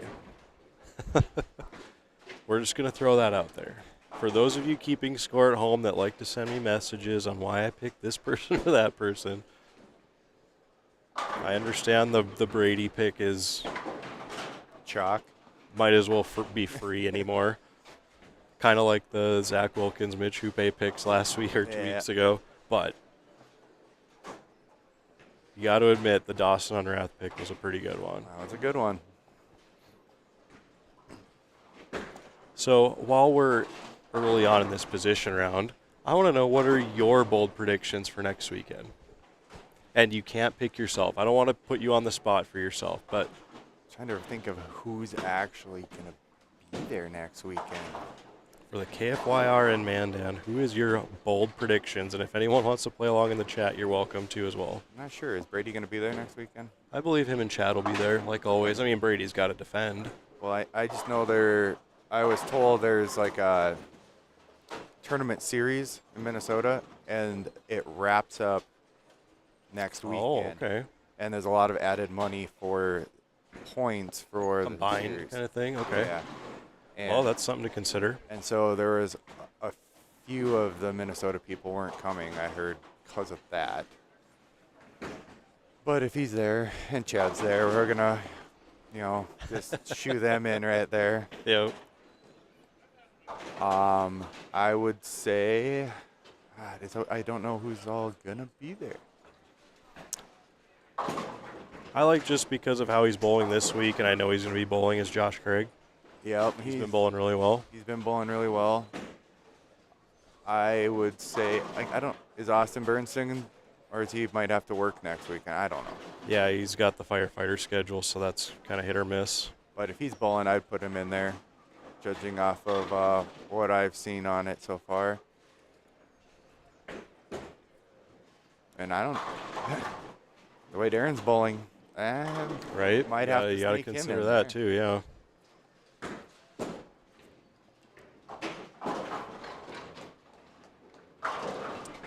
Okay, in the pocket for Wolf. Just a quitter 10 there. Dawson Unrath and Brady Stearns kind of exchanging spare strikes. Henry Trutwin says he's making an appearance next weekend, so Captain Crank will be in the building.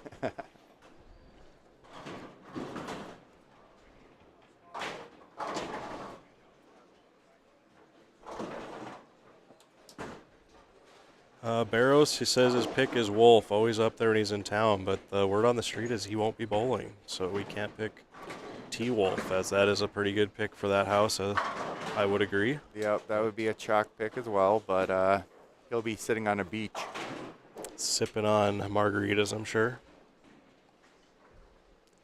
As will Todd Savoy, as he told us last night. He'll be flying out to Cancun on Monday after a nice weekend in the bowling center.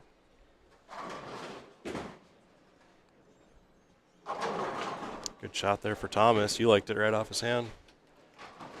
Yeah, we've been working like his tilt. Okay. So like a lot of them, like that weak 10 pin or bucket sometimes, if he gets up the back of it too much, it kind of just quits. So if he gets around it, it shapes better. I was going to ask you that, like, what is his normal tendency? Because, like, you and him bowl so much together as much as Matt and I do, so I can see Matt's tendencies pretty easily just right off his hand.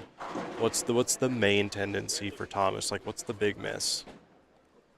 Oh, the big miss, it gets a little inside out and kind of up Okay. the back of it, and then it just doesn't make the corner.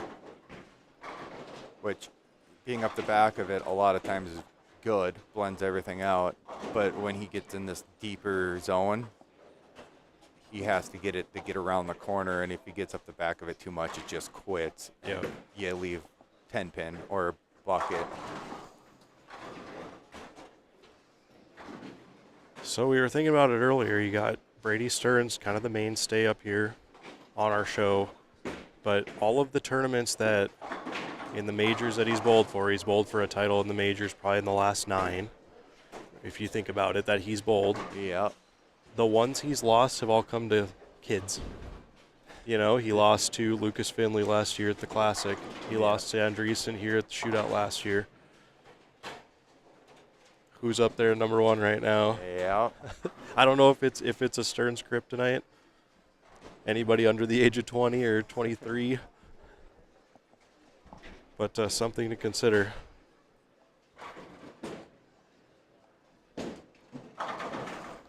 Yeah, I'm pretty surprised anyone caught him with the, 8:09 start this morning. Yep. But it was interesting. I looked over when Brady was in the middle part, and he was kind of rehearsing his push away, which is something that kind of signals to me that he's struggling with something. I don't know what the big Stearns miss is or what his tendencies are, but I saw him miss a single pin, which is very un-Brady-like. So it makes you wonder if he kind of lost his feel, kind of lost his rhythm. maybe a little bit of a timing thing. Yep. Oh, we're going to have to watch out on this Austin here. It's not going how he would like it right now. Right, and how much is Link behind him? Link is the first guy out at the moment, and he's only 35 pins out. Yeah. So, Wow. And Link is just going Dutch at the moment through 4.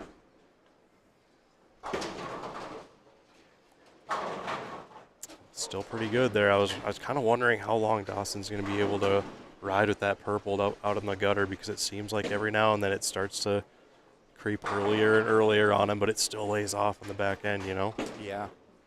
And then he just finished up down here, didn't he? So was he on this pair, or was he on 31, 32? Oh boy, I gotta think. Anybody in chat remember where he was the last game? He was on one of these two. So he was right in front of us. I believe he was on that one, but he was on this one, the one before, like on 29 and 30. Or else it's the other way around. These were his last 2 games, I think. There's something to keep in mind, because the more you use that, the more it's going to beat up the front and carry oil down. Especially because that's our championship pair as well. Still looks pretty good, though. Gonna have a barn burner here for that #1 seed. Who's gonna be taking home that top spot and will be bowling for the title later this afternoon. Wolf up now, frame 5. High flush, 2 or 3 bagger. Looks comfortable. So then he's a good 80 back of the next guy, of Brady, so he's going to need a big game, and then kind of whoever loses this match to shoot 170-ish. Yeah. Have a chance. Otherwise, he's going to win and lock up that 3 seed pretty likely. That looks like an origin for Brady. Is that what that is? Yep. Definitely an origin. It's kind of interesting, too, because a lot of times Brady is the one using urethane. Right, yeah.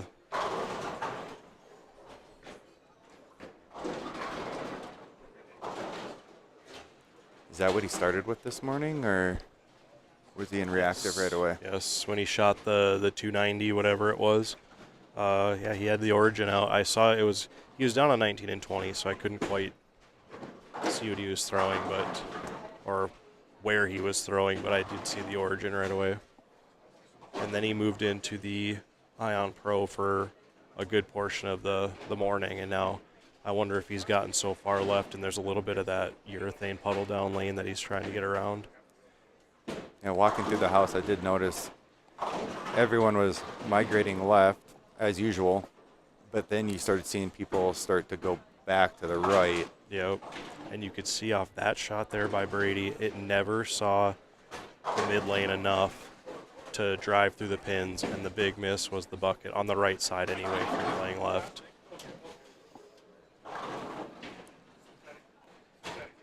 See anything big going on down there? There's some strikes over there in the Taylor match, but I only think it's for like 260 if he strikes out. That would be your brother, but he's got a ways to go, doesn't he? He's 130 back of Darren in 5th, so yeah, he needs a lot of help. Yeah. Darren and Link are both going clean so far through 5 on the pair to the left. Yep. 8 count for Wolf after a big double there for Austin to kind of get him back into this.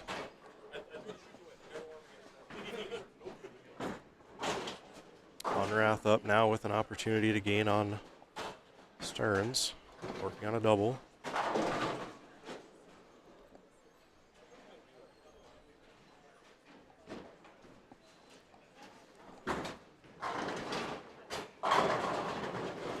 Fortunate to kick the 10 there. You think that one started up a little early? I feel like 30's starting to go a little quicker than 29 as far as that early hook is concerned. Yeah, the last couple shots look like they're reading early, but then they've been laying off a little bit. Now and just continued a little bit too much.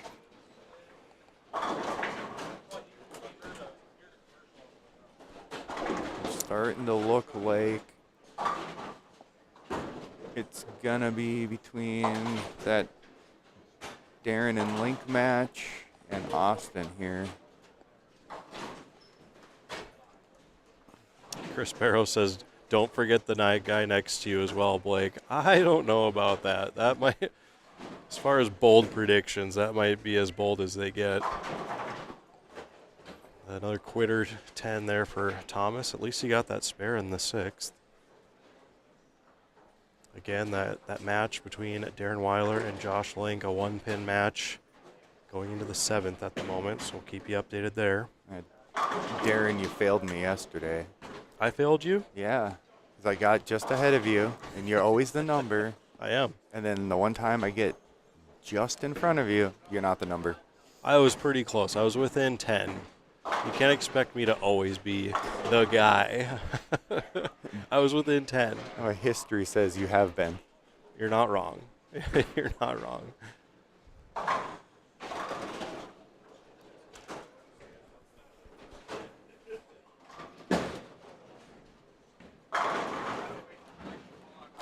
Link starting with the loft.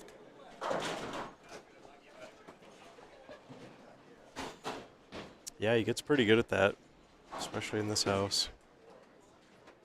Tough spare for Unrath. Throwing urethane at it. Well, yeah, he has enough. Clutch spare there for Dawson. Close match here. Austin now working on a double. And yeah, that one hooked up early. Throwing the, what is that, real time? Or what's that ball? yeah, I think it's a real time. Okay. Josh Link, a double. Yeah, it looks like he switched balls because he was in the AI and now an S2, I want to say, judging by the colors going down the lane. Or no. Oh, it's the Zen, the new Zen. Zen, 25. So Darren Weiler and Josh Link exchange doubles. Weiler's up next on 28. Quitter 10 for Stearns. Saw a lot of those this week with all that oil getting pushed down the lane. Shots away for Weiler, looks left. And did it kick the 10? It did, so he left a 5-pin.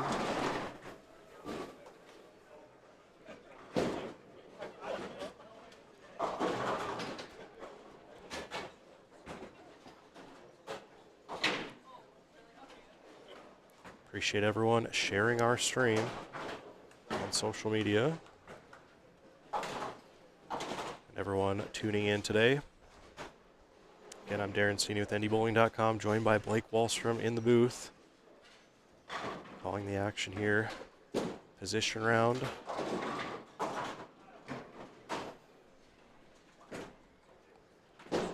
Crossover strike for Ducharme. Yeah, he kind of seems like he's in that lost zone where if you get it up the lane a little bit, it wants to hook. But if he gets it wide, it just never makes the corner. Yeah, I bowled with Austin all day yesterday. It was a pretty fun cross, but it's crazy to see how his progressions were with his rev rate and how much he had to move to stay ahead of everything. All right, good strike there for Stearns. Strike here by Unrath. It'll be a 10-pin match. Weiler did convert that 5-pin. He's up now in the 9th.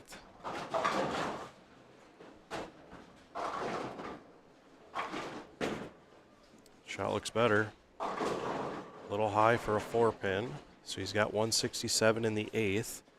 Link has got a double going into the 9th, so advantage Josh Link there.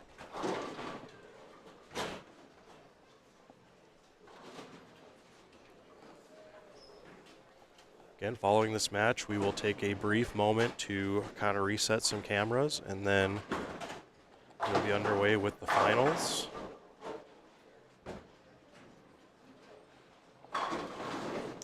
Big strike there for Unrath. Again, the winner of that match on your left will likely be the #1 seed. Wolf isn't doing anything crazy, so the loser of that match will likely be the 2. Wolf with a win will likely be the 3. Because Link, how far is Link back of Thomas? Oh, it's like 90 pins. Yeah, 90 pins. So I don't think Link can catch.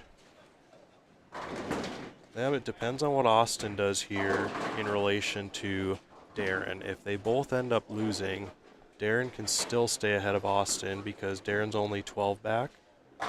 Correct. Yeah, so that's something to look at. If Austin doesn't win his match, and neither does Darren, Darren's got a better game going at the moment. And if Link wins, that puts all 3 of them basically within 5 pins of each other. And just difference in actual score. So really it's down to 3 guys for 2 spots. Is kind of what we're seeing because Correct. Clayton Reed, he does have a double going, but he's only got 97 in the 6th. So he's got to strike out to have a shot at pretty much anything. Well, he got that one. Link sends airmails 1, and that leaves the 6 count there you see on your left. Unrath didn't get the strike, so Stearns has a chance to lock this number 1 seed up right here. Again, Stearns sticking to the process. You always do the shoe brush. Get the ball, tap, tap on the sole, and away you go.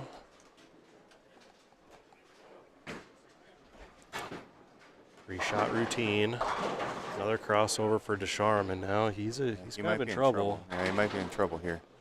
So if you're Darren Weiler, you got to be conscious here of just making sure you fill frames on the way out, because if Weiler fills the 10th frame, he's in the 2-0s. Big shot there for Link. Link cannot shut out Darren Weiler. Link can strike out for, what is that, 214? Yep, 214. And Weiler has 217 left. Correct. So Link's going to take a re-rack, a veteran move over there. Again, that's a big match, but you got Austin over here with a potential open in the 9th. Let's see if you can convert it. Big shot there. So Descharme still has 190 left. So if let's say Weiler just goes strike spare, he's going to go 207 and a potential loss. And Descharme can max out at 190, and he's already lost that match. Is that enough for Dare? Yeah, it is enough to get past. Pins. So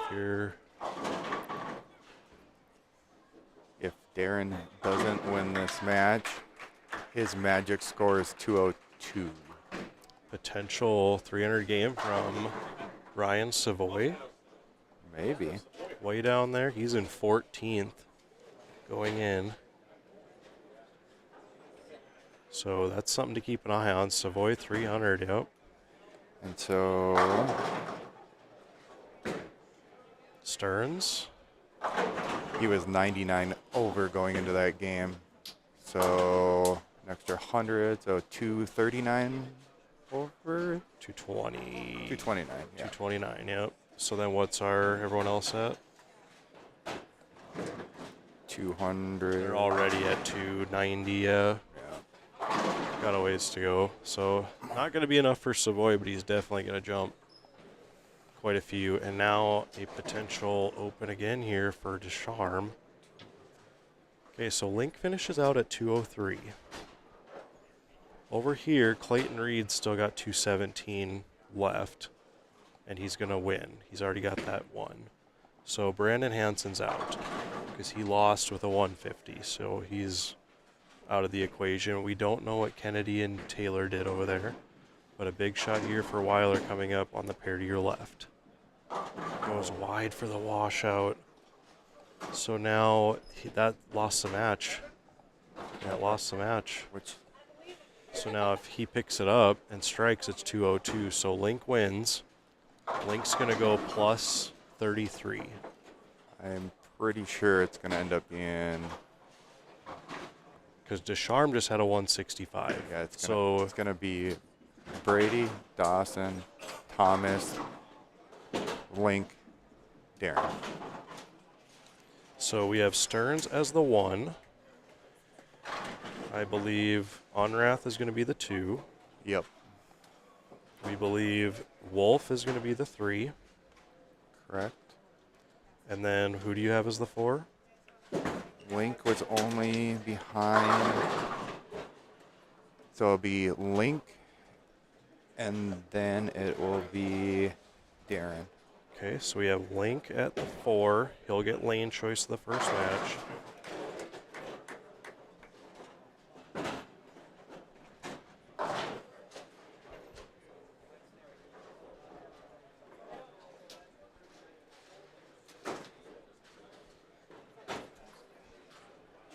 So Wolf locks up the 3, Stearns locks up the 1, Unrath is the 2, and we, as of right now, believe Link is the 4, Darren Weiler the 5. Again, this is unofficial.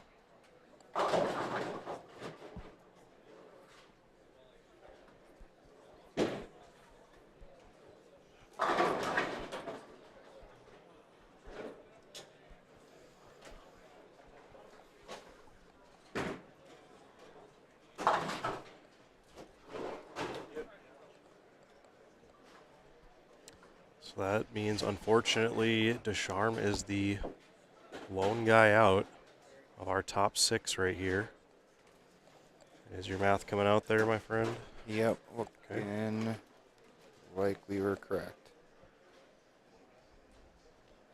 Okay, so this is what we have as your final 5. Stearns will once again bowl for the title in what seems to be his 10th consecutive NDBowling.com major that he's attended. And behind him, Unrath the 2, Thomas Wolf the 3, Josh Link the 4, which were 4 of my picks. The only one I didn't get right is Darren Weiler. Heck of a week for Darren. Hope he knows. He's putting his stuff away. Does Darren know that he's the 5?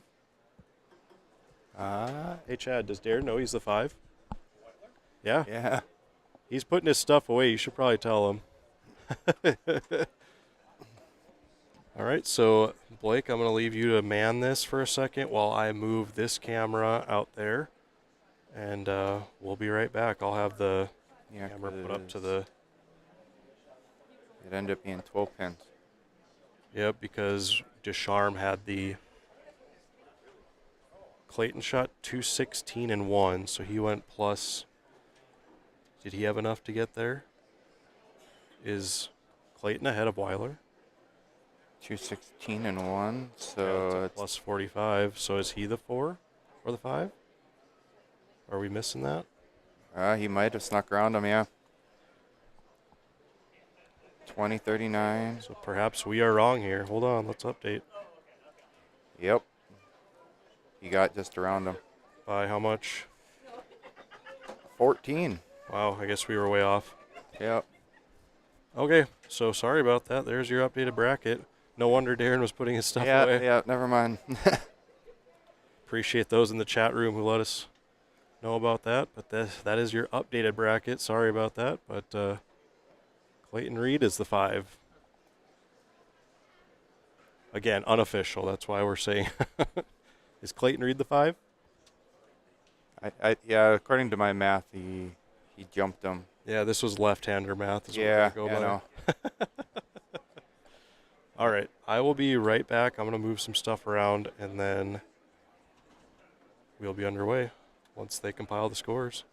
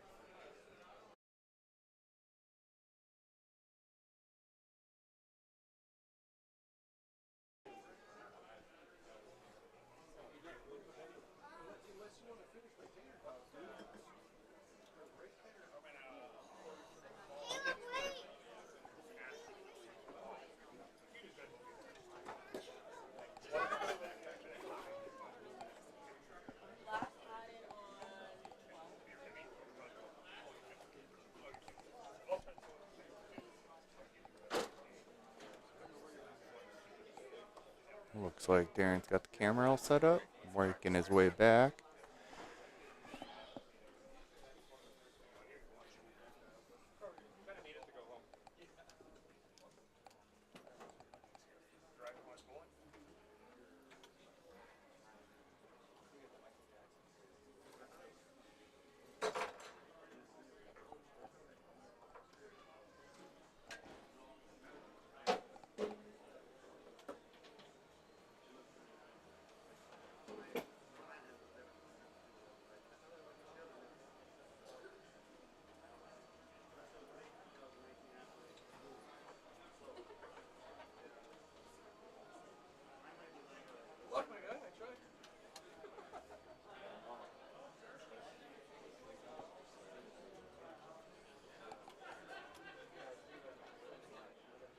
All right.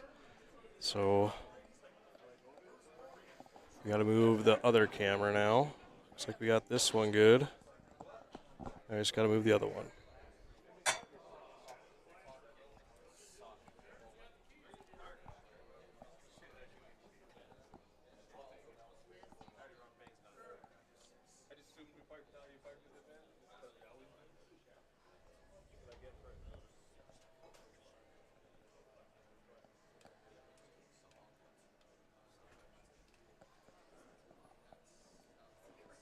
All right. Let's see how that looks.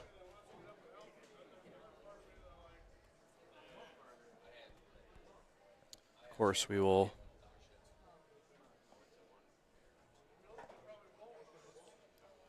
move around the score camera as needed. But we will be underway with our stepladder finals here momentarily. Again, let's take a look back at our bracket here. Josh Link, Clayton Reed, unofficially our opening match. Blake, what are your thoughts on that first match, if indeed that is our final five? Well, it's going to be power versus a more of a finesse style game. Yeah, you're not wrong there.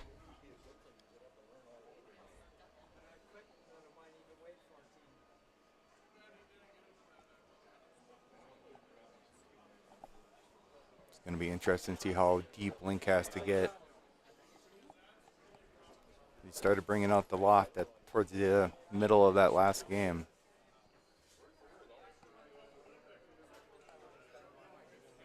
Yeah, and I'll be curious to see what this championship pair does, kind of as they get on and get going with it with the link rev rate.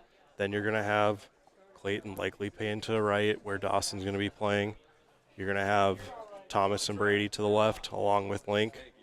The younger kids are going to be to the right. It's going to be kind of an interesting mix. Yeah.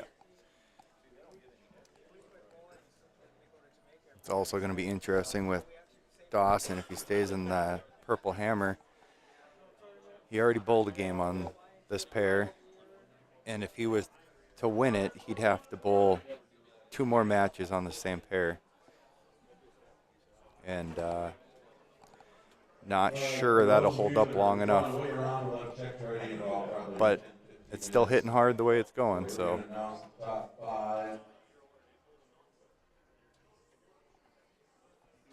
So we're going to have 17 and 18. It's going to be the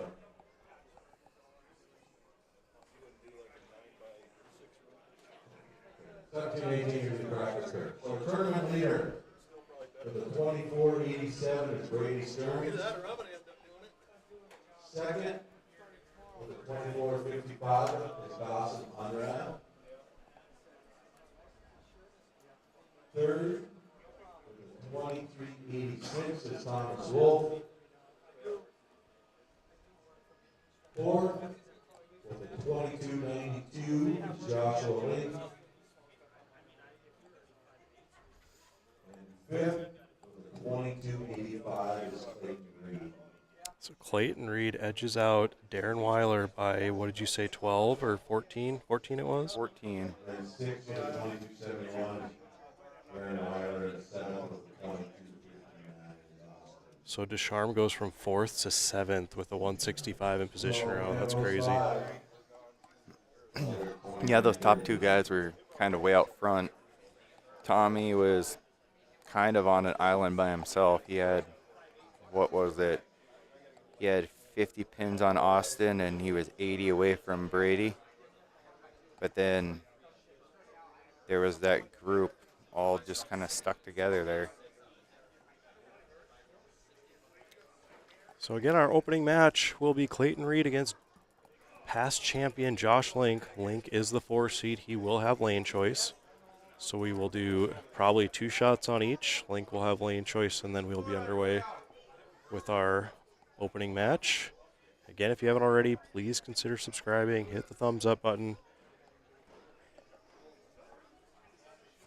And share our stream on social media. That would be greatly appreciated.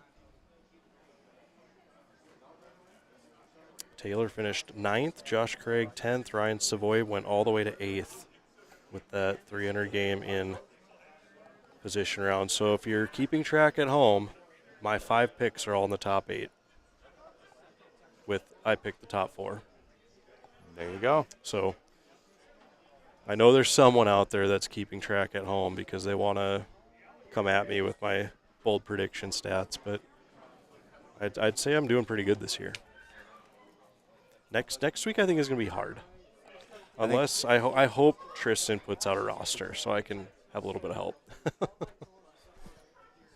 Yeah, it's hard to know who's going to be there. I don't know, this year just seems kind of weird. Yep. We're missing a lot of people from this one with, prior commitments, and I think there was other tournaments going on. And I think same thing next weekend. They're kind of the same thing. Other stuff going on.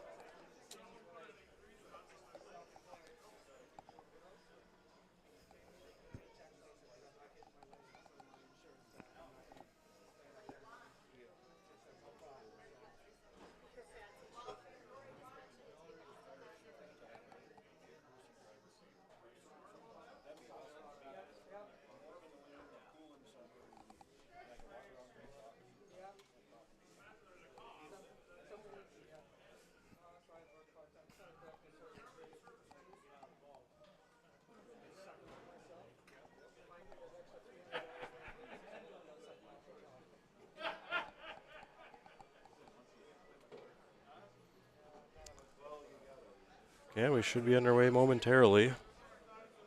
Not quite sure. Maybe they're filling out something, perhaps. I don't know. But we should have bowling underway here shortly.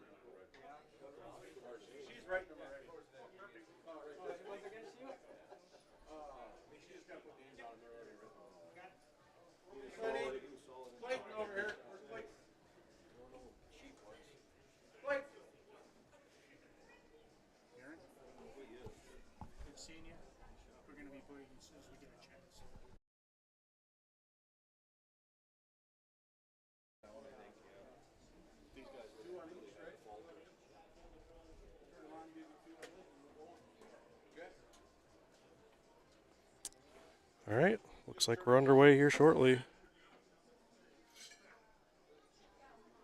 2 shots on each.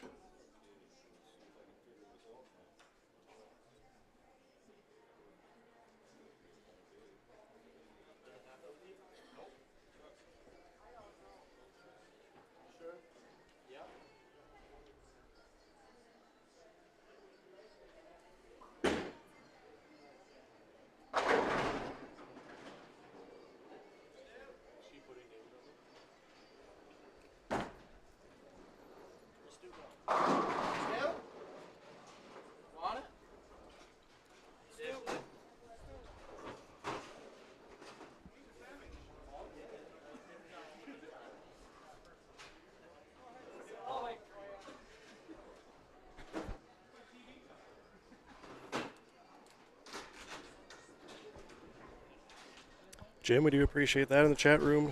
Appreciate everyone tuning in today. Again, I'm Darren Sini with NDBowling.com, joined by Blake Wallstrom once again. Blake, who do you like in our first match here?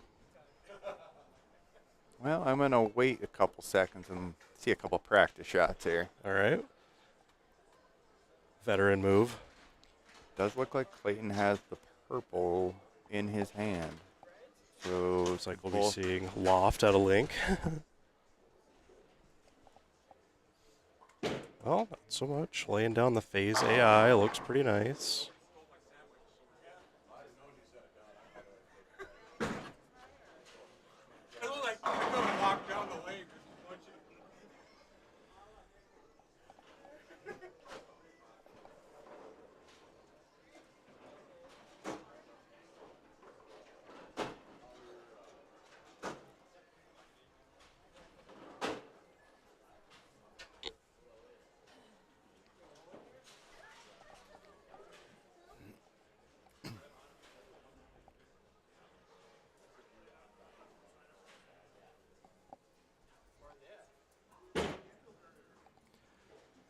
Trying another ball. That ball didn't quite read in the mids like the Phase AI did. Clayton Reed still out there. Look how early that one read. You see that? Yeah, I think you're correct. I think 30 is a little earlier. 30 is going to be the wild card. Yeah, because the one on 29, he came up light.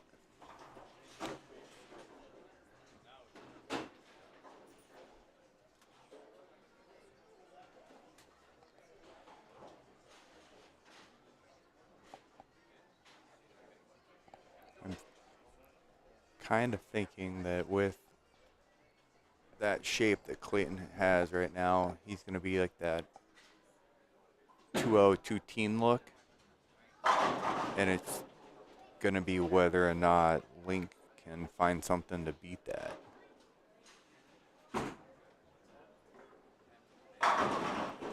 But that shot looked really good.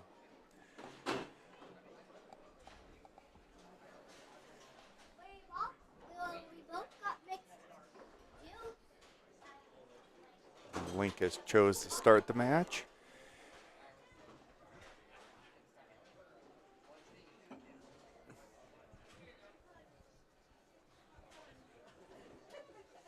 I think this one's going to be a tight one.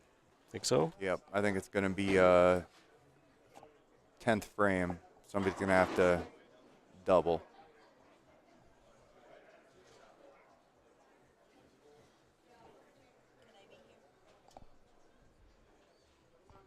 All right, shout out to Stu Craig. Gonna get the scoring monitor set up. I'm going to adjust my camera.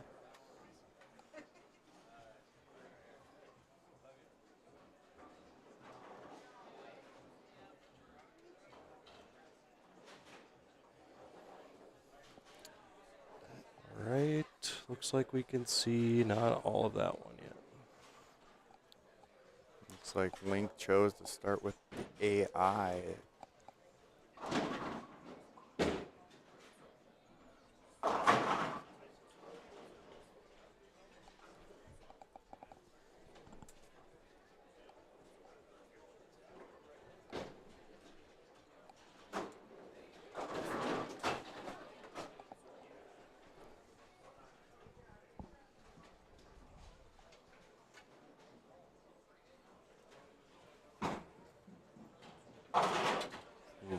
Early open for Josh.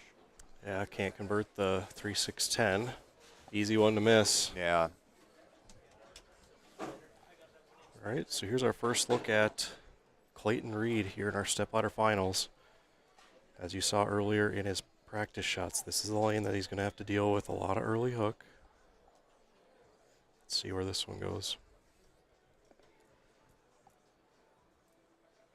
He moved left off of that. That was a pretty good move. Yep. You could see he moved left, so his launch angle was inside of that spot.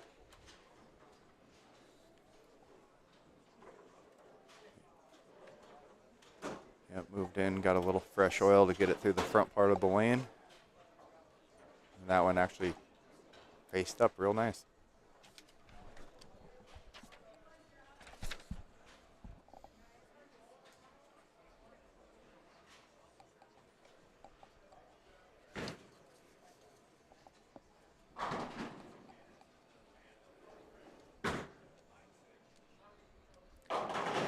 A little heavy on 29. Both players going high.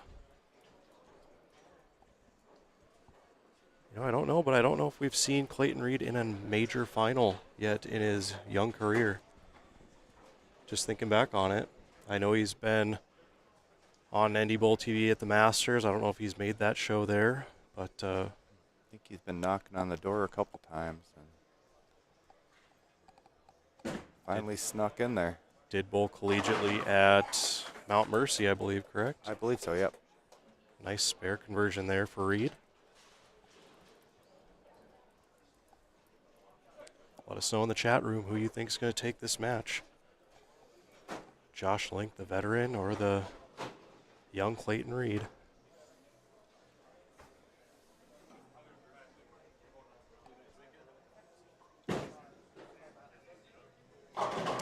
Behind the head pin there.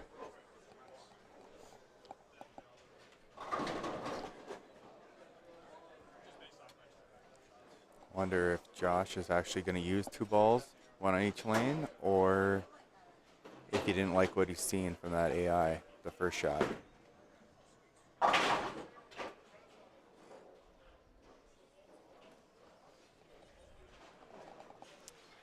Well, rough start for the past champion winner back in, do you remember? 2019, 20. All that information is available on NDBowling.com. But Link did win here. A victory over Nick Heilman, I believe it was. Is that the Zen right there? Yep. It looks like he didn't like what he seen in the first shot with that AI.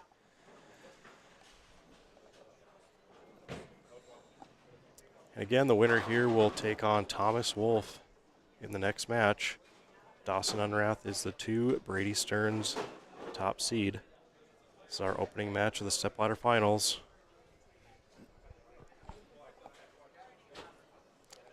Clayton Reed, frame 3.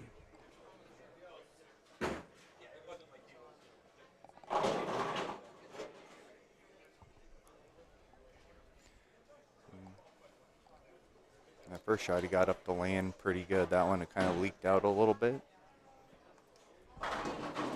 Oh, pin fell. Yeah, it's the 8-pin again. It's had a hard time, this machine, to pick up the 8-pin. We've had a couple problems throughout the day.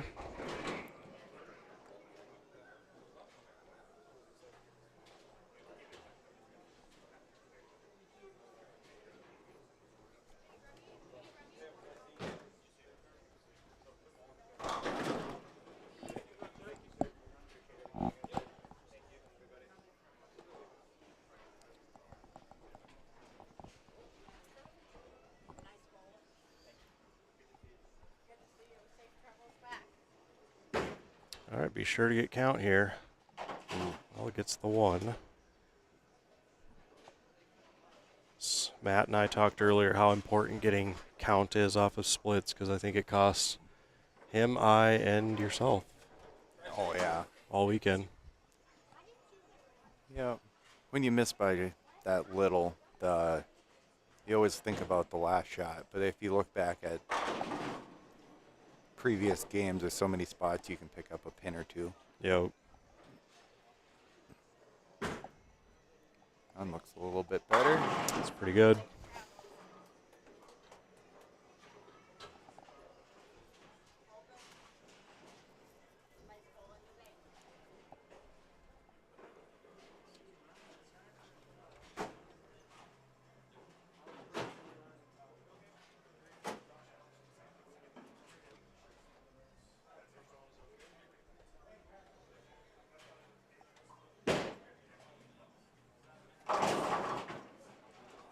And now that is a very uncommonly. That is very uncommon.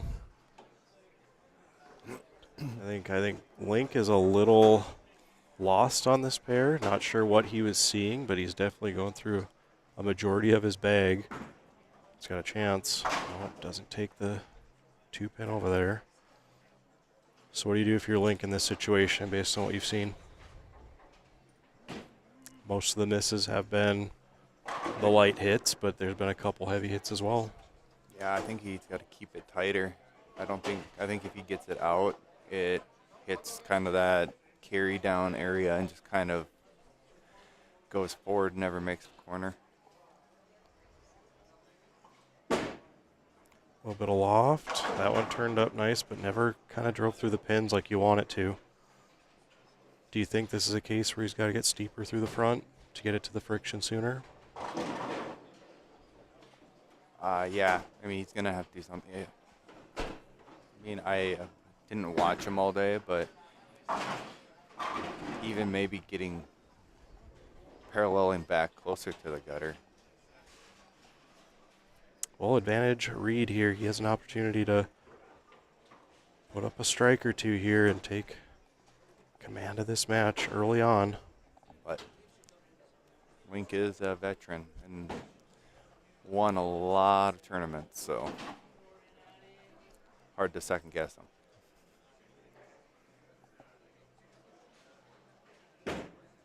That one looked better. Got it more up the lane. I feel like he made a slight move back to the right after that last shot he threw on 30 back in the third. But he's in that middle zone where if he gets too far right, it's going to hook early. But found the right area there.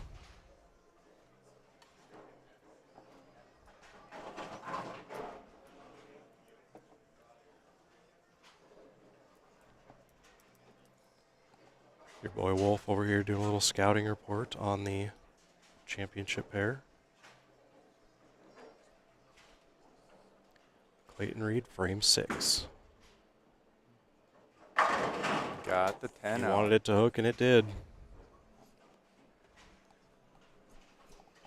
Guess if you're Josh Lank looking to commit to something completely different, now is the time to do it. Going back to that phase AI now.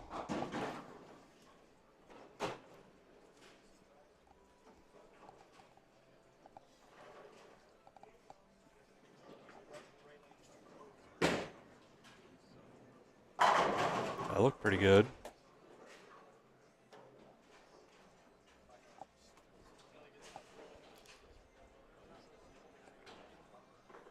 The look Link gave after that one was kind of like, I should have known. Do you ever get caught between two possible moves and then just upset you made the wrong choice? Oh, yeah. All the time. All the time.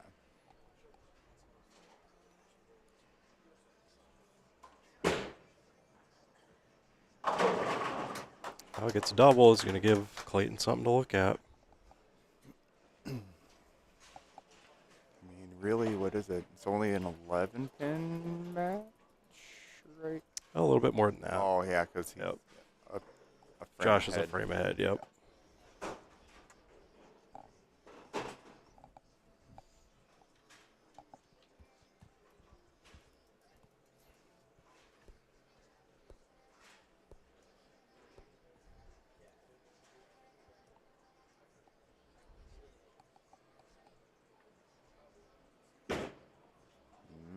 Will it hook? Make it? It did. It did make it. Big shot there. 4-bagger.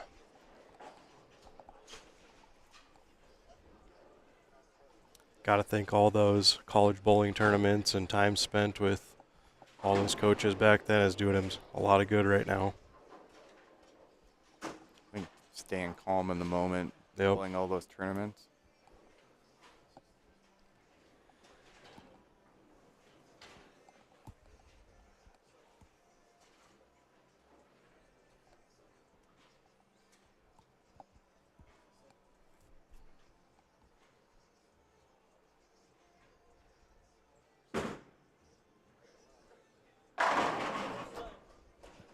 Five-bagger for Reed. Commanding lead in this match. Yeah, it looks like his miss is definitely in. Yep. If he kind of bellies it, it labors to get back.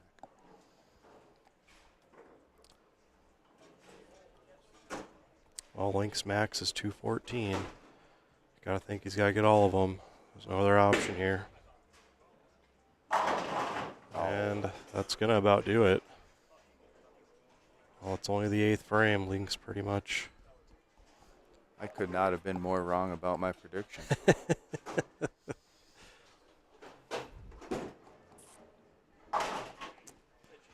Make you wonder if Link had a little bit of a battle in his mind those first few frames and went with one choice over the other and then is kind of kicking himself for making the wrong choice.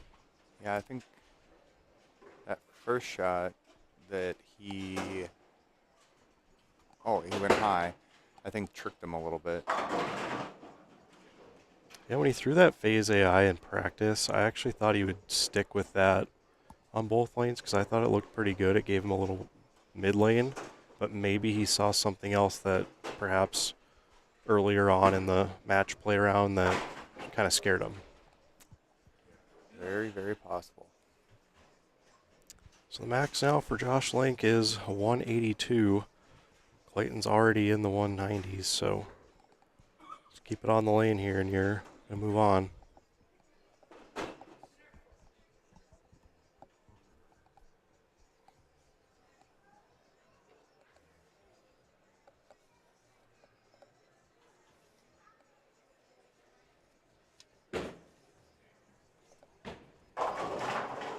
tie, but it doesn't really matter. 183 already, so that'll do it. Clayton Reed is your winner There you go. of the opening match here in the Stepladder Finals of the Morris Anderson Memorial Shootout. He will move on to take on Thomas Wolf. Quarterfinal match coming up next.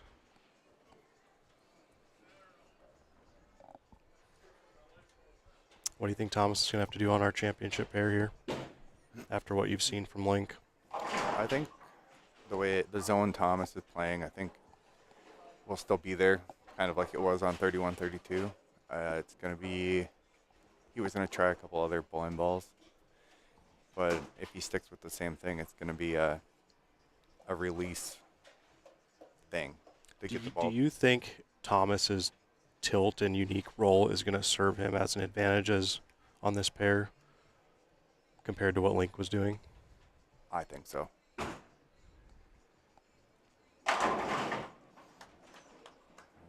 Shot there for Clayton.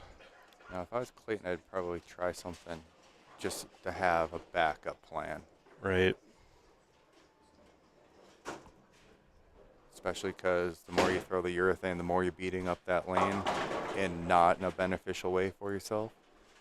So if you could save a shot or two. Yep. And I was always a proponent of, if you have a good urethane look, never overuse the line because it goes so quick, like you're saying. Especially when he's got the match in hand here. A lot of times, if that's kind of my plan, I'll throw a shot or two just to get the oil on there. And then I usually just warm up with something else. And then the last like shot or two, make sure you're dialed up. Well, Clayton's got a good look on 29. He's going to finish the match 218 to 157 is your winner and moves on to take on Thomas Wolf in our quarterfinal match. Dawson Unrath and Brady Stearns waiting up top.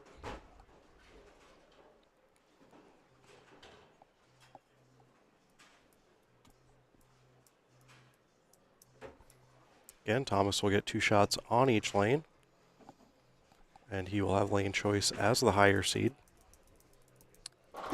I know you and Thomas are pretty close, but what are your bold predictions for this one? Well, I was really wrong last time. I don't know. I think Clayton has a real good look. Okay. As long as it holds up. That's going to be the tricky part, especially then for Dawson coming over. How's that going to... With the same line, same sort of deal, yep. Yeah. But Thomas normally doesn't take himself out of it. So not Thomas, but Matt and I were talking about how when we were kids, we never got to bowl these adult events. So then we would go watch the shootout when it first started in 2004, and we'd watch guys like RP, Jack, Dwayne, Mike Morris, John Matter, all those guys. Mm-hmm. And we'd almost put them on a pedestal. And you'd go to tournaments as an adult, and you're like, man, it'd be great to be able to beat these guys. Do you think any of that's going on with Clayton, having grown up in Bismarck, Mandan, watching Thomas Wolf most of his life? I don't know. I think he's bold with and around him enough that I don't think it has the same effect. Okay.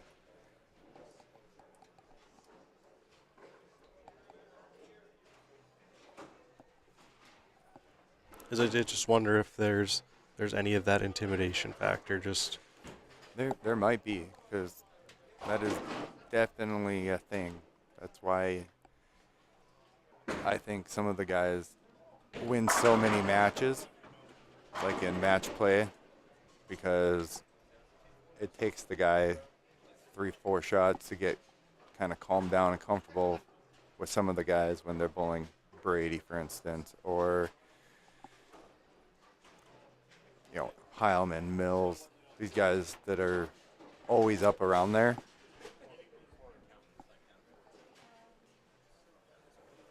Be definitely interested to see what happens in this one. It's an intriguing match of two guys from the Bismarck-Mandan area. And the winner will get another Bismarck-Mandan area bowler in Dawson Unrath. So which Bismarck bowler will survive to take on Brady Stearns in that championship match? Those of you watching at home, let us know who you think is going to win this match, Thomas Wolf or Clayton Reed. CMA Shootout quarterfinal match. Winner gets Dawson Unrath in the semifinal. So Thomas is going to have Clayton start on the left lane.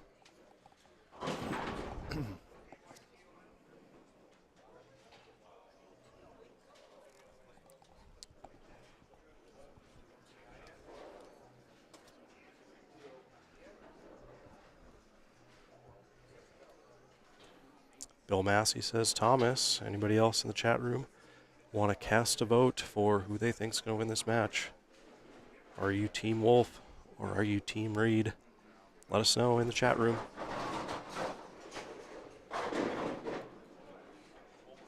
Clayton will start us off on 29.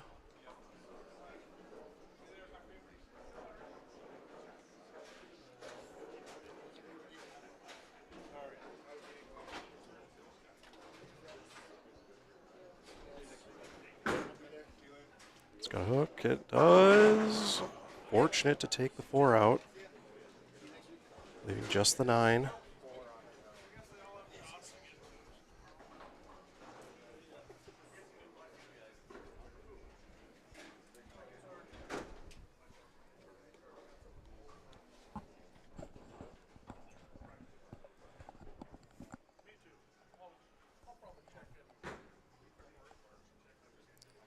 Pretty straightforward spare here for Clayton Reed. All over it. So now here's our first look at Thomas Wolf in our Stepladder finals. What'd you see or hear from him as far as a game plan goes? Kind of same thing that he was doing all day. I think he said he made a little move back to the right, but he's kind of in that in-between balls.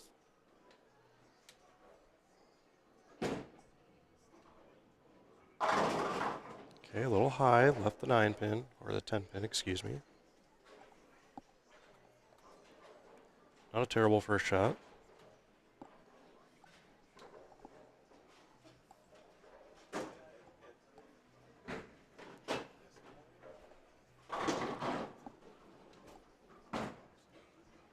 All over the spare, so a good start.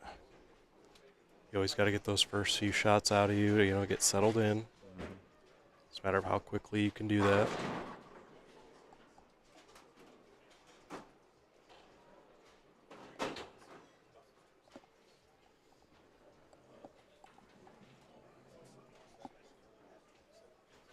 Gonna stick with that new venom that Motive's got out. Fatal venom, is that what it's called? Lethal? Lethal? Or, yeah, lethal. That's one of those. Yep.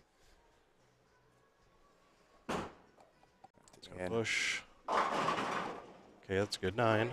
Oh, And it fell. good 10. I'll chalk that one up as a break.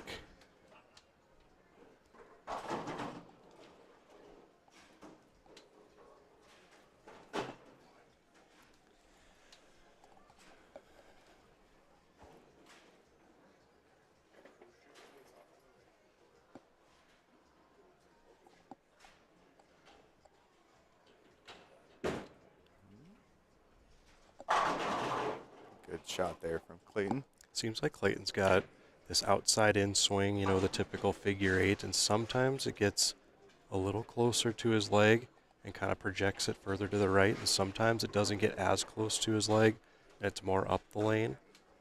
Something to watch, especially on lane 30. Because I feel like if he gets that ball right quick on lane 30, it's going nose. Yeah, he did seem comfortable on this left lane in that first match, so we'll see what he's got here.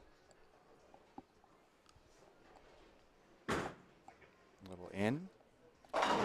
In another fortunate 9.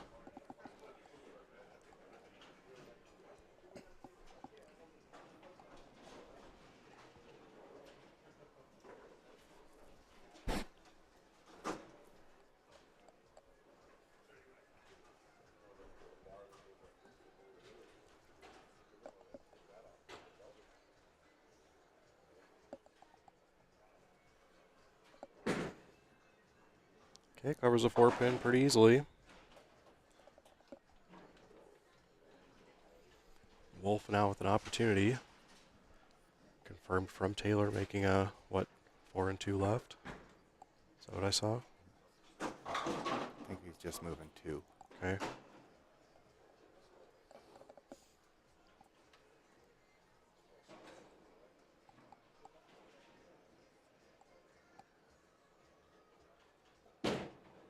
Better shot.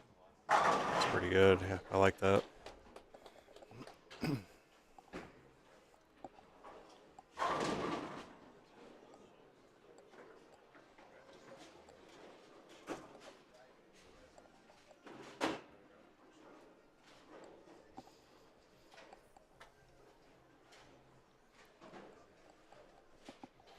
Okay, last time on this lane, he got lucky with the trip of the 2-pin. Think he makes the same move over here? I think so.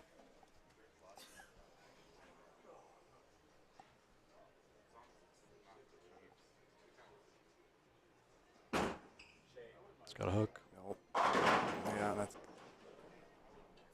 Is that what you're talking about as like his main miss? Was that one of those? Yeah. I think that one he kind of pulled up out of it, but yeah, that's kind of been the miss this weekend anyway. You saw him checking the approach. Perhaps he had a little stick issue. I know outside the box yesterday I had a couple issues throwing at 10 pins.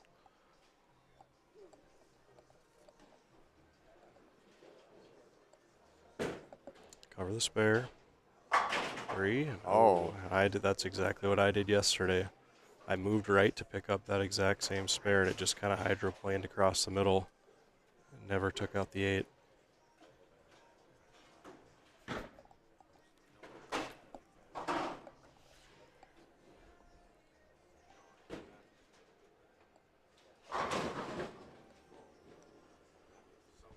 Well, opportunity here for Reed.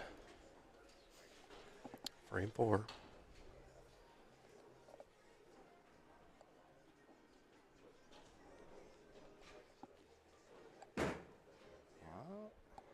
It never got quite up the hill. Saw him kind of hand gesture there like he suitcase through it. Didn't quite catch it at the bottom.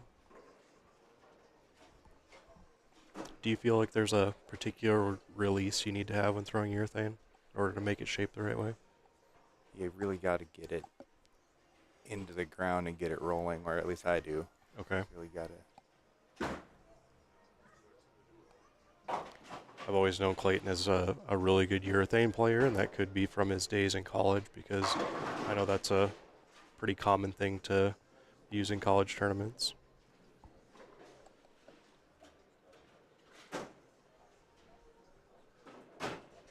Again, appreciate everyone tuning in. Hope you're having a wonderful Sunday afternoon. Appreciate you spending your Sunday with us here at NDBowlTV. Let's see what kind of adjustment he makes here. Got it out on the lane a little bit more that time. I was looking at the 10 the whole way.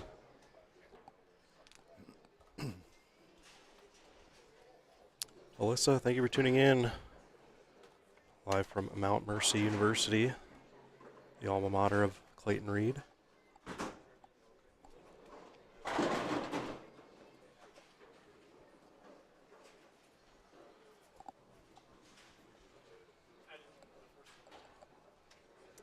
All right, Wolf now working on the open there.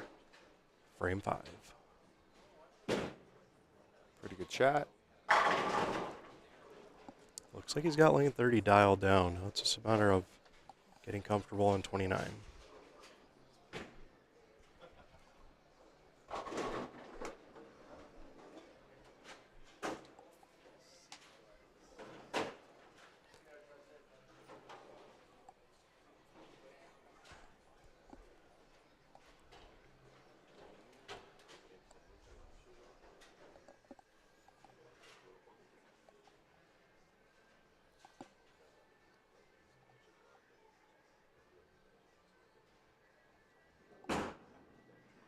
maybe.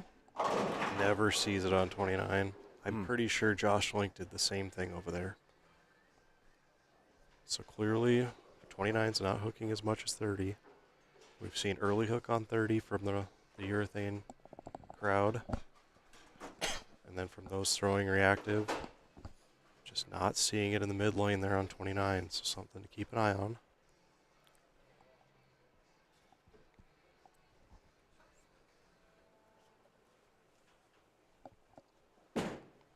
Not an easy spare. It's got a hook. Oh no. All right, another open for Wolf in the 6th. Opportunity for Reed here.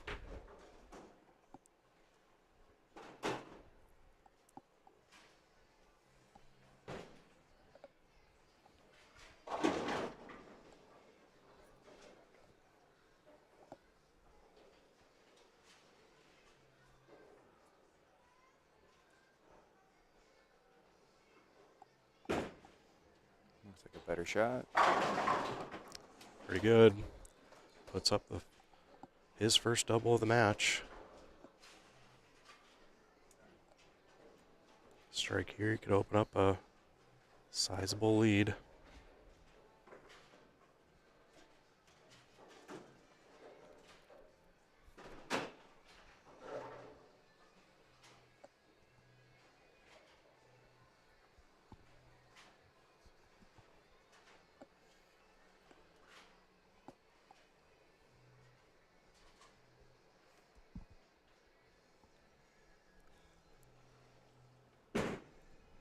Stand. And fortunate to leave something makeable. I feel like every time I did that this weekend, I paid maximum penalty. Yep. Go right through the face. Split. I feel like half the battle on these tough patterns is finding not only that ball reaction that you can carry the corners, but one that leaves you something makeable when you miss. Which is why urethane is so popular. You are correct. I just wish I was able to throw it as much as other people. I just don't have the rev rate to get it there.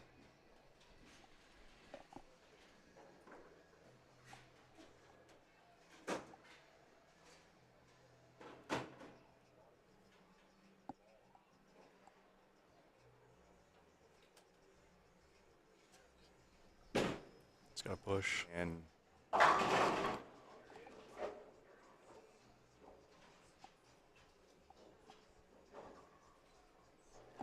All right, a spare here. He's only down 23. You'd think with the 2 opens that it'd be a bigger margin by this point, but very much still in the match.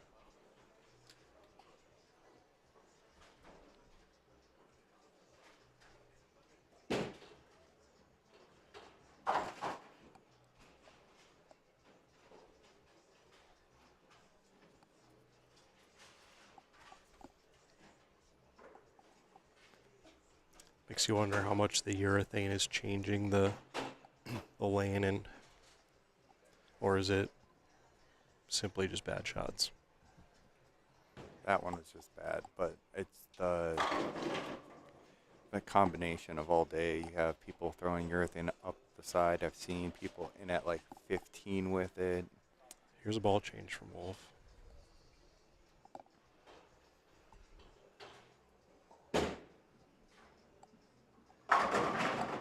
Quitter 10 doesn't get there from the roll. I just feel like he's stuck in that spot. Kind of the same thing Link was experiencing on that pair. Yeah, and that's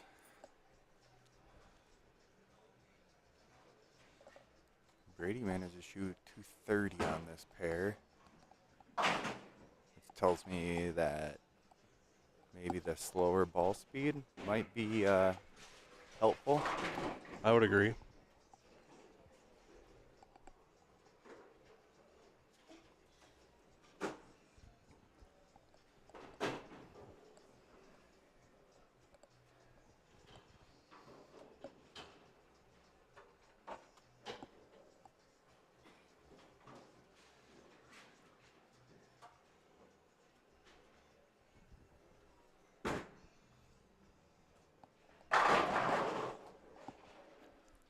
Good shot. All right, leads up to 24. Strike here could provide some breathing room. That's what they say. And the ball's still hitting hard. He's managed that early hook on 30 very well, I'd have to say. We'll be curious to see what Dawson's able to do when he comes in on the next match. Reed, frame 9. Labels it. It's a heck of a shot there for Clayton Reed to double going into the 10th. Still has 2:36 left. The best Thomas can do is 2:02.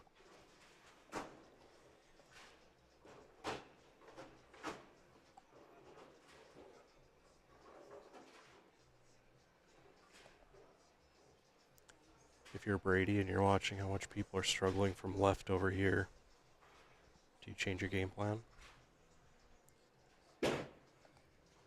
It's Brady, so I doubt he will. But he also, I mean, there's going to be a couple more games on it before he's here. But he did just finish over here. It's true.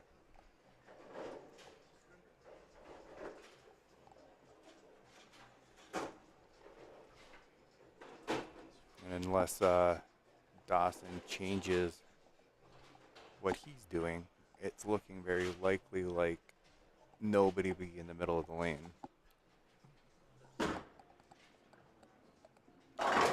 Staying with that ball. Just can't find anything. Yeah, I appreciate everyone who has subscribed today. If you haven't already, please consider doing so.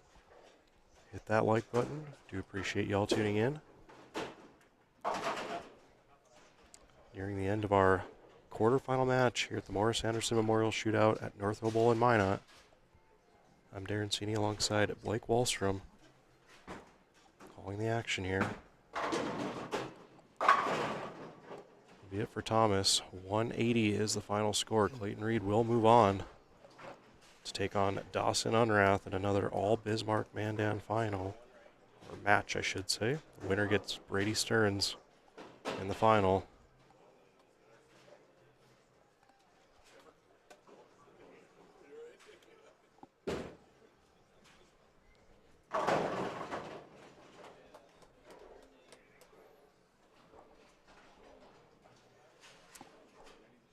Well, it seems like direct play has been the advantage so far. Yeah, not covering as many boards. Especially in the urethane, everything's a little bit more predictable.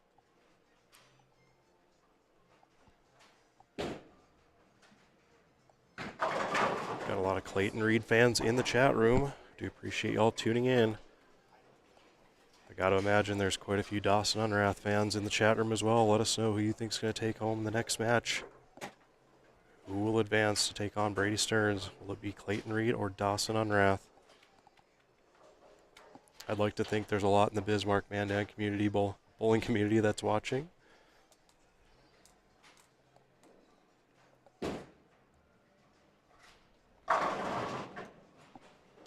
Nice game there for Clayton. 235 to 180 in a victory over Thomas Wolf. Moving on to our semifinal match against Dawson Unrath. Who do you got in the next one? Hard to go against him. I mean, He's comfortable where he's at. It'll be interesting to see kind of what Dawson sees here. I think this is going to be a very interesting match to see how much it changes for each of them throughout the match. I agree. So Dawson will get 2 shots on each lane. You see him there, the 17, soon-to-be 18-year-old senior out of Bismarck Mandan. Looking to become the youngest to ever win here at the Shootout.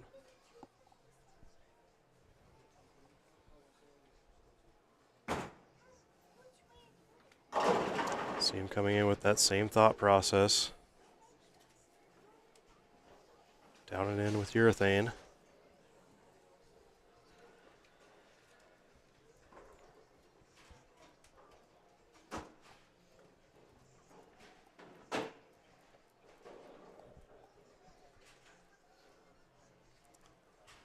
And while we have a moment, I'd like to remind everyone to head on over to zellogear.com, get a new jersey for state tournament or for the USBC Open. Save 10% at zellogear.com using promo code NDBowlTV10. I'd also like to thank the folks at Storm, the official bowling ball sponsor of the High Plains Bowling Network. Appreciate them supporting us for a third year in a row. Again, you're watching continuing coverage of the Morris Anderson Memorial Shootout here at Northville Bowl in Minot. Please follow us on all our social media accounts. And consider subscribing if you haven't already. 2 matches to go before we crown a champion here in Minot. It will be Dawson Unrath or Clayton Reed moving on to take on Brady Stearns. The winner will get a trophy, a big paper check, or a cardboard check, and then the paper check will be worth $4,000 for the top prize.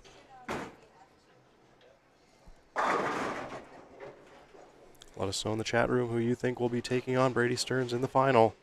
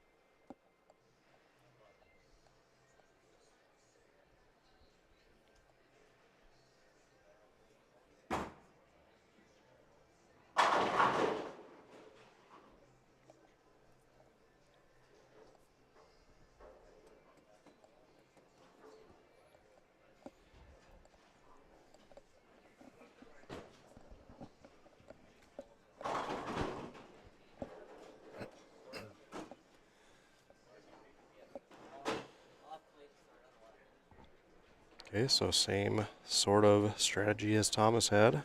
Clayton will start on the left lane. Makes you wonder if Dawson saw something better out of that left lane or if he just wants to finish first. Always a interesting choice, I feel like.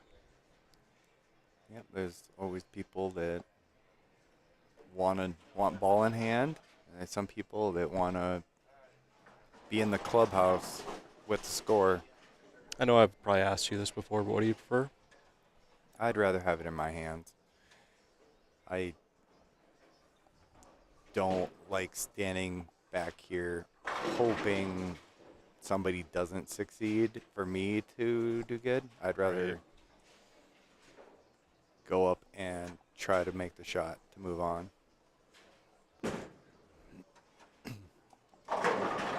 Clayton looks pretty comfortable right now, I gotta say that. I am curious because it seems like Dawson is outside of where Clayton's at. And I wonder how that's going to affect things.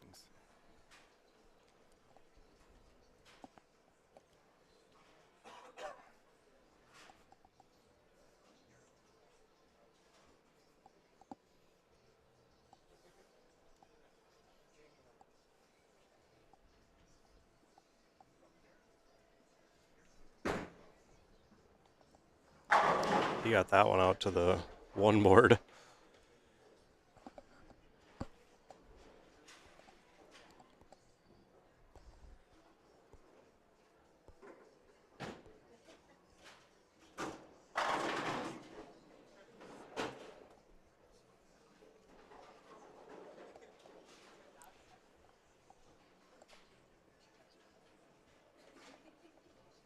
Again, semifinal match here in Minot. They both seem like they're pretty comfortable, kind of playing that part of the lane. It's just going to be who can out-execute the other one here.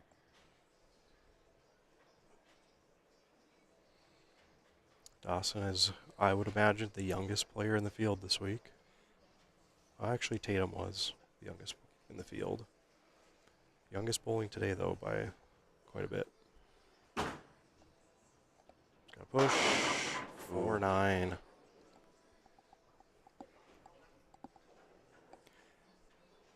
And just taking a peek down there, I did see Brady have a urethane ball in his hand.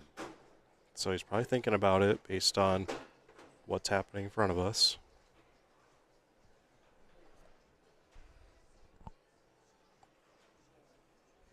All right, gets a count.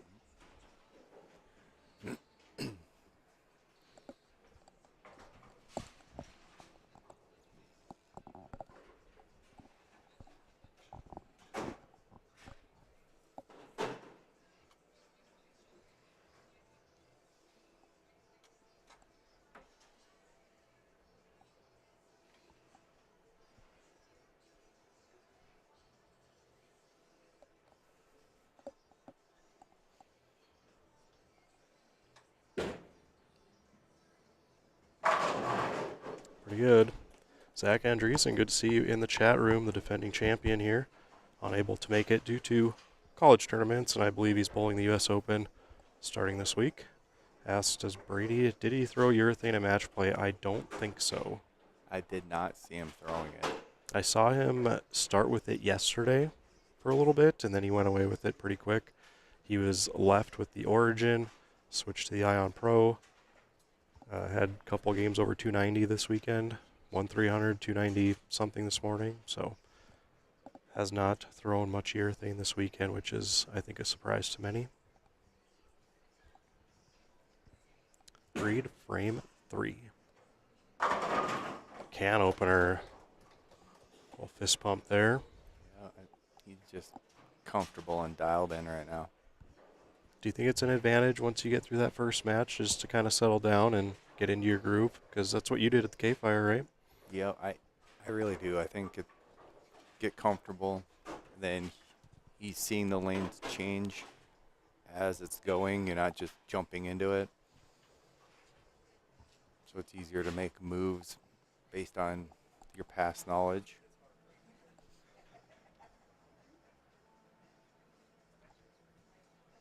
All right, Unrath now. Try to bounce back from that 4-9.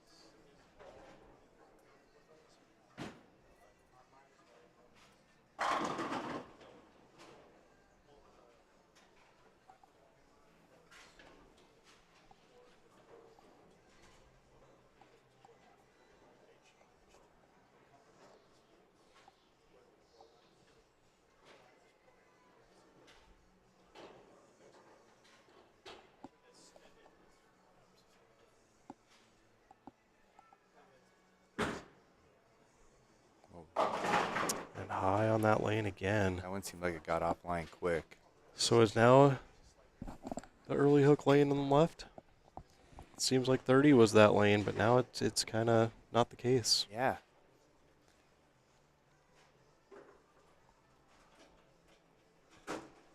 Perhaps he missed left. Kind of hard to see from our vantage point here. Yeah, it's a tough angle. It just seemed like it kind of read early and got offline quick.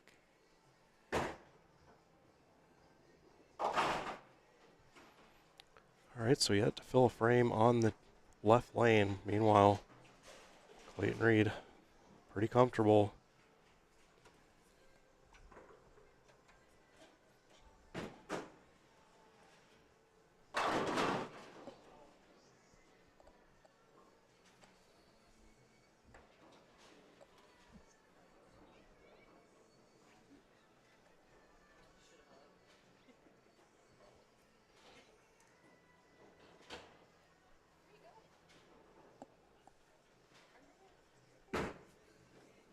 Looks good. It seemed like it started early, but it got away with it. You could tell by his kind of scared look there.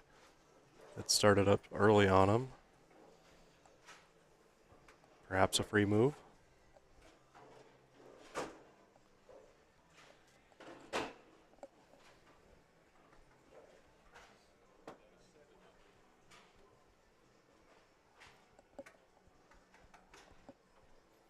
You know, looking back on it, I only remember like 3 guys throwing urethane on the right side.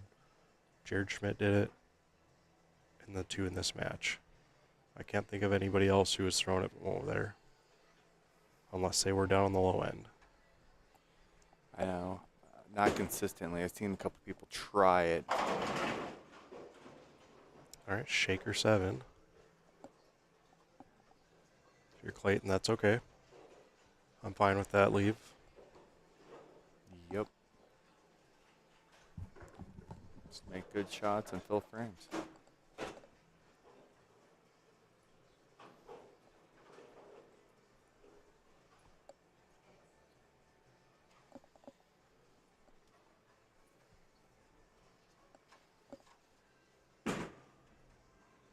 And don't. Oh, the That- collective groan in the building as it barely takes out the 7. That was almost a Blake jinx over here. I know.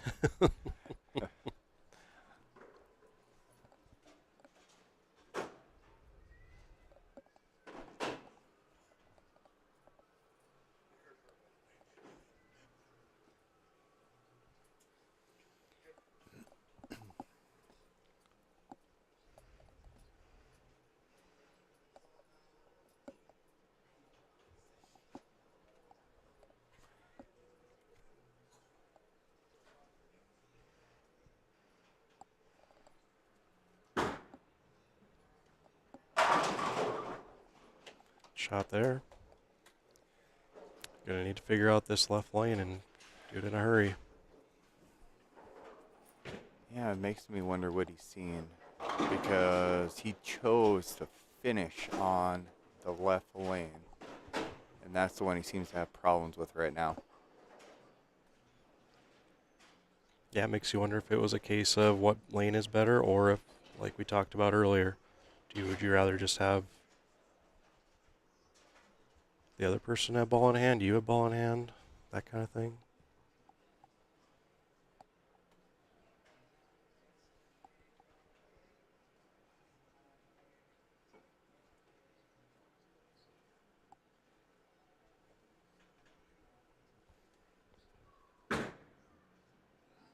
It's gotta go.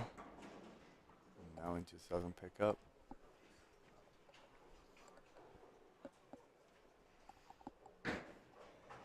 Yeah, I heard him there. He said half a board left, that goes high. So you could tell he's fighting some over-under with that ball in that lane.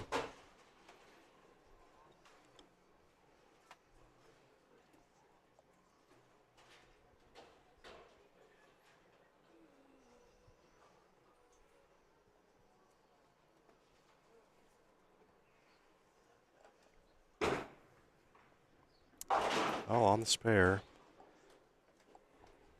As comfortable as Clayton looks, things not looking that good for Unrath.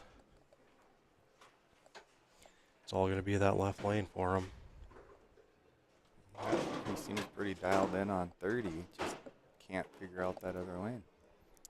So the last time Clayton was up on this lane, got about 30, 40 feet down lane. He threw up his hands thinking it was going nose, and it held. So this is where we were talking. Is this the free move?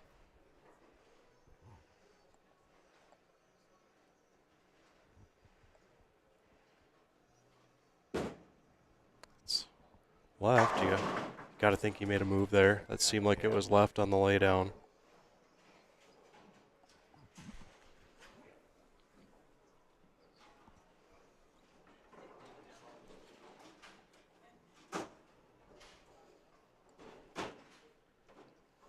No moves like that, a lot of times you're just hoping to get the corner pin out, and that one snapped it out just fine.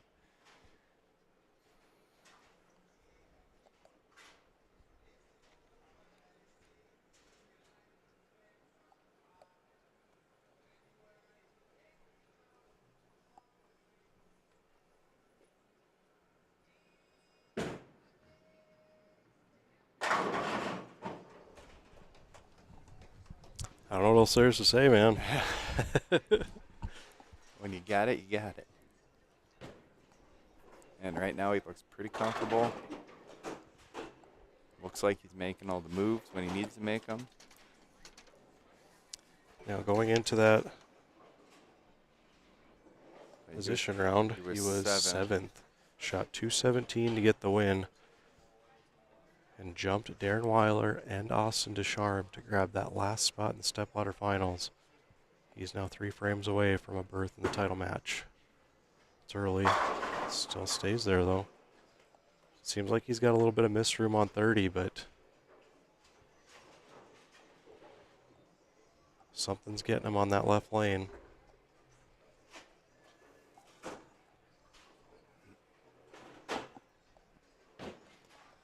Unrath hasn't missed on that right lane. He's 4 for 4.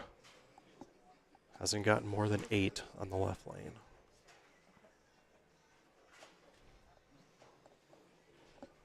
What's he got? 216 left. Definitely in must-strike territory.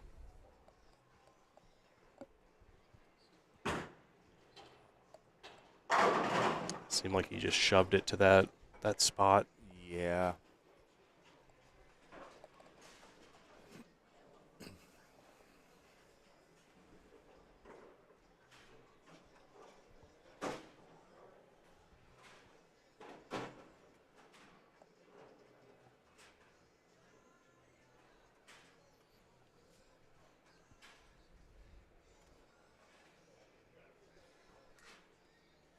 See Brady over here taking a peek. See him right back there on the frame.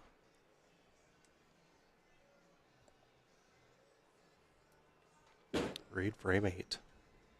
That's pretty good. Yeah, it was kind of one of those ones you were talking about, little inside out. Gave it away a little bit, but it's still reading enough to get back. It's almost like they're creating more room on 30. Having thrown enough shots over there, and then 29 is just giving them the issues. I'll be really curious to see what Brady does.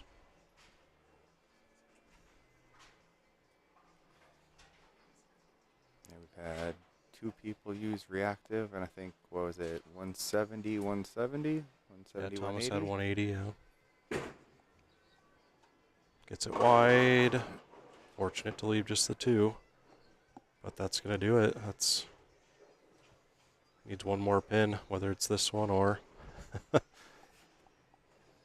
one pin in the 10th frame. So pretty much locks it up for Clayton Reed, a berth in the championship match against Brady Stearns after entering the position round as the 7 seed.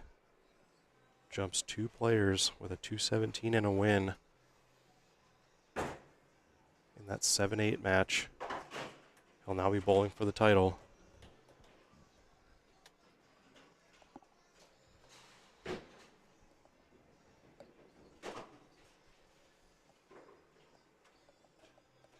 Great tournament for Dawson. Do we have a payout sheet? I believe it's 1,000 for 5th, so it just kind of increments up from there and 4,000 at the top. But I don't have an official payout sheet at all. I don't either. Big shout out to the folks here at North Hill Bowl this weekend with 103 entries. They did consider taking 24 to the cut, but instead of doing the $50 drawings before and after bowling, they decided to not do those drawings, but take 6 more people to the cut. So big shout out to the folks here at North Hill Bowl for doing that, as 6 more people ended up making the cut than originally planned.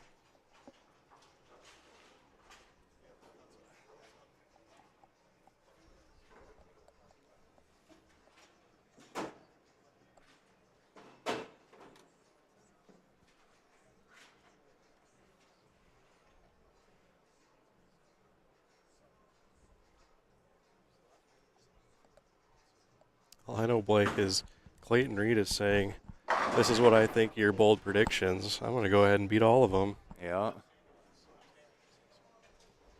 He's like, you didn't pick me, I'll show you.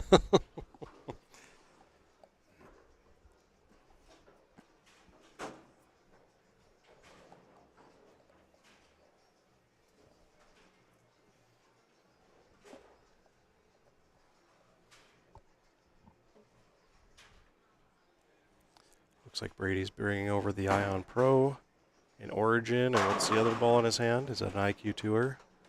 Looks like an IQ Tour. Looks like an IQ Tour. So I don't see urethane coming over here. So for what it's worth, for those of you in the chat room, let us know.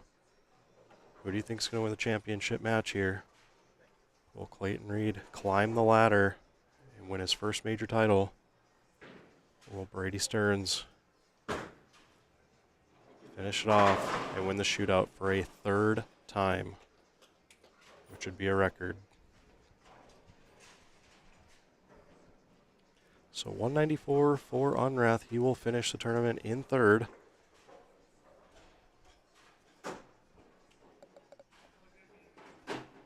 So based on the payout sheet on the poster, it's 1,000, 1,500, 2,000, 2,500, and 4,000. Again, that's not official. That's just via the poster, but gotta think the official payout's pretty close to that.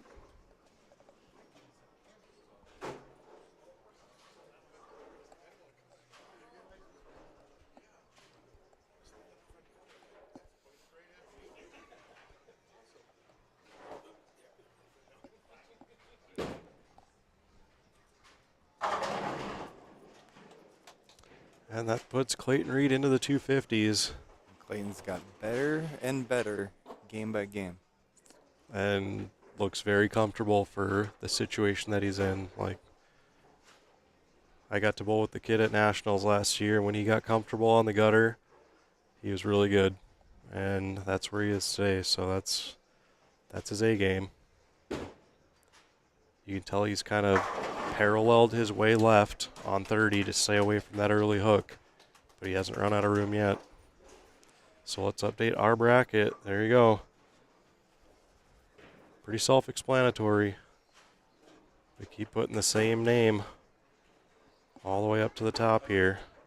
Let us know in the chat room who you think's going to win championship match of the 2025 Morris Anderson Memorial Shootout. Will it be Brady Stearns or Clayton Reed? Stearns has won here twice. He's won at the KFYR TV Bowling Classic twice.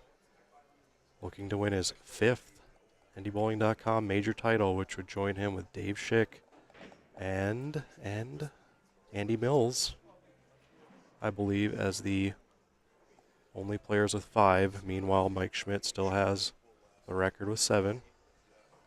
But Stearns looking to close the door.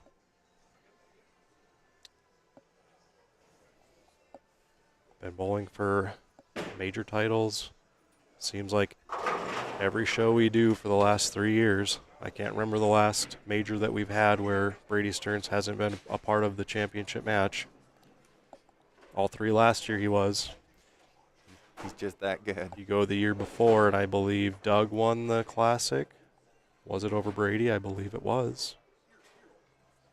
My brother was on one of those. Was that the, might have been semifinal match? Because the one before that,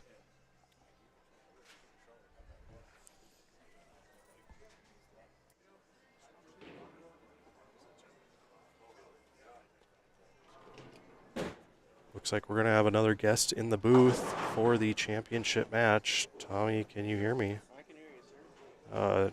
I can't hear you now. I can hear you. Can you hear me now? Yes. All right.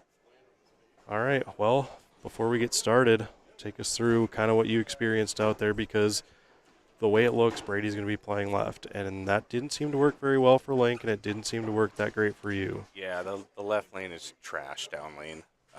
There's literally no spot you can really throw it to where you're going to be comfortable and expect the ball to hook.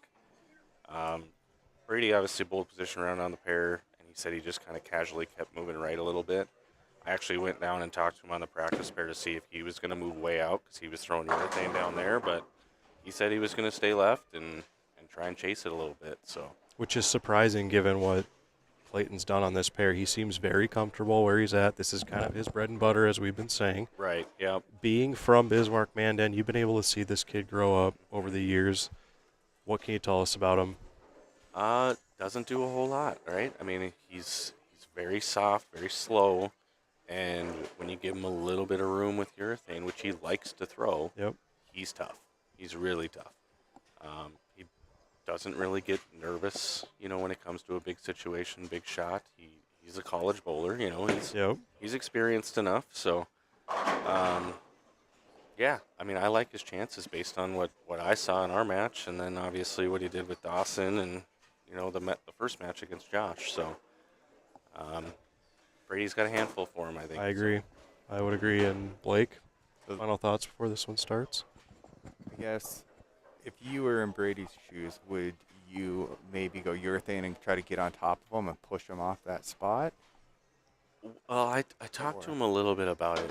He said even down on the practice pair, because they're not fresh. They're still burnt up from where we, bowled on all day.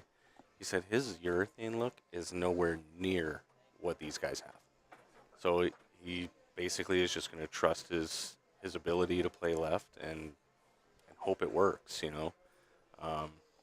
I honestly kind of expected Clayton to beat Dawson based on where he could kind of throw it, and Dawson's miss was kind of always left, and when he missed left, it just takes off, right? So Clayton could miss it left, and it just sits there because he's slow. So I like his chances here, but who knows? I was just thinking that he's looking so comfortable and shooting such big games that if you just let him do him, it's going to be tough to beat. Yeah, I agree. You almost have to go a little defensive, maybe. Yeah. Yeah, it looks like Brady Stearns is our top seed. He's going to have Clayton Reed start, as has everyone else in the ladder so far. So here we are underway with the championship match. And a lot more of the same. Yep. I honestly Unfazed. thought even in the reason I made him start is I watched a little bit of the end of the first match, and it looked like he didn't have as much room on the right lane. Yep. So I thought that was a good idea to make him. That was our thought Be here over in the there. booth as well. Yeah, but Seemed like it seems like it just got better. Yeah, and it switched now. Like, I feel like it's better on the right lane Right. for him. Yep. Okay. Well, here's our first look at Brady. He tried a few different balls in that warm-up. Let's see what he decides to do.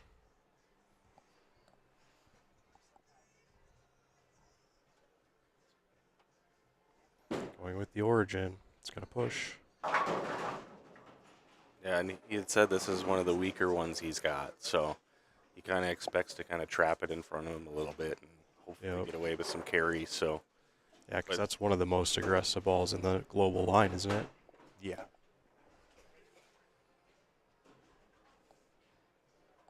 And that's kind of right there. Like, it didn't look that bad off his hand, but it gets to that spot and it just wants to go.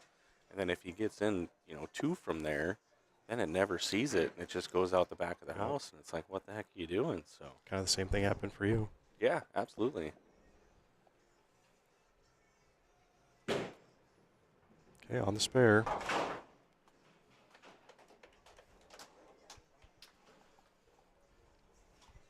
And obviously Brady's been here before. He's been in the finals a bunch and won this, I think, just once, right? Twice. Yep. Okay. So, I mean, if I was a betting man, I'd pick him to win based on a, resume. But based on look, I'm kind of going with Clayton. Okay, for Stearns now, frame 2.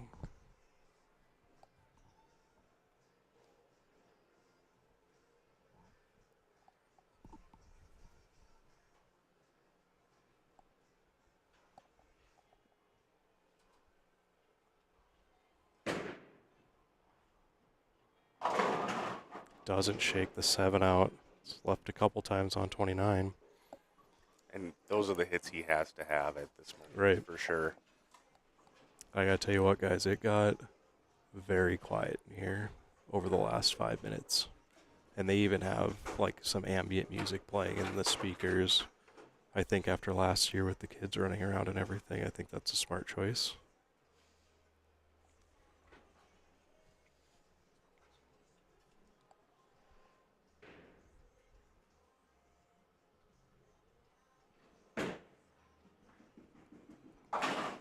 Okay, on the spare. So clean start for Stearns. But you got to be thinking about his look at the moment. That's what I was just going to say, too. I wonder what he's thinking. if he thinks he's close, or if he feels like it's kind of just being trapped and he's just going to try to get 9 and hope he doesn't strike. So.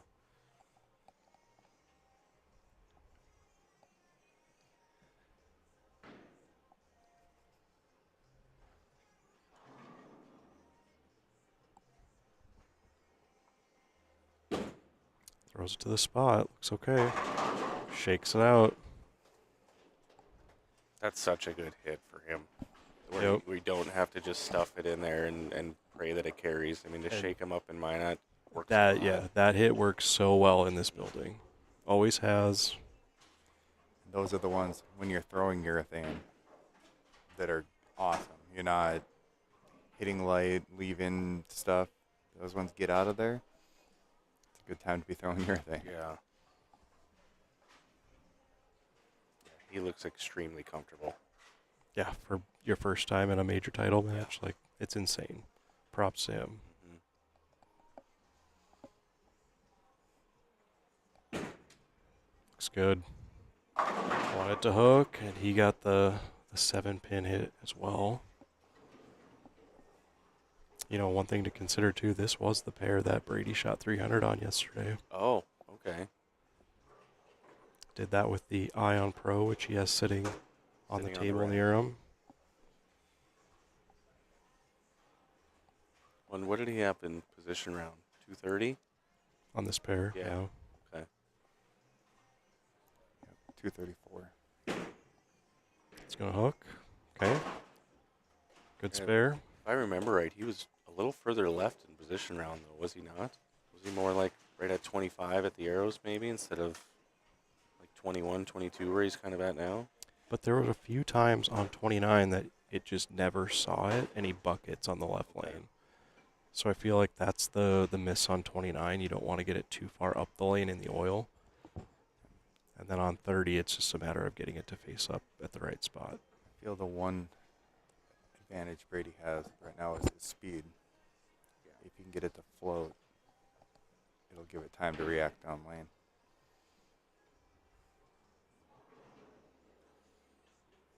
Okay, Stearns frame 3. Just never gets to the spot. Just wants to start early.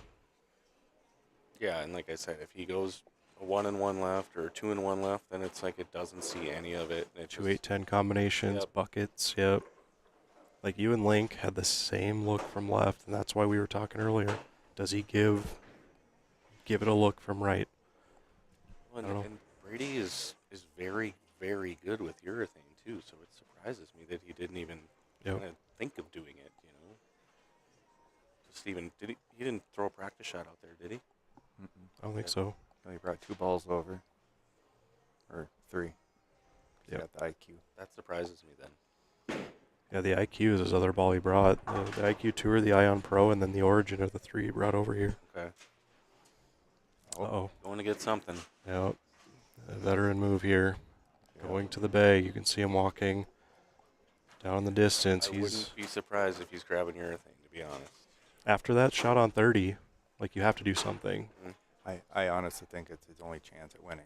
Like, his look is so good that Brady has to try to do something to... There's a call in the chat room. Zach Andreessen says he needs to throw pitch black, and look at what he's got. Yep. So, good call there. Defending champion. It is coming out. Let's see what he does. And this is hard now. You haven't seen it. Right. But And I think he was throwing the 78U on the warm-up here. I never saw the pitch black on the rack. okay. So, Well, here we go. Ball change time for Stearns. Like you guys said, now or never.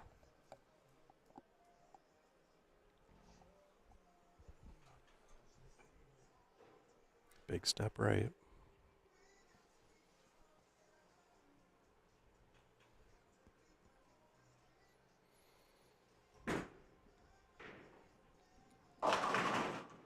Okay, well that's that first shot you kind of need just to see it. Fortunate to leave something makeable, although this is not going to be easy. yeah, this is going to be an extremely hard spare on this right now. But the 9-pin did move right. Right. I think that's going to benefit him. I know it's kind of hard to see on your screen, but that 9-pin did slide a little bit to the right. You picked up the origin. It's a good ball to pick this up with. He's just got to really shove it down there, though.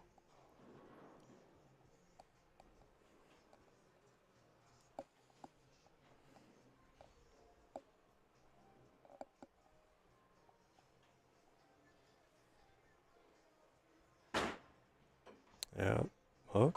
Yeah, and that's where Great that spare. 9-pin over there, that was very much to his benefit. Yeah, that was a great spare. So he picks up the IQ Tour, takes that off the rack. Meanwhile, Clayton Reed looks as comfortable as he did in the first match. Just stick with the process. Do what you got to do.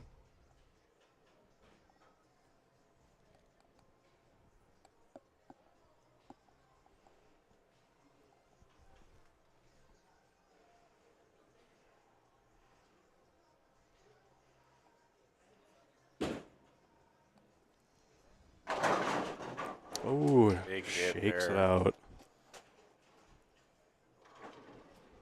How much did Clayton get in by? As far as, Into the steps, because he was 5, correct? 14 pin. 14. yeah, he was the 7. He won his match. He jumped Descharm and Weiler by 14. Okay.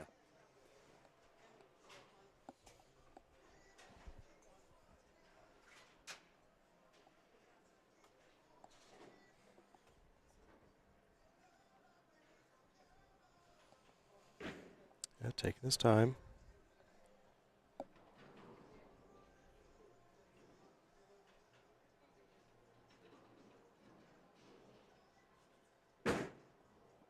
Hook. Pretty good. That was really good. When you see it peel off the spot, it's going, you know it's going 10 back. Hmm. He's not too big of a high level emotional type of person, but I feel like if he starts rattling off a couple more here, you might see some emotion out of the kid. So Well, I did notice he took a few extra seconds Mhm. before that last shot. I think this shot's going to be very telling for Stearns. yeah, this is kind of make or break for him in this part of the match. So. Now the pitch black's got a little oil on it. You're probably going to see a more accurate reaction here. You were able to see it go down the lane once.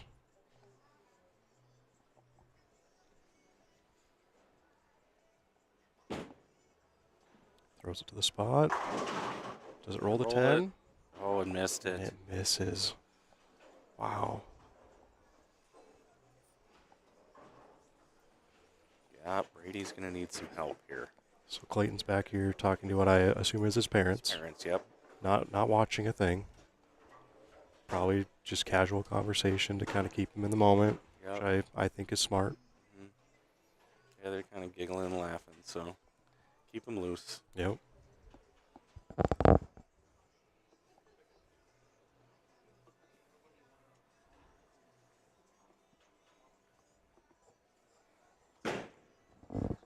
Okay, Stearns on the spare.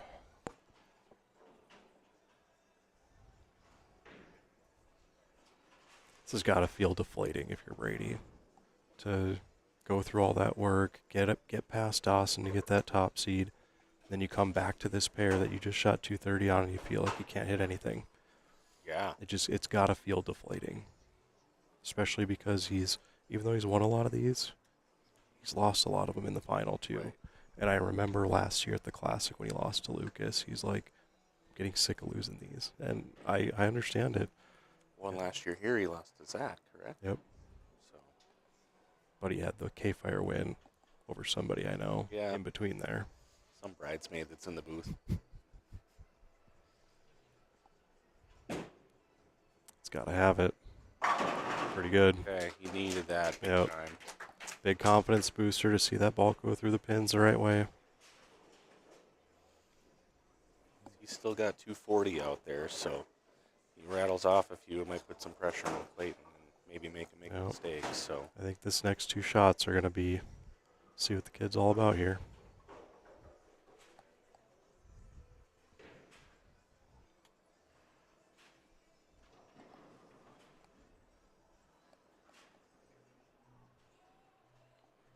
think his parents are more nervous than him. Oh, absolutely.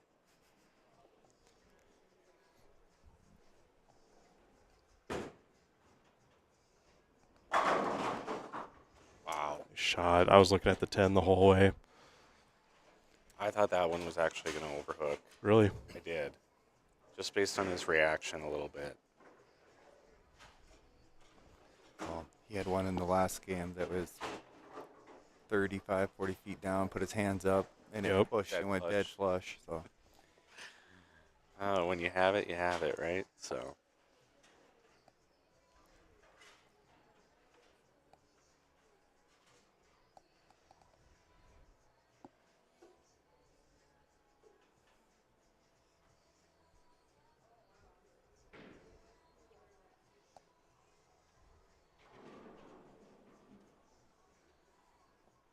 All right. Breed frame 7.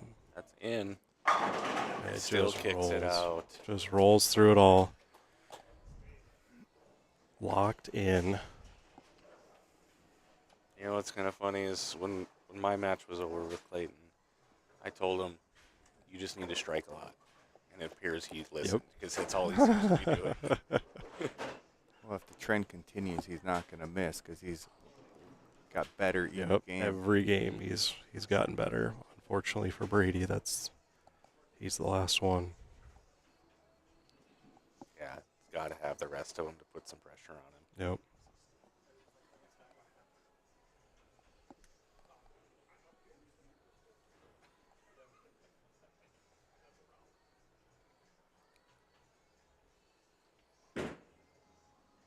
We're up the lane on that one. Ooh, All right. and out. Gotta have it. Again, we're in our championship match of the 2025 Morris Anderson Memorial Shootout. Brady Stearns against Clayton Reed. I'm Darren Sini with NDBowling.com, joined by Blake Wallstrom and Thomas Wolf. Coming to you live from North Hill Bowl in Minot.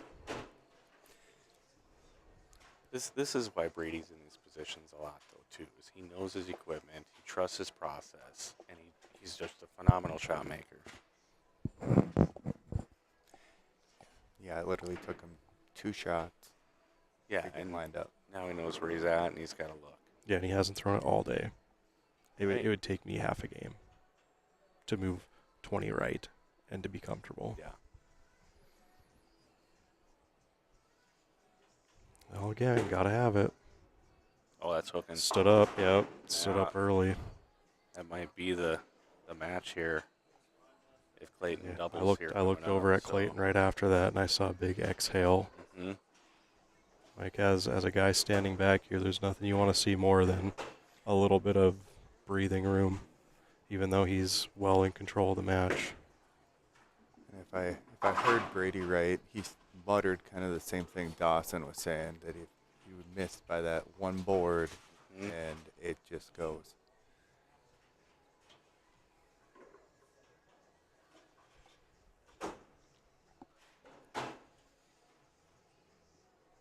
Yeah, big shot here. Basically put him away. Yeah, Brady's only got 208 left. Simply mark out, and it's over. Strike here, and you're a major champion, my friend.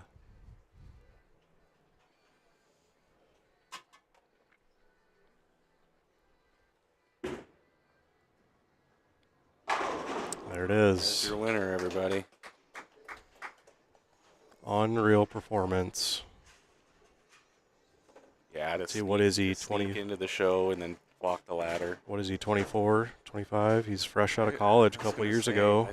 Early 20s? Yeah, I don't he was even in know. college. He was in college a few years ago. So if anyone in the chat room knows, how old is he? Got to be early 20s, mid 20s. Blake, ask Mom. She's right there. Yeah, Blake, do your job. You're closer. 23 is confirmed by his parents. So great performance against a pretty stacked stepladder final, if you ask me.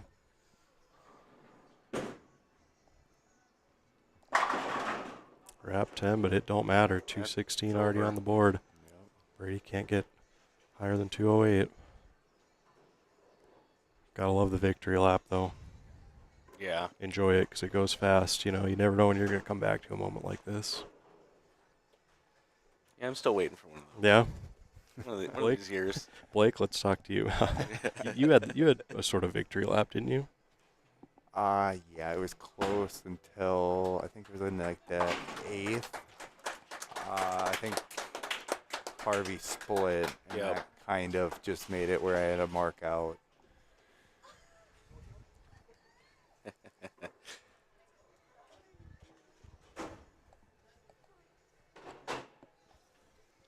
I got some proud parents over here, so.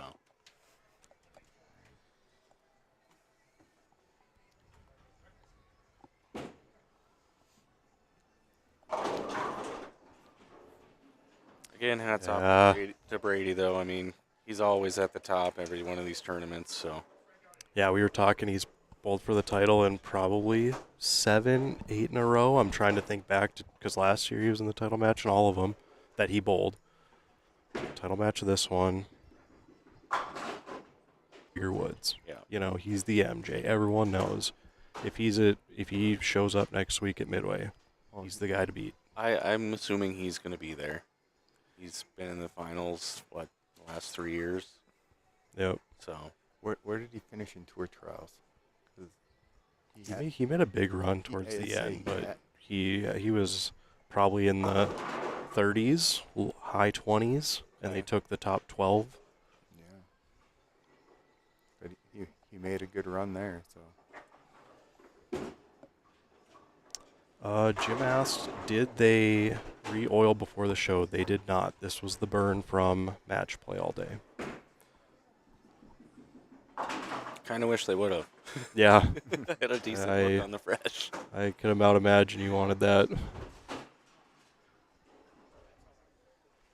But just a victory lap here. Enjoy it, kid. I don't think he missed the pocket at all, did he? No. In any of his shot or any of his games? And then, of course, it carries for Brady and 186. So from playing in the best game, and it was after he moved out to urethane. Yeah. So it goes to show how ugly the middle of the lane got. And honestly, the right lane wasn't bad. It was the left lane that was the trouble one. Yeah. The left lane was really, really tight. All right, well, they're going to present a trophy, and then we will get a word with Clayton, champion of the 2025 Morris Anderson Memorial Shootout here at Northville Bowl in Minot. A major champion at 23, following a win by Zach Andreessen, who was probably 19, 20 at most last year. I'd say probably 19. So back-to-back. How long Maybe he has can young let us know in the kids. chat. How long's it been since North Dakota Bowler has won this? That is true. Think back to that. It was when Eric Barbie and Matt Smallin won back-to-back years. I don't know if we've had a North Dakota winner since. Come to think of it, it's been a lot of Nick Heilman, Andy Mills, Brady Stearns, Link. Zach Andreessen, Josh Link. So the third North Dakota winner here at the Shootout. Yeah. Very impressive, and to do it in that fashion is to run the insane. ladder, Yeah. that's insane. Yeah, congratulations, Clayton. Man, you deserve it. We're gonna get a word with him shortly after he gets a trophy.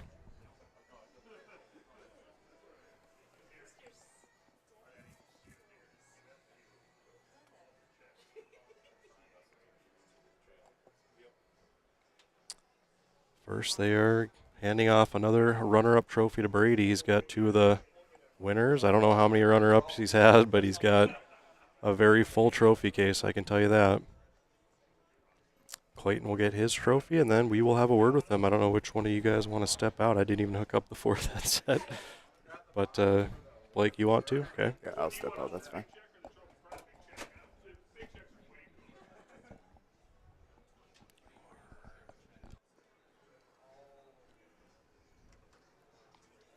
All right, big thanks to Blake for calling the action this year. Thomas, I'll have to have you move a little this way so I can see you. Bit. I can see you in the frame there. There you go. And we'll have Clayton over here, and once we get a couple pictures.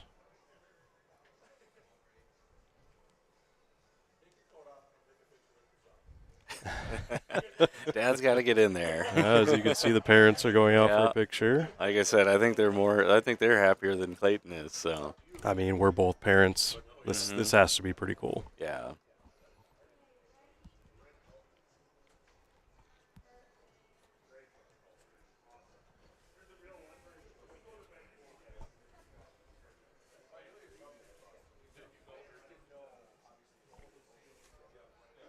I'm assuming he's bowling next week at the KFYR. I would assume so too. Is your thing going to be in play? From what I hear, I don't think so. But Okay. I know Tristan doesn't like having Yeah. it in play, so but I'm not going to be there either. So I'm going to be on a beach somewhere in Dominican Republic. So oh darn. I know. Oh darn. Just a bad weekend for a trip. I know. So Come on, Clayton, we need to talk to you.